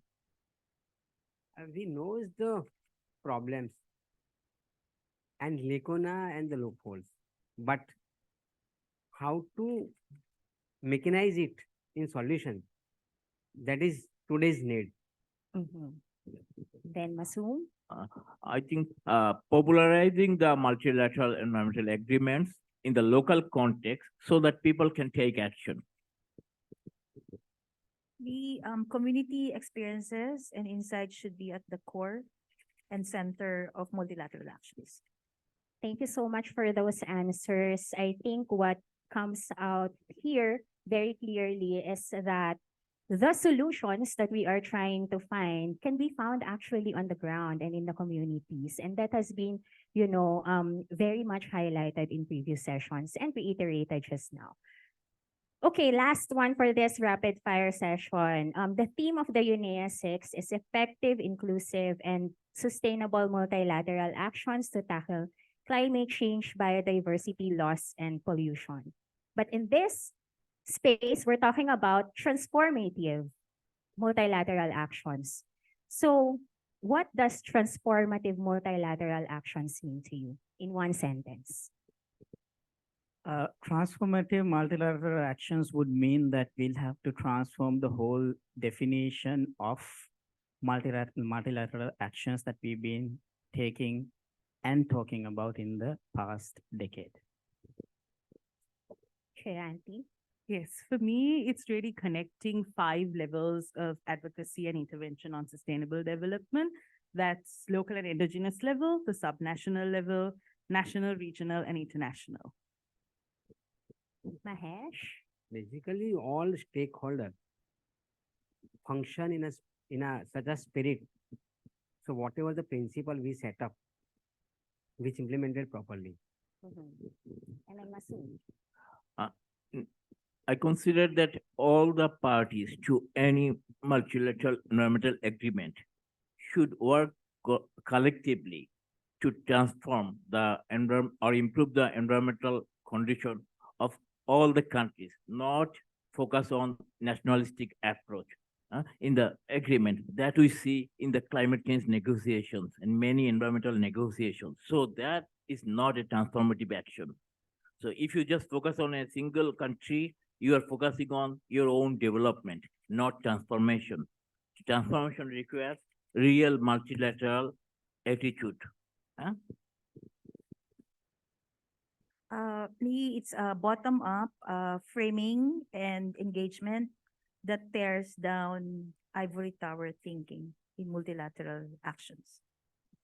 Thank you so much for those insights. And before we proceed to the next session, which is basically the presentations from our speakers, maybe I should also put on my 2 cents about what transformative multilateral actions are not and could be. So for APRSM, the Asia Pacific Regional CSO Engagement Mechanism, we think that multilateral processes continue to fail to address and concretize actions that address the systemic barriers. And I think this also has come up earlier in the discussions. And I think we all know that there has been corporate capture in the processes of the UN as well as in the multilateral platforms. And this continued preference for the private sector and neglecting and ignoring the voices from the communities and the grassroots that we try to amplify and highlight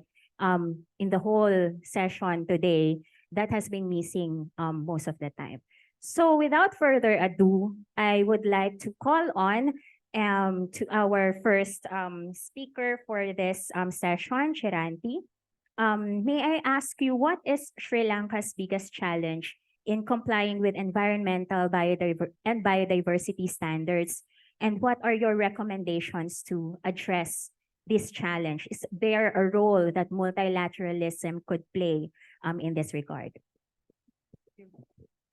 So while thanking, of course, the UNEP and the Ministry of Environment for this amazing opportunity, I want to start by disclaiming that in comparison to my fellow esteemed panelists, I'm in no way an expert on the subject, and I come from a very socio-legal sort of background. So my perspective will be on the socio-legal dimensions of environmental conservation and multilateralism.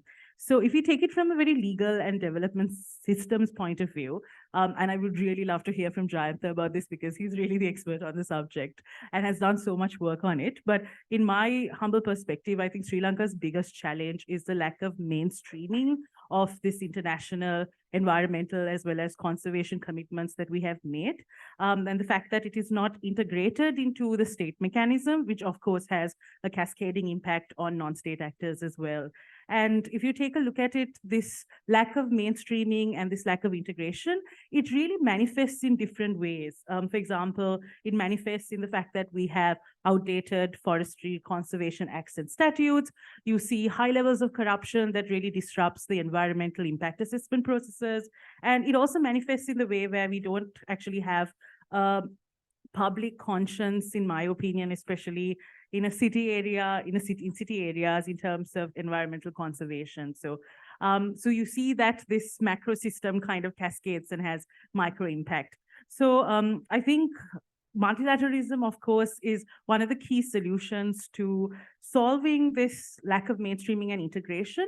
And one reason why that is because I think all the civil society, activists, advocates, experts here would agree that if we leave the state structure to function on its own and have a monopoly over environment and conservation, it really doesn't work. And we really need the civil society to act as a check and balance. So I actually have 5 quick recommendations that I wanted to give in terms of how we can strive for transformative multilateralism on this subject.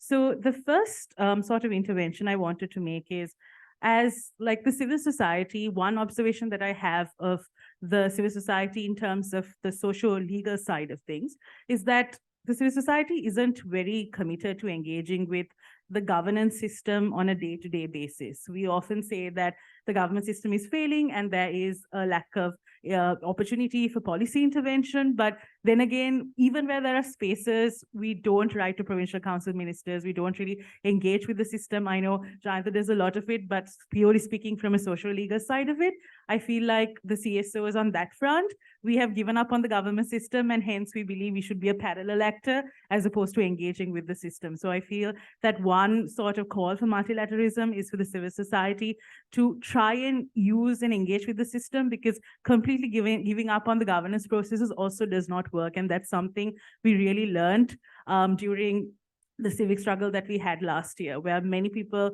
kind of gave up on the policy systems, but without acknowledging that there are spaces we could use them more effectively.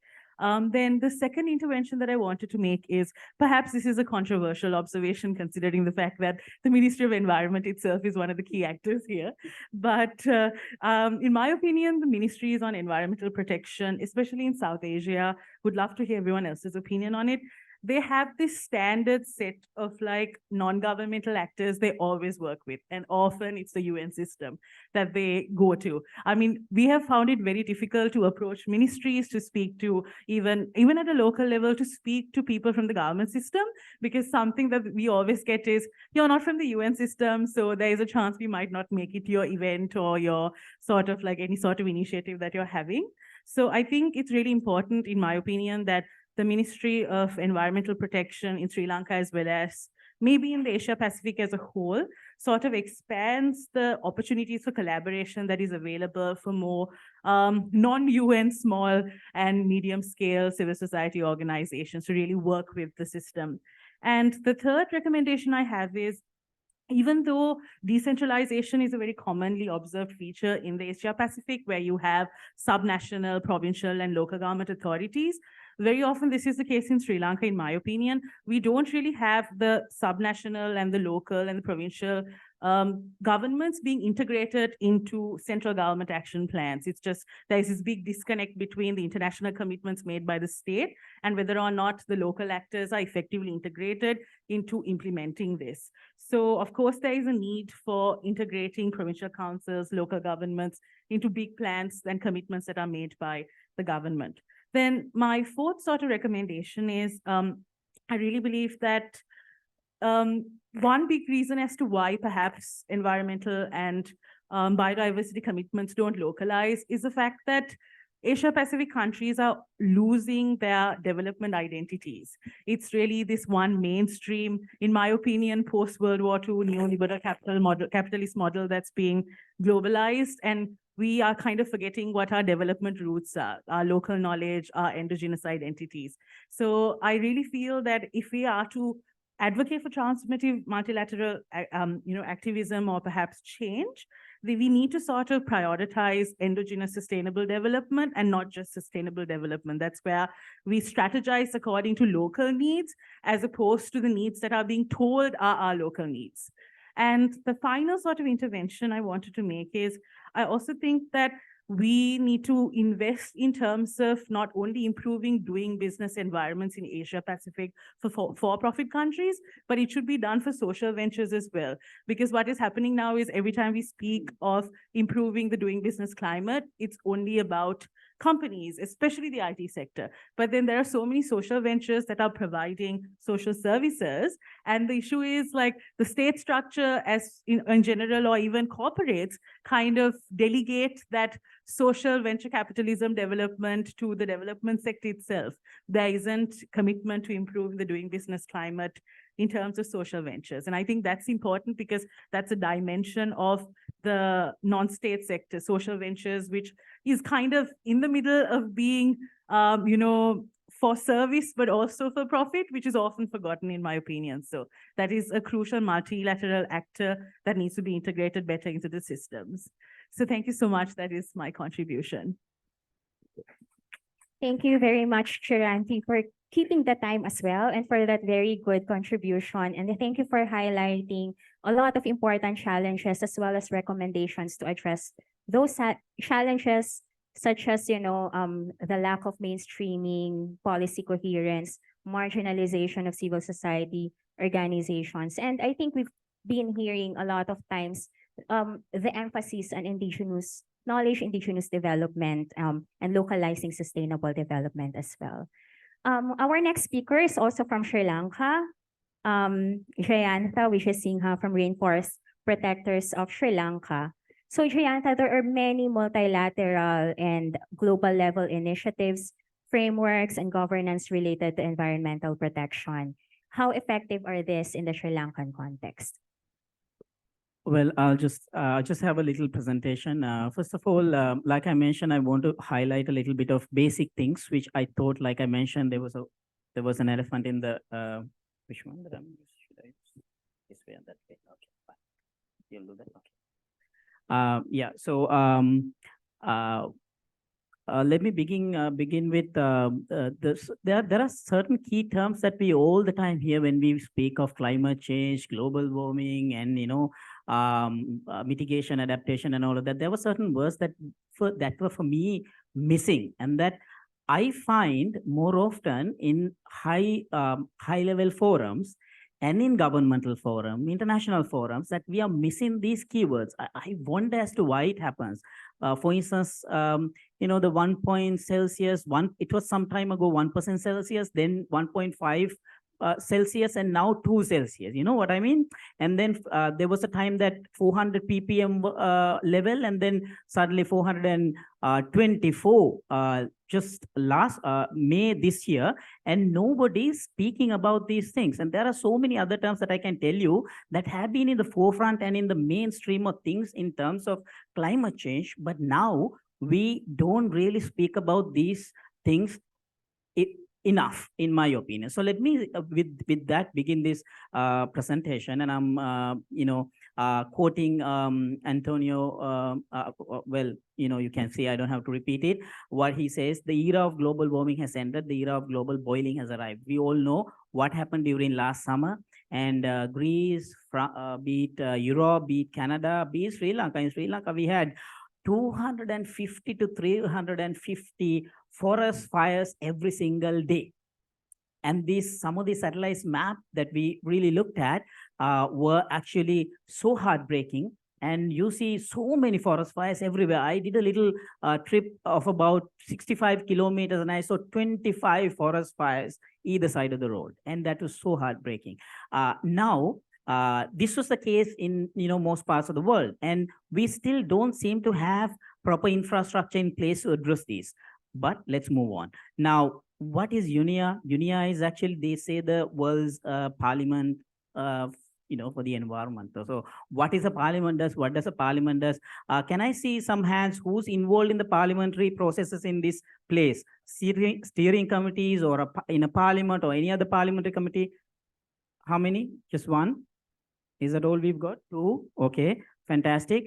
When we as citizens, now, if UNIA is our parliament, we should be able to make laws, and we should be able to enable financing. We should be able to do a lot of things. And if you should get involved in the parliamentary processes, by the way. I think previous speaker was mentioning very clearly that there are certain tools that are available for us as NGOs and civil society, which we are not using, in my opinion. And there's so many ways in which we can, basically interact. And I'm not going to talk about everything, but if you look at now, sometimes you look at some of these conferences, even the UNIA conferences, you look at some of the themes, and you starting to wonder, this is a bit of a critical perspective of whole process, the forums, the COPs, and all of that, CBD to everything, to see how can we actually improve on the multilateral action, and what are we really missing, and how we can probably bridge that gap in a way that we have more concrete action being implemented on the ground, rather than we've been speaking for a long time. I'll talk about some of the things that we've been speaking for decades now, and we have still not action. And in 2050, if we have a summit like this, some of these young participants are here. If you're participating in the 2051 and are still talking about same things, how would you feel? I think we should feel really guilty about what we are doing. So UNIA 1 was mostly speaking about, implementing sustainable development goals and talking about plastics. Actually, where does the plastic actually come is a question. Are we talking enough about the problem, where the problem originates? And then the UNIA 2 was talking about the 2030 agenda, and there were certain keywords that I mentioned. You can see they were talking about, it was talking about chemicals, food systems, wildlife trade, infrastructure, sustainable infrastructure, marine litter, consumption and production. But I still feel these are the things that have been basically focused on. And then UNIA 3 about pollution, and then you have innovative solutions for environmental challenges and sustainable consumption and production. And then you have strengthening actions for nature. This is nature-based solutions, basically, which is something actually good. I really like this UNIA 5 mainly. And then UNIA 6, we are talking about, now we are going to talk about effective, inclusive, and sustainable multilateral actions, which is also the topic of the discussion today. And now, if you really look at, we've been, like I mentioned, we can't be doing this forever. We've been doing this with the MDGs. If you know, MDG 7, look at the MDG goals. And MDG just ended in 2015, and we came up with SDG. And if you see, there were certain things that kept on changing. Again, for the interest of time, I'm not going to talk about everything, but we've had different things that have been changed over time. Now, CBD, for instance, is changing all the time. There is one target up to 2020, and there's a new target up to 2030. Likewise, everything is changing. And then, like we have, some of these things that we were supposed to do.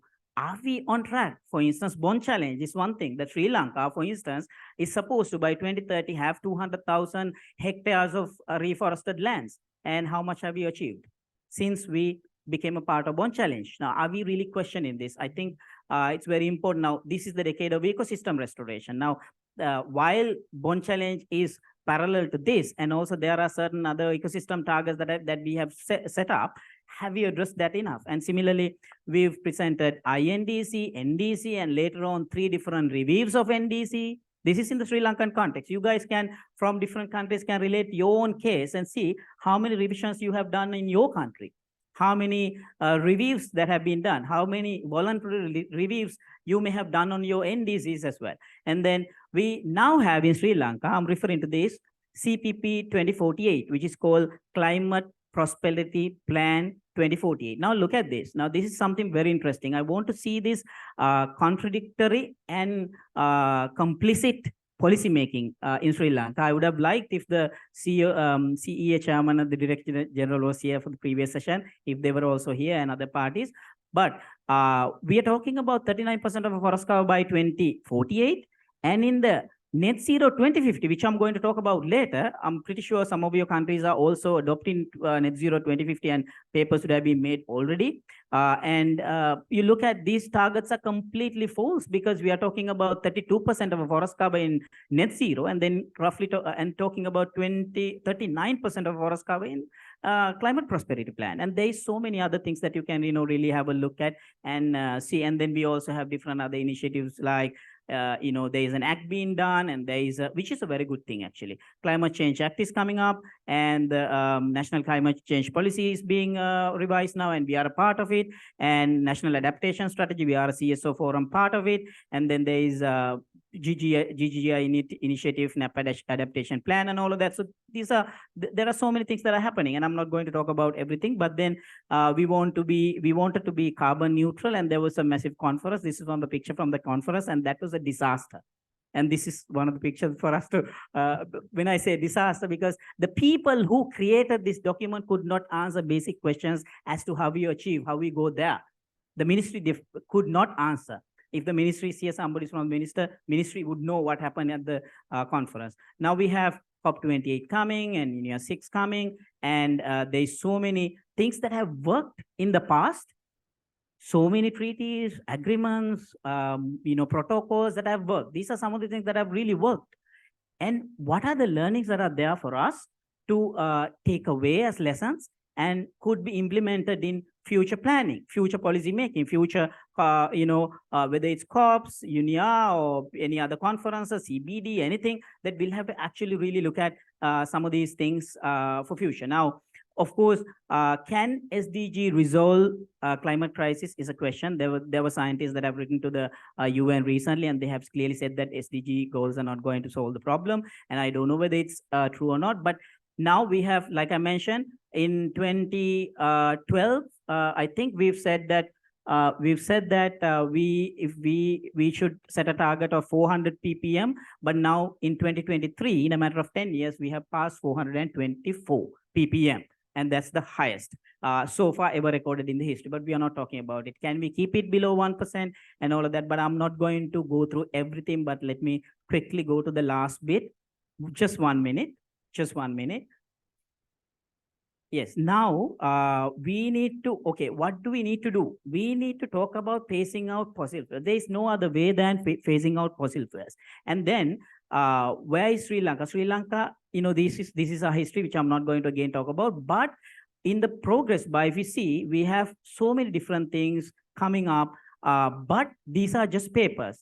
In terms of solutions, there are different solutions that are available, which of course UNDP, UN Environment Program also have proposed. There are many other ways in which that the country can basically move on and progress. but I don't know whether it's happening. These are the people who are responsible for the country's policy making in terms of climate change. You know, some of these faces. Of course, this is the minister on the top, and I think they are all coming up with good plans. The problem is that implementation. Some of these people, that very famous international figures in the climate arena, they are advisors, Eric Solheim and the minister of, former president of Maldives. And the question though is that there is no other way that we can address these issues without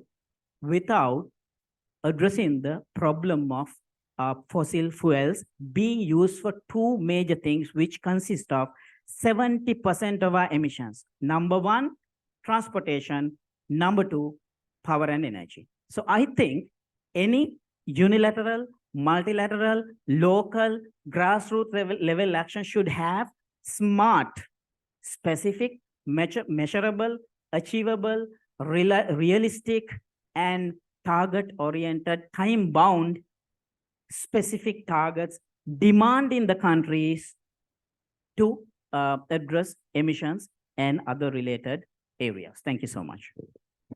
Thank you so much, Jayanta. So my question today, Jayanta, is how effective are this multilateral process in the Sri Lankan context?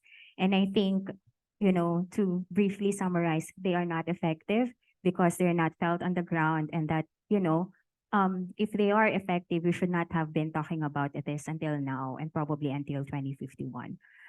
Thank you again for that. Now I'm giving the floor to Mahesh Pandya.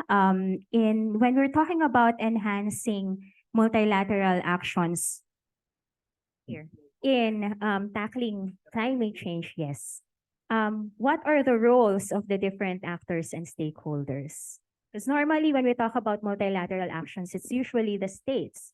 But I think there are other actors and stakeholders that should also play a role. Thank you very much, and namaste to all of us. Friends, my topic is enhancing the transformative multilateral action.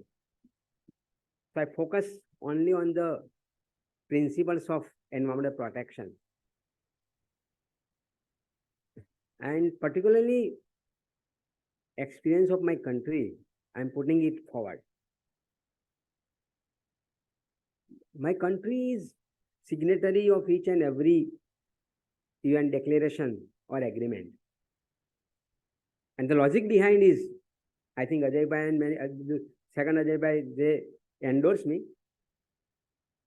We want to become a members in United Nations Security Council. And that is why each and every agreement, we are going ahead and all. But in reality, it's different. Everywhere is happening same in South Asia. Another thing is we want to become a third economy in the world. $5 trillion American dollar economy. And that is why we are hurry up to do the development. And that is why a lot of challenges we are facing. Okay. Like that is universal principle is their precautionary principle. And we also accepted it. One important precautionary principle is environmental impact assessment.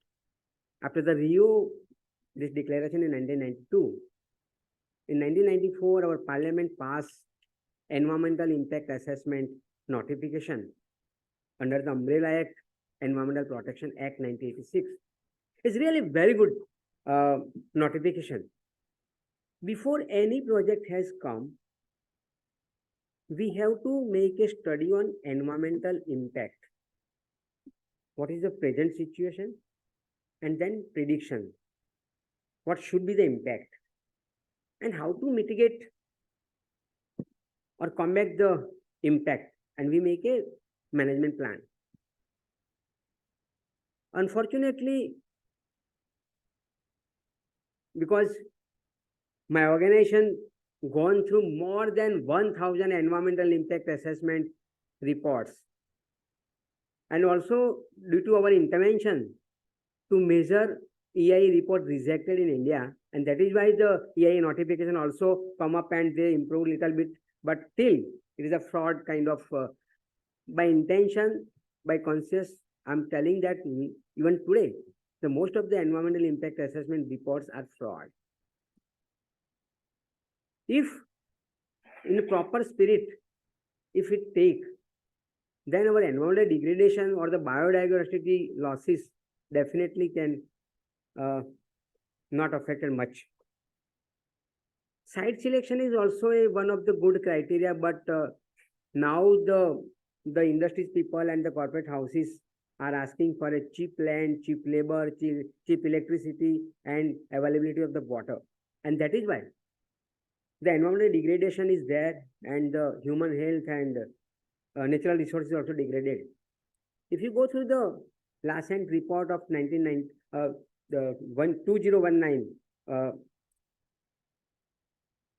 2.7 million people died because of the pollution in India in a 1 year, which is more than the COVID situation.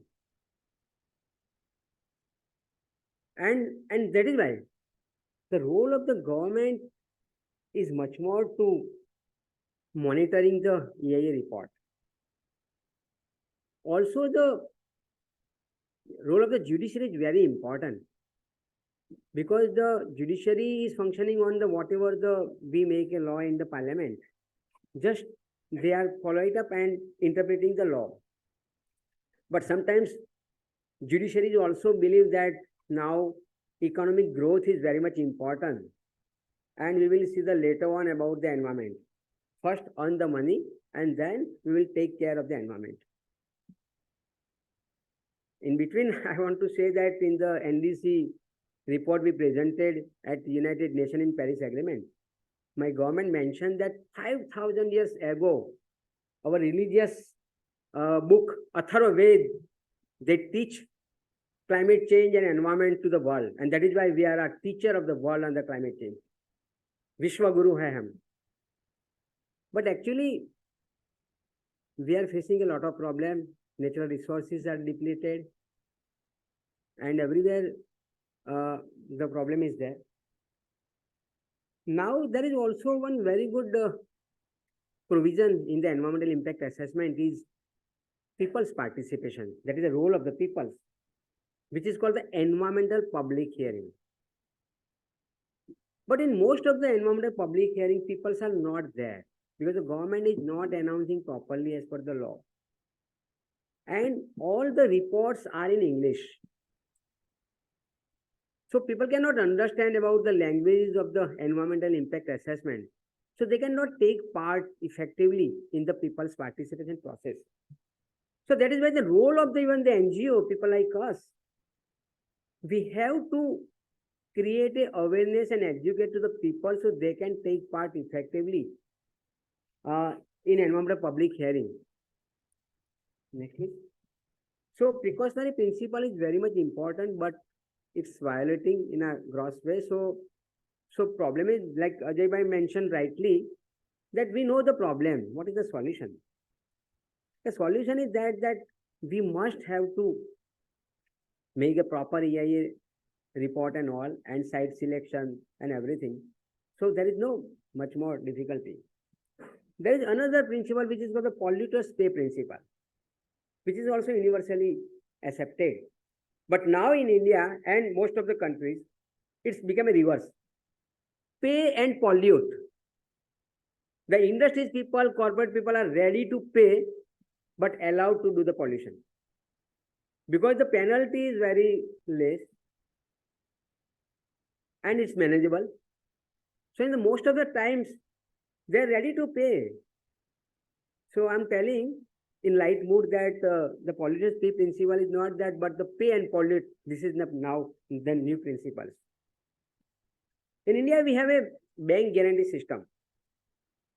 Like if the industries or development projects are doing the violation of the environmental law, yes, I'm just finishing within the 2 minutes. No, Joy, I'm also worried about the audience because they are otherwise throwing glass of water to me. So bank guarantee is there. So the Pollution Control Authority is penalize them and the forfeit the bank guarantee. Also, we have a very good system called the environmental damage compensation. So we have a separate court in India which is called the National Green Tribunal. In most of the cases, the NGT are heavily penalized to the industries in huge amount of money. But what the Pollution Control Authority is doing, they are using this money for not restoring the environmental degradation or control the pollution, but they are strengthening their machinery or staff, so which is not used in the proper way. Penalty and imprisonment till date, not a single day imprisonment happening in India to any industrial people.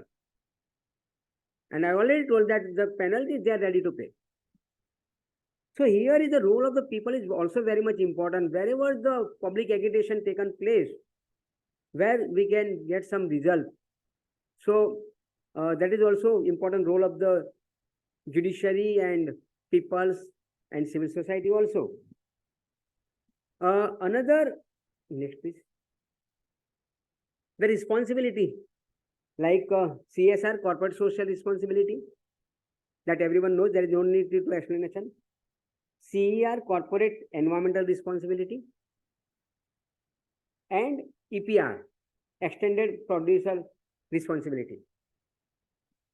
We have huge amount of money collected by the various laws and various responsibility, but which is not using properly, and that is why the pollution problem is there and the environmental degradation is there. If we can utilize this fund which we collected through the various responsibility and the laws, then there is no need of the UN fund of the Green Global Fund. We have enough fund. Like Kempa fund is also we have for the forest conservation and all. Unfortunately, there is a not willingness of the government and not activeness of the various stakeholders and all. Otherwise, we have enough fund to even whatever the polluted environment, we can repair it. Now, transparency is very much important because we do not provide the data, so the civil society or the peoples can work on that. And nowadays, this government is shrinkages our role of the civil society and EIA area. So they allowed the free hand, I can say, to pollute but earn money because we want to reach third economy of the world, 5 trillion American dollar.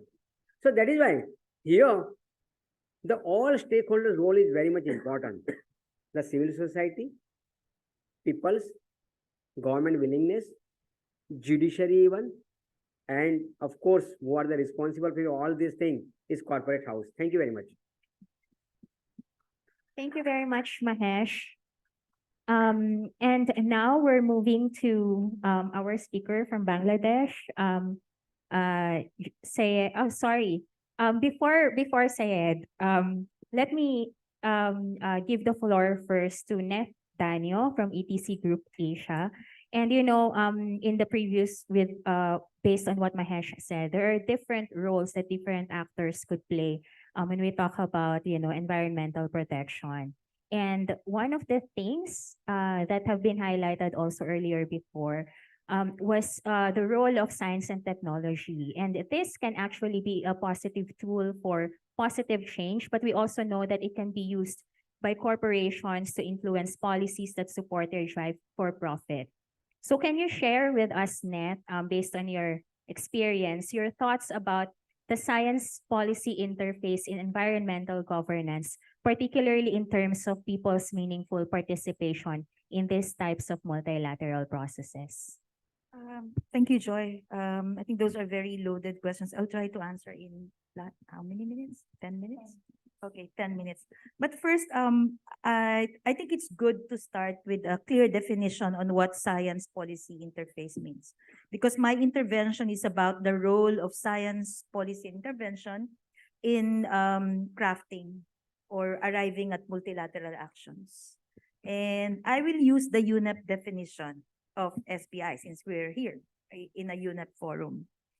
UNEP, in its publication, actually defines science policy interface as social processes which encompass relations between scientists and other actors in the policy process, which means including us as civil society and social movements and major group and stakeholder, and allows for exchanges, co-evolution, and joint construction of knowledge with the aim of enriching decision-making.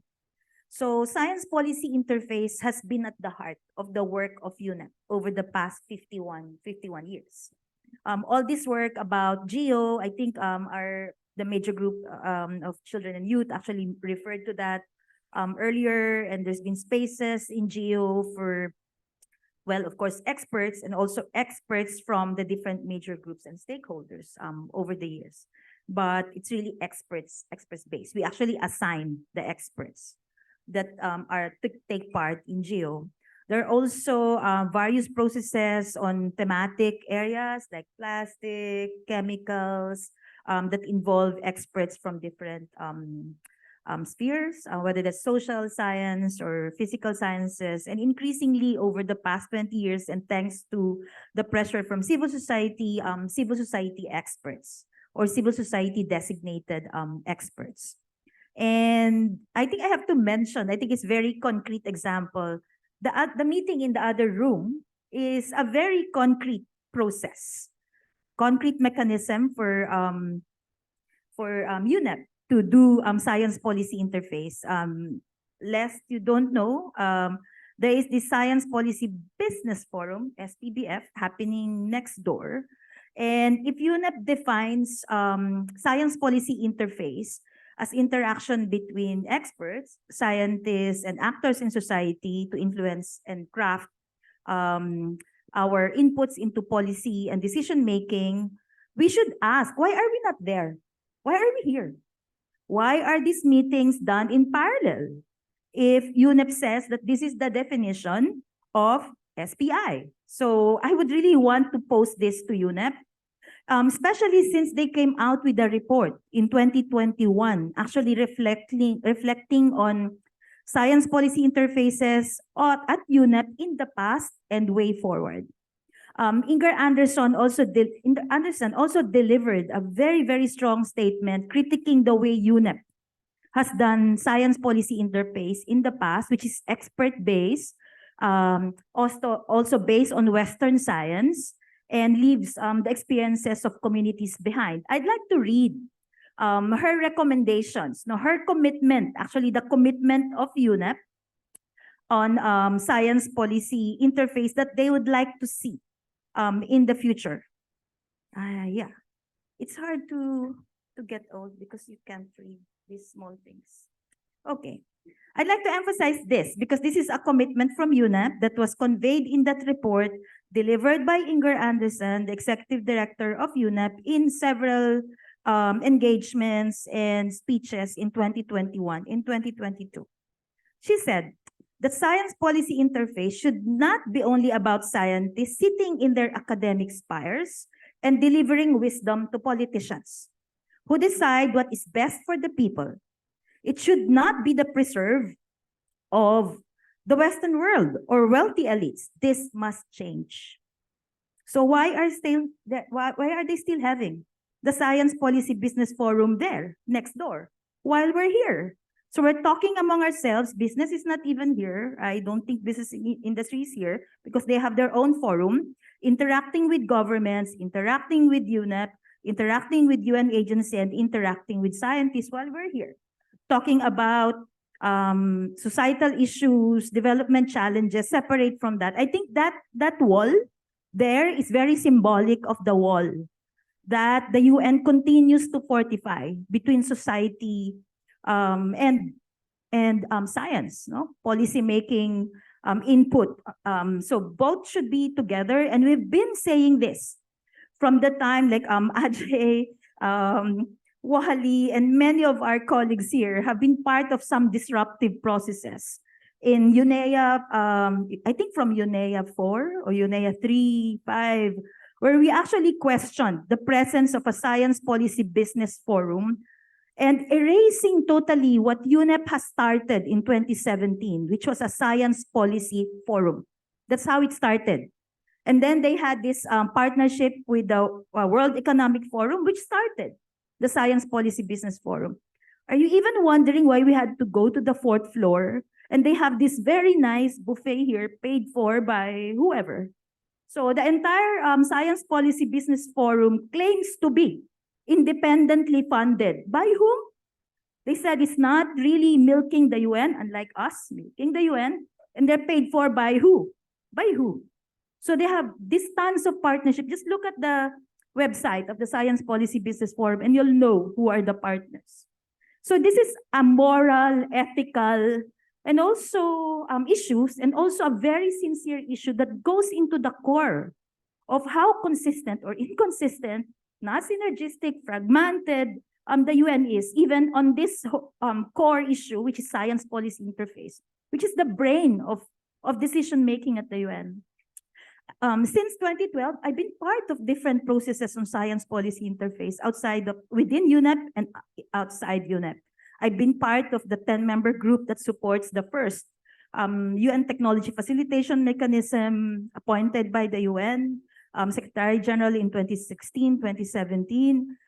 We've been like saying all this, but then you see the UN like actually making it worse. At that time in 2016, we did not even have the SPBF, and we've been raising issues about it, but it continues because the money is there.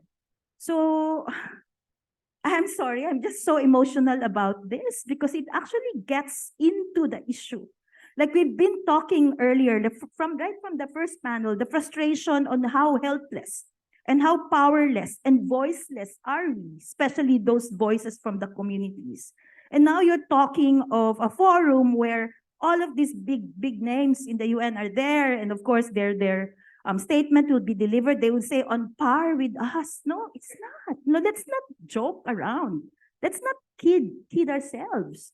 I think let's get real. No, what is the issue here? So it's really a power issue, and we are at the phase of our history where never before the world has seen so much inequity in terms of wealth and power. I've been engaging the UN for the past over 20 years, and I've never seen so much power of corporations in the UN at every space. You know, like I think we have to really question this because this is at the heart of the issue. Like we've actually been talking about putting the rights of communities and peoples front and center of multilateral actions unless we question the systemic issue of control and power by corporations and those who have money, especially in a space called the UN. We will never get there. We will never get into putting the rights of communities right and center in your multilateral process unless we address the power issues. We have to put that in the statement. So going back to science policy interface, because like we would like to delude ourselves all the time that science is neutral, science is apolitical, and science is objective. Let's just look at the science policy interface for us to answer that question. So I've already read the Ingrid Anderson. And I would like to put forward her statement as the main recommendation of us on science policy interface, which basically says that let's tear down the ivory tower in science policy interface. Let's put indigenous knowledge, local knowledge, traditional knowledge systems on par with Western science. Let's put community experiences, lived experiences of people like our colleagues who spoke this morning on innovations, on community experiences at the center of multilateral discussions. And that should be consistently reflected in each and every science policy mechanism and processes that the UN puts forward. And lastly, we also have to be very clear. Like I think Mahesh put in his slide, the importance of precautionary principle. Like the world has been ignoring the precautionary principle since Rio, which is very sad because that's what we need, to be able to avoid or veer away from that boiling world that the UNSG has described. And I think the whole idea about foresight, horizon scanning, and technology assessment as tools for science policy interface are actually based on that precautionary approach, precautionary principle, leaving that and in multilateral actions. So I'd like to emphasize these points, that in order for science policy interface to be an effective brain of multilateral actions, we have to tear down the ivory tower, like put the world upside down, like invert the pyramid. That's very, wow, like it's nice to say that in the UN, like revolutionary in a very reformistic context. So I think it's high time that let's get out of the UN language. Like in order to add value, I think let's really be quite strong and also forceful in trying to tear down this wall on science policy interface and many other aspects of multilateral actions.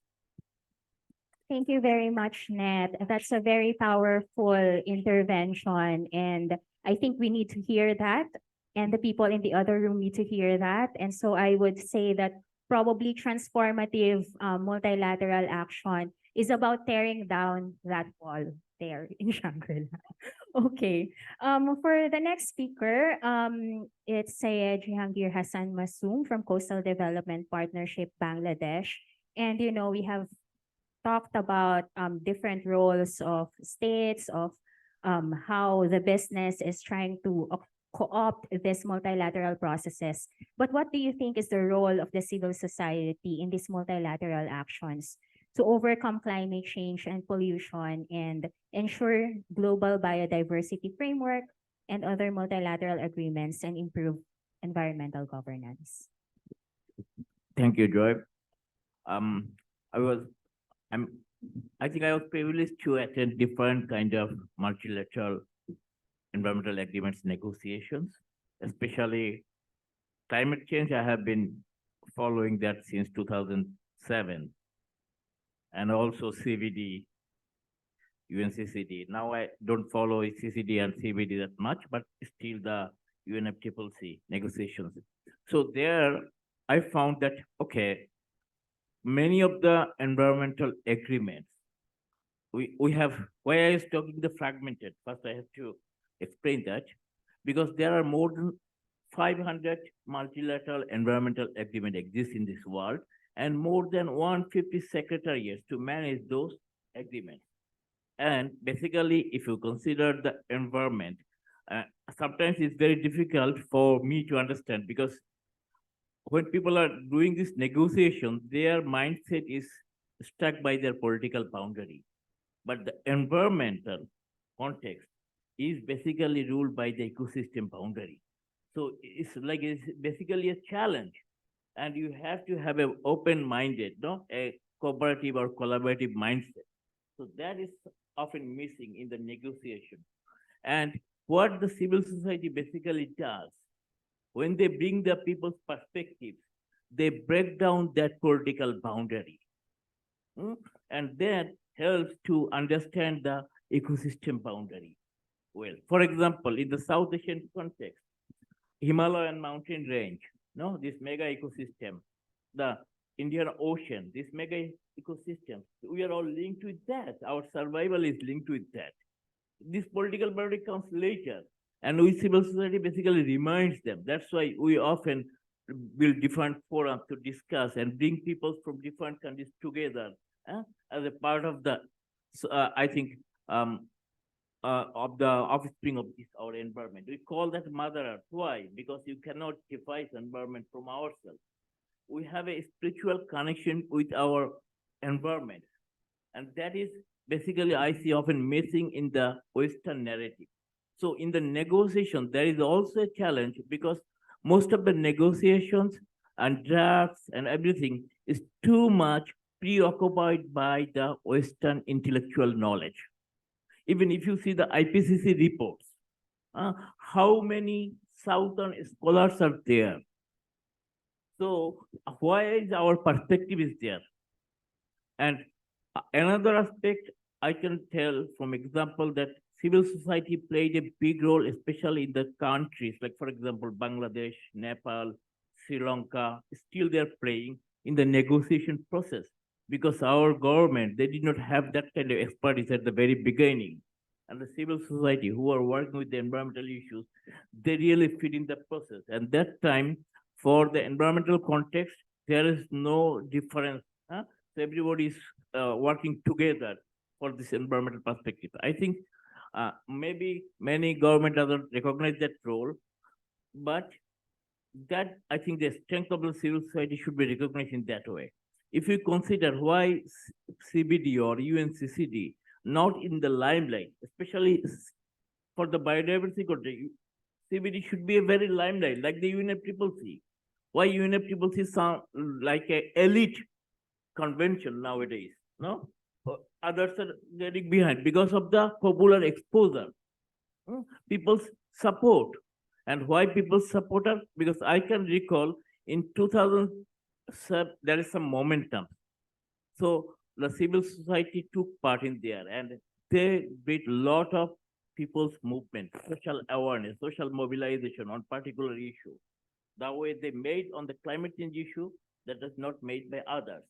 And FCCC Secretariat really worked hard to work with the civil society. And nowadays, I would say, even FCCC Secretariat recognized that they have to unmask the identity of the participants because civil society demanded that the oil levy people should be identified in the negotiation process as an observer.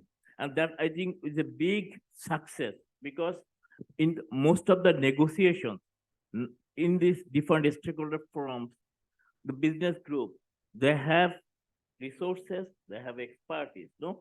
They can hire even top experts so that they can dilute the process. Ultimately, environmental agreement depends on knowledge, data, information. And there, basically, we have lower hand. People have lower hand. And also, I would say there is a disregard of people's knowledge by the academicians and experts. I would share two examples how people's movement can promote multilateral environmental agreements and how the popularization of multilateral agreements can make national government accountable. My organization, basically, we are not supposed to build an organization. It happens due to the people's movement. We were fighting against Asian Development Bank project surrounding the Sundarban mangrove forest.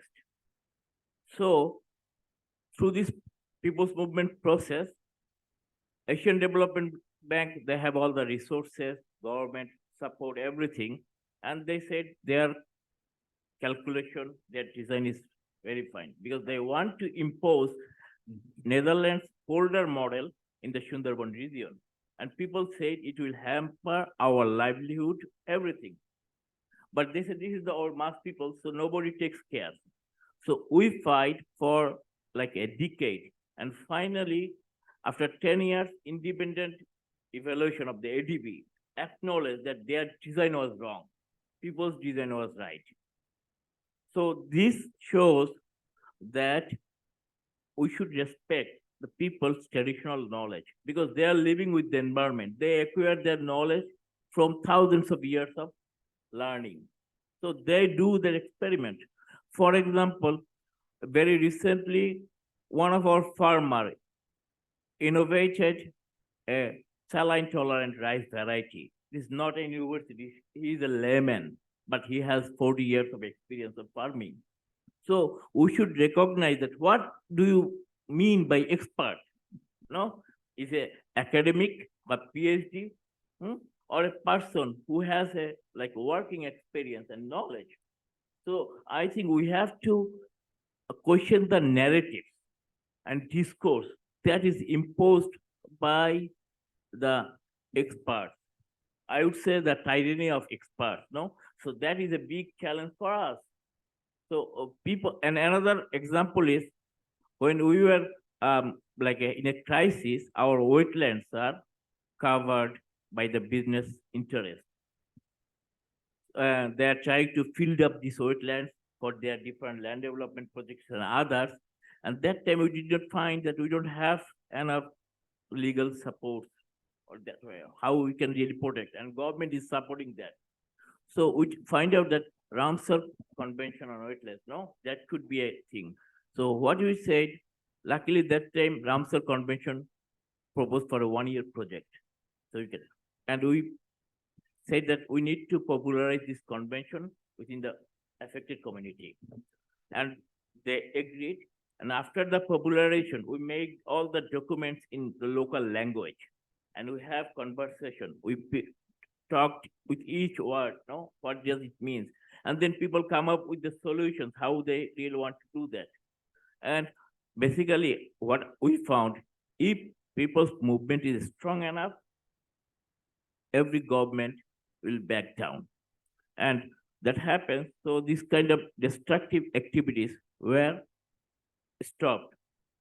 So what I feel that you have both ways to influence the process, and people should be the key, because all the multilateral environmental agreement is supposed to, it said their the goal is to prevent human-induced impact on the environment. And as a human being, we are selfish by ourselves. So environment is needed for us. So if you don't involve people, you cannot protect the environment.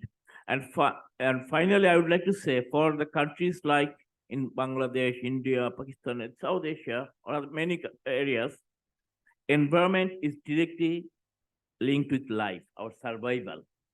No? Land, water, everything is linked with our survival, poverty reduction, and this is a development jargon could be, but our survival depends on the environment. And these people who know how to survive in this environment, if we just keep them away, we cannot really fulfill the multilateral environmental agreement's objectives. Thank you. Thank you very much, Masum. Two of our speakers highlighted that, the dominance of and preference for Western narratives, for global North narratives. And earlier I have a question about how do we describe the current state of multilateral actions, and probably could be described as neocolonial as well because of that.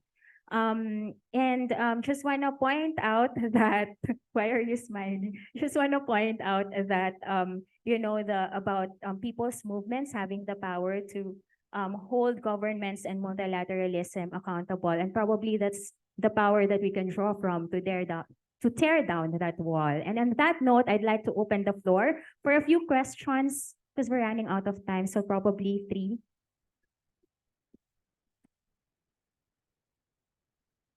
You were not roused by Net's intervention.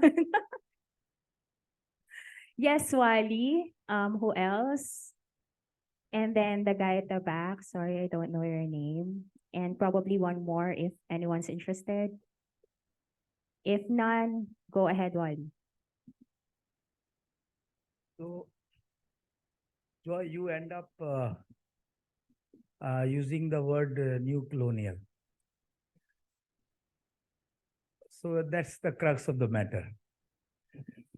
This commodification of all life cycles, the natural resources,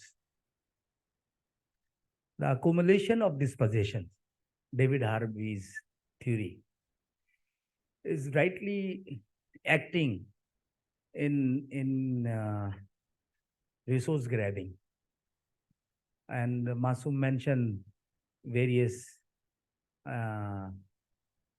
commodification of resource grabbing. This is, for particularly in Pakistani context, we are in an era of semi-colonial and semi-feudal mode of production, where the colonial power, the past colonial power coming with their own new instrument to commodify land, people, and our resources. Nat mentioned that it's breaking the wall. The kind of strategy. In the last session I had mentioned that, and many young people are also of the opinion that, like one of the friend mentioned, we know the problems, we know the solutions as well, but that solutions have not been considered as solutions. Like our knowledge, the local communities, the farmers, the rural communities, the indigenous people, their knowledge have not been considered as knowledge. Their studies have not been considered as studies, because they are not fulfilling the vested interests of the corporate sector. So what in our interest, we need to strive and propagate for that. So we used to go into counter argument with them. Rather, we need to build our own jargons and argument, and disregard and expose through these very instrument and negotiations how they further commodifying our resources and our life. That result into that Ajay mentioned in his the first presentation. More than about 1 billion of the world population are going through acute hunger, and many more will in next few years. The proxy war led by US in Ukraine with Russia, and the rising food costs and food prices crisis is not going to happen. It started happening now, in line with the climate crisis. These very serious issues need, I'll again stress, another level of discussion. And UN and UNEP will not fund for that kind of a discussion. So we need to find an open space where we could decipher and theorize these very core issues, go beyond these structural and resolution and convention-based discussion, because this will end up nowhere, because these are new colonial instruments put forward by these capitalist forces on us. So as a counter strategy, the people's movement and social movement need to come up their own resources. We tend to ask financial resources to very actors, those are responsible for these miseries. So we need to look into or seek other options for our survival, and to assert our rights and to reclaim on our natural resources. Thank you. Thank you, Wally. And then please introduce yourself. Yeah, my name is Anthony. Climate change negotiations is like winning a game of poker on the Titanic. You win, but everybody loses anyway. So I was in Bali in 2007 also. I do not know whether we met, and in Doha in 2012. Sadly, the climate change negotiations has been a series of making decisions to delay decisions to the next 2 years. And then they'll delay again the decision for another 2 years. Yeah. So I often say that during climate change negotiations, you leave your integrity at the door. You lie through your teeth during negotiations because it's political. But what's the point of having a political victory when eventually everybody still loses? So this is something that has to change. I agree with you very much.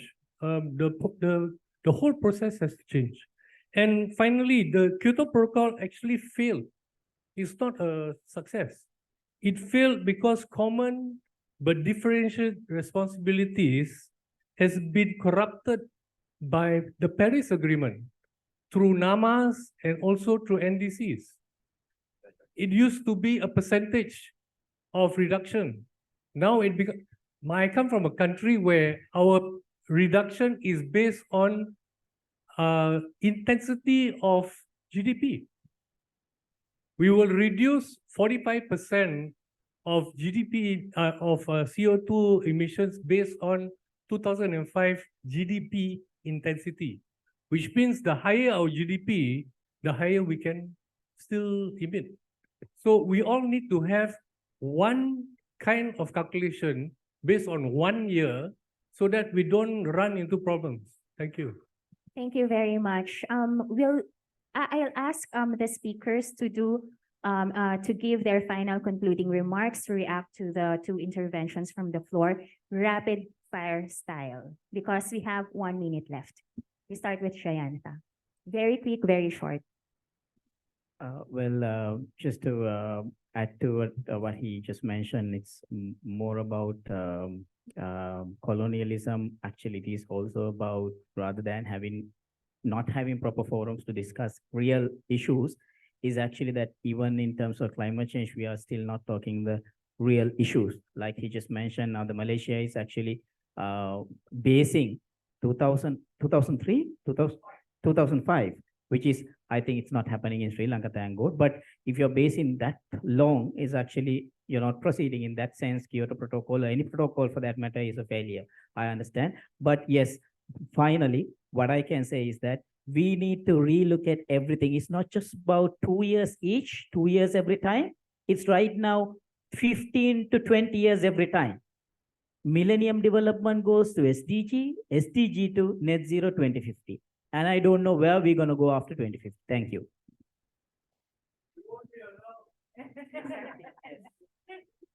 Shiranti, very quickly, final remarks. So my final remarks would be to encourage civil society to integrate alternative development thinking in whatever project that you do, give spaces to people whose voices are not heard, and always question systems, because that's what we can control most directly. Thank you, Mahesh. Yeah.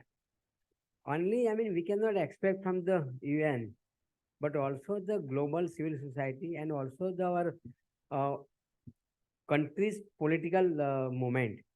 Because like India, our electoral democratic political system is one way encouraging the industries, and that is why the pollution.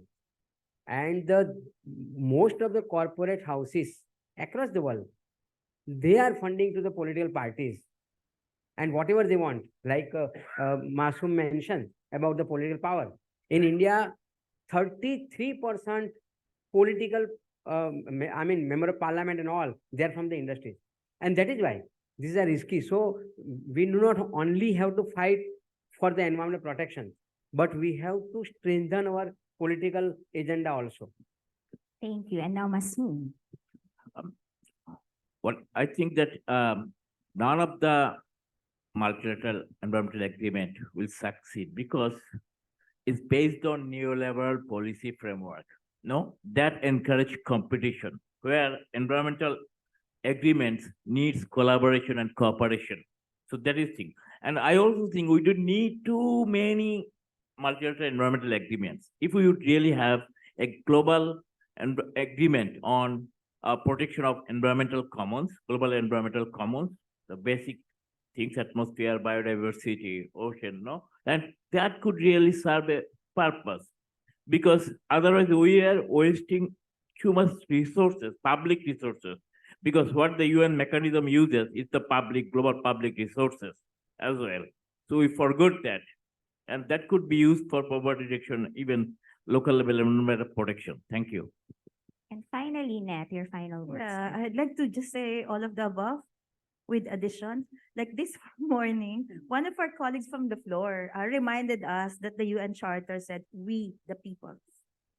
It did not say nowhere. It's we the governments, and nowhere, not in our lifetime, we will not allow it that the UN will say we the corporations, right? It's we the peoples. So we really have to reclaim what we have worked hard for and what previous activists, civil society leaders have worked hard for at the global level, at the regional level, and national level. Just would like to remind the major group of children and youth that the spaces that they're enjoying now actually were a result of hard work of generations of activists from Stockholm to Rio to now. We have lost so much space and so much ground during COVID that when we went back to the UN, corporations are there, lined up, big tech, paying, not even hiding their faces behind the skirt of the UN openly. So we have to regain what those generations of activists have worked so hard for, not just spaces, but concepts, paradigms that were enshrined in Rio that they chose to just ignore. Systematic marginalization of knowledge and systematic marginalization of our gains at civil society. I see a lot of old comrades here, like Ravadi. I was so young when I first met Ravadi in a meeting in Bangkok. That's probably 30 years ago. So like that generation that worked so hard, that's why we're here. This was never here. When I started, we cannot have this. This was not there. Like sitting in ministerial conferences, so thank them. And we owe it to them. We owe it to us, not to reclaim those spaces, reclaim the lost concepts. Like, my God, we have surrendered sustainable agriculture. We've surrendered sustainable development because corporations started using those terms. So we stopped using them. Now they will usurp agroecology. They've already usurped regenerative agriculture. Now, as if it's their term. And now I was just discussing with a colleague earlier. 10 years ago, who would have thought that governments will start using climate justice? That's our term. So we have to regain that. We have to assert it's ours and our definition. So major group on children and youth, no, you don't owe it to them. You don't owe it to the UN. We owe it to previous activists. We owe it to ourselves. So we have to defend that. So let's not just be happy because Bayer paid for 40 spaces for children and youth. No, we should not be guilty that the UN is paying for this. They owe it to the people. It's we, the people. It's not we, the corporations. So like when Wally said, like tearing down the wall, I would say because Wally is much more hardline than me. I thought he would say, let's burn down the house. So I think we should. No, it just makes me so angry, like returning to the UN after COVID and returning to a really bad place. This is not what our predecessors have worked for. So let's regain that, please. There's so much to regain. It's us who introduced those terms, those processes, those mechanisms. It's not them. It's not them that paid for that. You know, like we've seen fallen comrades through decades. We owe it to them. So yeah, let's tear down that wall and probably burn that house down. Thank you, Net. I didn't cut you off because we needed to hear that. We need to burn down the house and tear down the wall. And on that note, give our fantastic speakers a round of applause again. Thank you so much.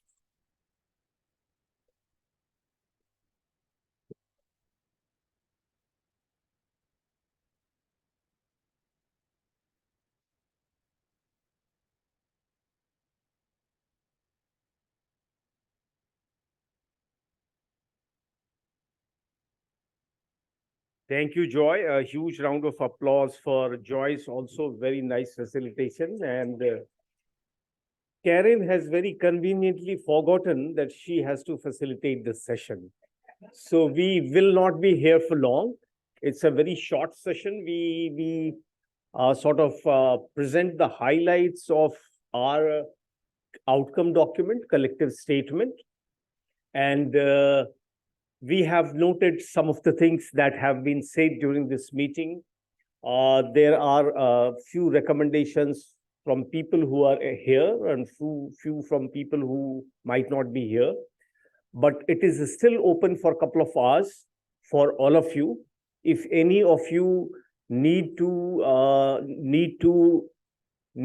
input any comment, remarks, you are welcome. Please let me know. I can share the Google file with you. So it's difficult to read from here, but just a moment. Let me. Karen, you can come here, please. Just a moment.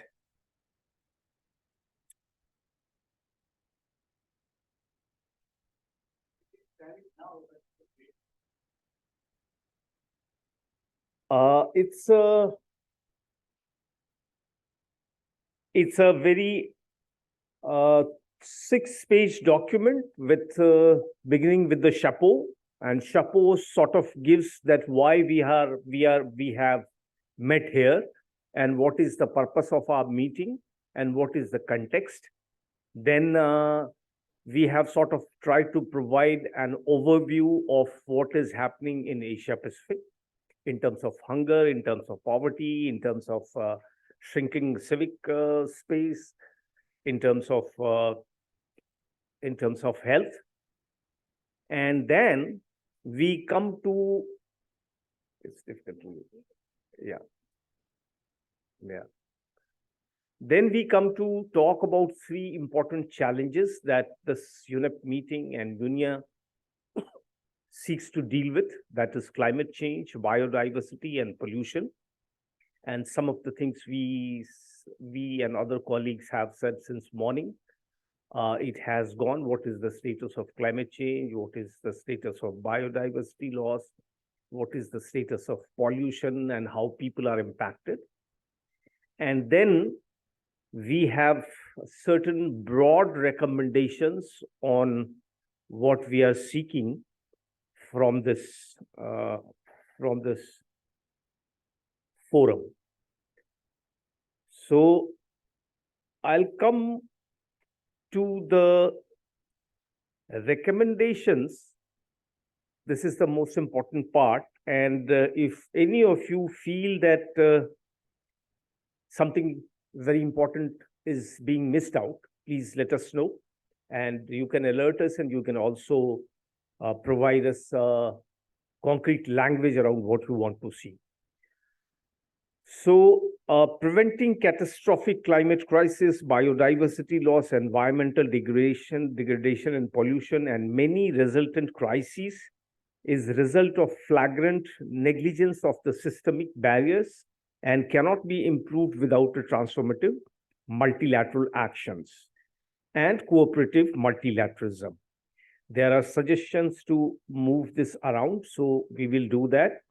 Then the second is people's and communities' rights and sustainability should be at the core and center of multilateral and national actions in achieving the SDGs, climate action and environmental conservation, recognition of indigenous and traditional knowledge and people's innovations, contributes to building community resilience and response to environmental challenges, recognition of the role of women in providing solutions to sustainable management of energy, food, water, health, and nutrition, and their participation should be promoted. An enabling environment must be provided to develop and advance people's and grassroots innovations and alternatives as responses to environmental challenges and unsustainable lifestyles.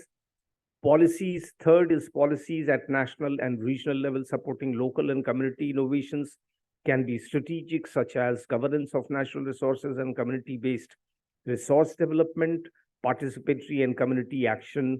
Researches on the environment will provide evidence-based solutions and should be supported. In addition, solutions cannot be only technological fixes. Adequate resources, better harmonization of needs and definitions, life cycle management, a strong law enforcement, and increased research capacity. Ensure and enable people's and CSO meaningful participation in environmental governance at national, regional, and global levels and address the barriers to effective participation. Ensure and promote transparency and access to information as fundamental prerequisite to people's meaningful participation. Assert and protect public control over natural resources. Strong policies and regulatory standards are required to address corporate-driven interest and techno-fixes that cause and further aggravate environmental problems and undermine people's rights and responses. Advance good governance with increased accountability and transparency and remove anti-people policies to protect natural resources. It is proven that food production, agroecology as a practice, a science, and a social movement is known to improve soils, protect health, and the environment, improve livelihoods, and increase household income and resilience. Agroecology also harnesses traditional and indigenous knowledge systems supported by people's science and builds social solidarity. Planetary scale renewable energy will further increase extraction many times over, and therefore, there is an urgent need for reduction in energy consumption in northern countries and affluent communities in the global south. Mega scale renewable energy projects restrict energy democracy and localization and people's participation. These projects should respond to local needs and should respect their rights and access to resources, and should not result in further extraction of resources. Now I'm inviting Karen.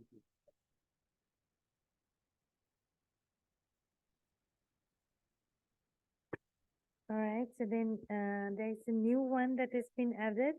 I would like to insert a new point here that critiques the nature-based solutions as a concept that is widely misused to justify false solutions, such as GMOs and geoengineering, that aim to manipulate biological and climate systems to technologically address the biodiversity, environment, and climate crisis that we humanity currently are facing.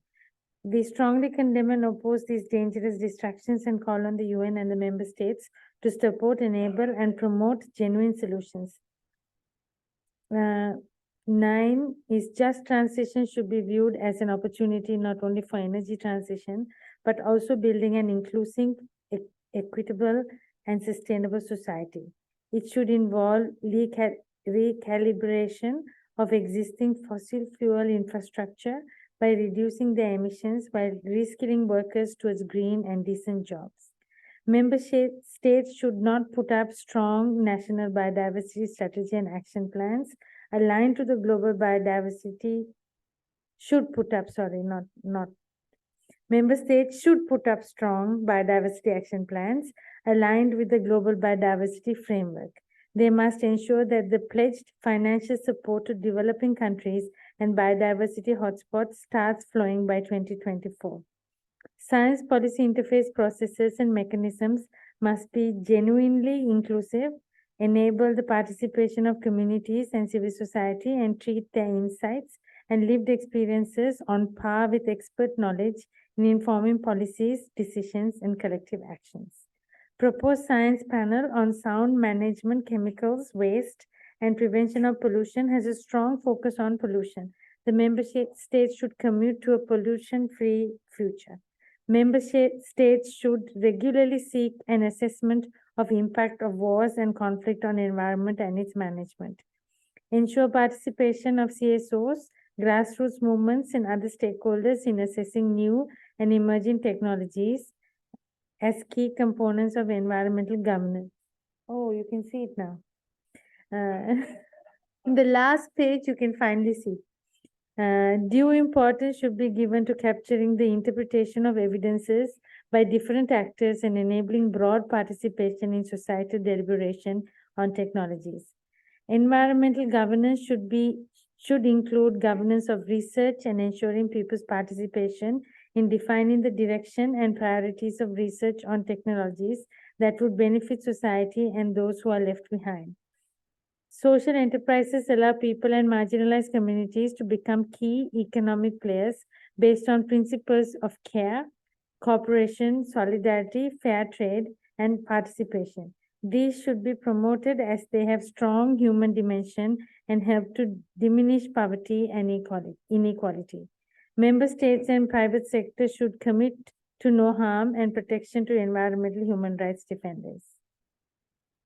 Some of it I feel we can combine a little bit, but other than that, these are the recommendations that are there at the moment. What we have tried to do that we should not put up a long laundry list of expectations, but we have just tried to put in some principles around which multilateral action should be looked at. Hani, you were saying something.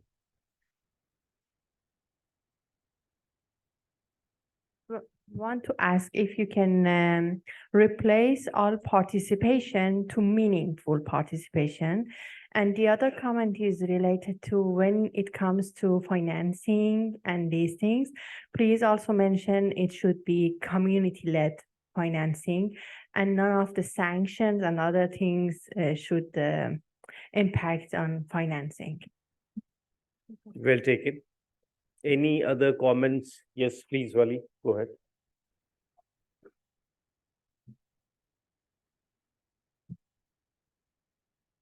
I can't hear you. Can we Okay, can we see the go first to the page? beginning? Can we go to the beginning? You can also see and comment on the title and the preambular section, which is chapeau.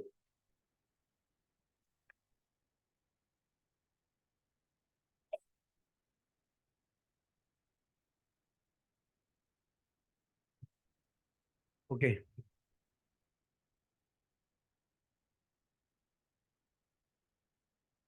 Anybody else? Yes, Ned, please go ahead. Yeah, I'm not sure, but I think we need to have a stronger, tighter statement in the chapeau on exposing, questioning, and challenging unequal power structures, which actually present structural barriers, to inclusive, sustainable, blah blah blah, multilateral actions. And I would also want to see like the part on recommendations on participation, we could actually make it much more coherent. That meaningful participation should be the key principle that governs engagement with civil society across different processes and mechanisms. So including science policy. No, you don't have to particularize that, but it should be consistent across. And I think it would also help, I don't know if it should go to the end where you actually have some conclusion, like that we should assert, reclaim spaces, and building on the work of previous generations of activists, like that. I think we should really put that in the statement.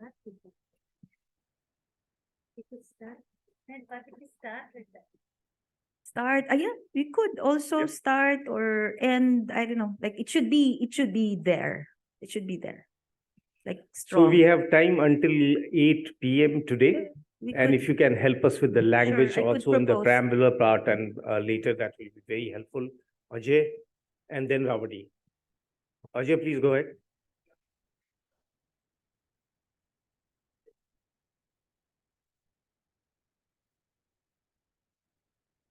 I have seen the two places the word inclusion and inclusiveness. Instead of saying that, just mentioning the word, other than, we can make some principles of inclusion that matters when it's come to the participation and engagement of communities.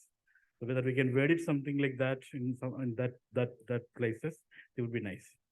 Great, thank you. Ravadi, please. I have 2 points.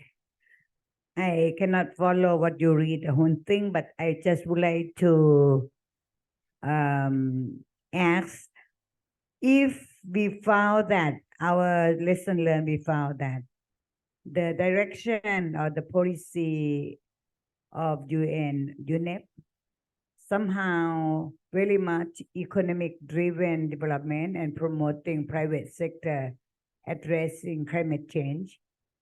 And we draw out the lesson learned that is somehow like a false solution, because we believe that engagement of the private sector will help them improving their behavior, reducing the benefit. But I think from so many years, it had been very clear that it make it worse because they are formally accepted and they are using a very nice word, but very bad action. So is it not our duty to put in our position paper to really make a strong damage or negative from that area, and then a kind of a strong call to stop or to delete or whatever, in order not just to be nice, continue, okay, be commit, do that. I don't know, no? I think that draw one. And the second one, I would really appreciate if we highlight the aspect of customary right related to ecosystem resource management. Because without recognizing the right of the human right of the people underground and put into the law, there would be no guarantee because there will always voluntary approach and no measure whether that voluntary approach would be put into action. So we need to really make a demand to make it as compulsory, those kind of thing. And then the word of governance, I appreciate the using meaningful participation, but I think there is also a need of accountability and transparency, those kind of thing. So what exactly the word to cover all of this? I think need to be put into the statement. Thank you. Thank you, Ravadi. We have put the corporate capture in the fall solutions paragraph, but we'll see how we can make it still stronger and very well taken on customary rights. Yes, please, Shiva. One is the community-based and grassroots organization from the Asia Pacific region, or like that is not. Whether is it appropriate, the community-based and grassroots organization from Asia Pacific region? That means they are coming from all over the countries. Okay.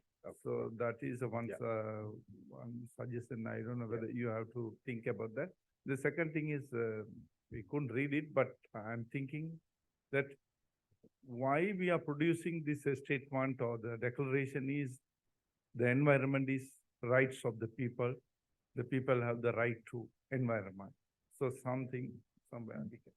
Thank you. Thank you. So should we say Isan Baksha? Or do we have more comments?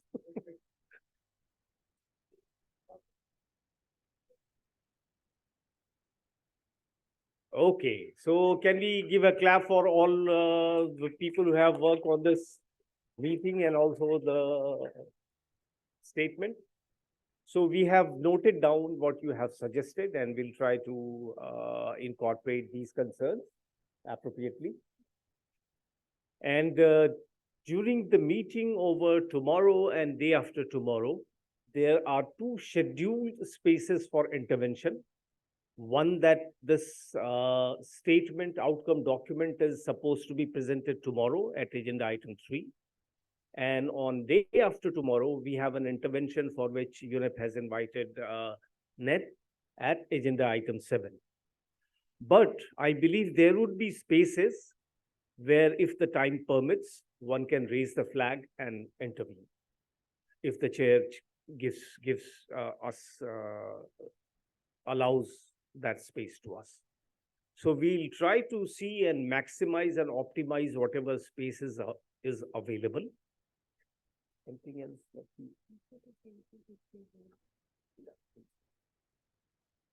So one of the reasons that we spend so much time doing this statement is also that then if you need something that you want to highlight or you want some recommendations, so anytime you get the floor in the next 2 days, you can use the statement to make a few points. So that is also, the statement will go in anyway as a part of the documentation, but it is also something that you can use to strengthen your arguments. Yes, Cherry. I just wanted to check whether we could get access to the statement so that maybe even after this we can give some comments, because I felt like that was so much amazing, like inclusions, but we couldn't process all of it in this time. And that might also help us make interventions later. I'm not sure if that's permitted though.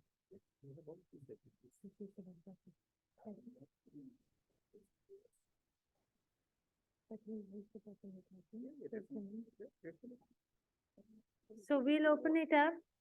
But there is a time limit, please, because the statement has to be ready by tomorrow morning.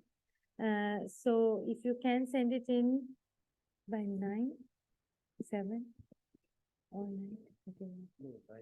9. So 9 p.m. latest. Have a look. We will include what you have said. We will also try to see if we can synthesize the recommendations a little bit because they are quite repetitive, and maybe give them particular headings. Maybe that's a way of emphasizing the point. Like one could be on participation, another one on multilateralism, maybe something like that. So we will try and clean it up, but we need your comments back by 9. Okay. Yes, Bastin. I think that you should give a little bit the the technicality for the intervention tomorrow. Maybe some of us get used to it, the technicality, like 2-3 minutes, like how many like left for the floor for the interventions. So we can know it's like maybe only one intervention additional or 2 or 3, and then like how many words, something like that. Because for some of us, maybe they're new, so maybe it's a little bit informative for them. Thank you. Should we use just one for this Yeah. outcome statement? I have been given an impression that there will be 3 times, so people can participate in that one, which will share about. Tomorrow 1 and then also be titled 7 letters.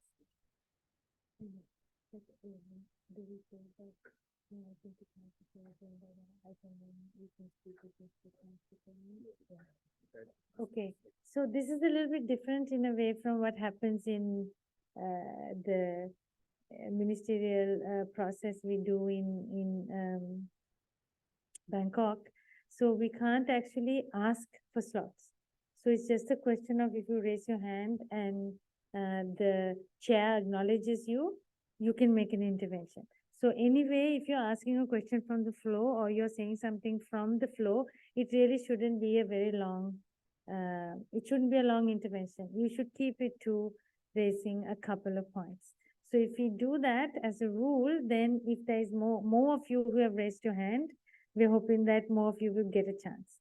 But as you can see, even today, the governments all make statements tomorrow and day after. So the time that will be there is going to be quite minimal. So I doubt that, more than one will be able to speak in each session, and it will be 2 minutes at the most.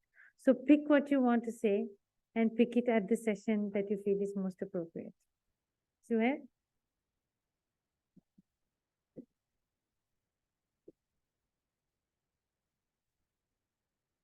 you.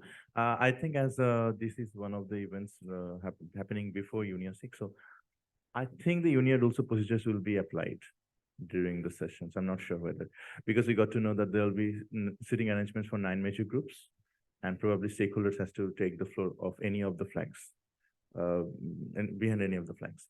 So as we also got to know that you said there'll be intervention opportunities for 2 minutes only. Obviously, that depends on chair's interest. So as organizations will be presenting behind the major group flags, so it's requested to organizations that consult with the similar organizations from their major group, especially when presenting the intervention, because it's a rare opportunity, right? Only very few observers will get the opportunity to intervene. So from our side, we'll try to coordinate from our children youth major group, and I hope that everybody will do the same. Language should be very formal while addressing to the member states. Thank you.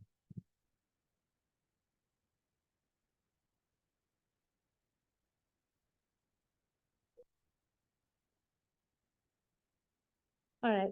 So I guess that's it for the session for tomorrow. So just want to thank you very much for being here. Thank you for your engaged participation. I'm afraid to say meaningful because I'm not sure that it was completely meaningful. But, it was great to have you all here. And I hope that you all found the sessions useful and that you have got to, come up to speed on some of the issues that will come up in the next few days. And if any of you are engaging continuously in the UNEA processes. So I hope you will enjoy tonight. I really hope it's not going to rain and that you're able to go about and see the city a little bit. So enjoy your evening, and tomorrow starts at 9. Yeah. Tomorrow is back here. Probably this whole room will be open up. The wall will not exist, Ned. I can thank you very much for the hospitality and hotel staff. All right. Ajay is reminding me all the people I should thank. I'm sorry. So we thank UNEP. Actually, without UNEP, most of you wouldn't have actually been able to attend this. We also thank the hotel and the staff who helped with the digital screens and the electronics, and everyone else actually who worked behind the scenes to help you get you all here, do the programs. Also the Ministry of Environment and all the staff, the government of Sri Lanka for hosting this actually, without which we also wouldn't have been able to be here. So thank you to the people from the ministry as well.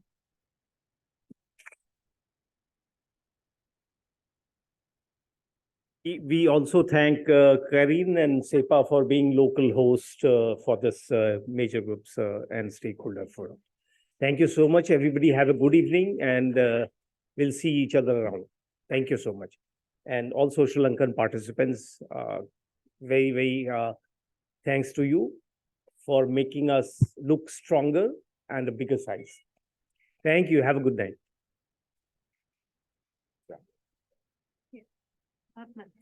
Yeah, it's okay. I think if we said participation, it doesn't make sense to me. People have to see what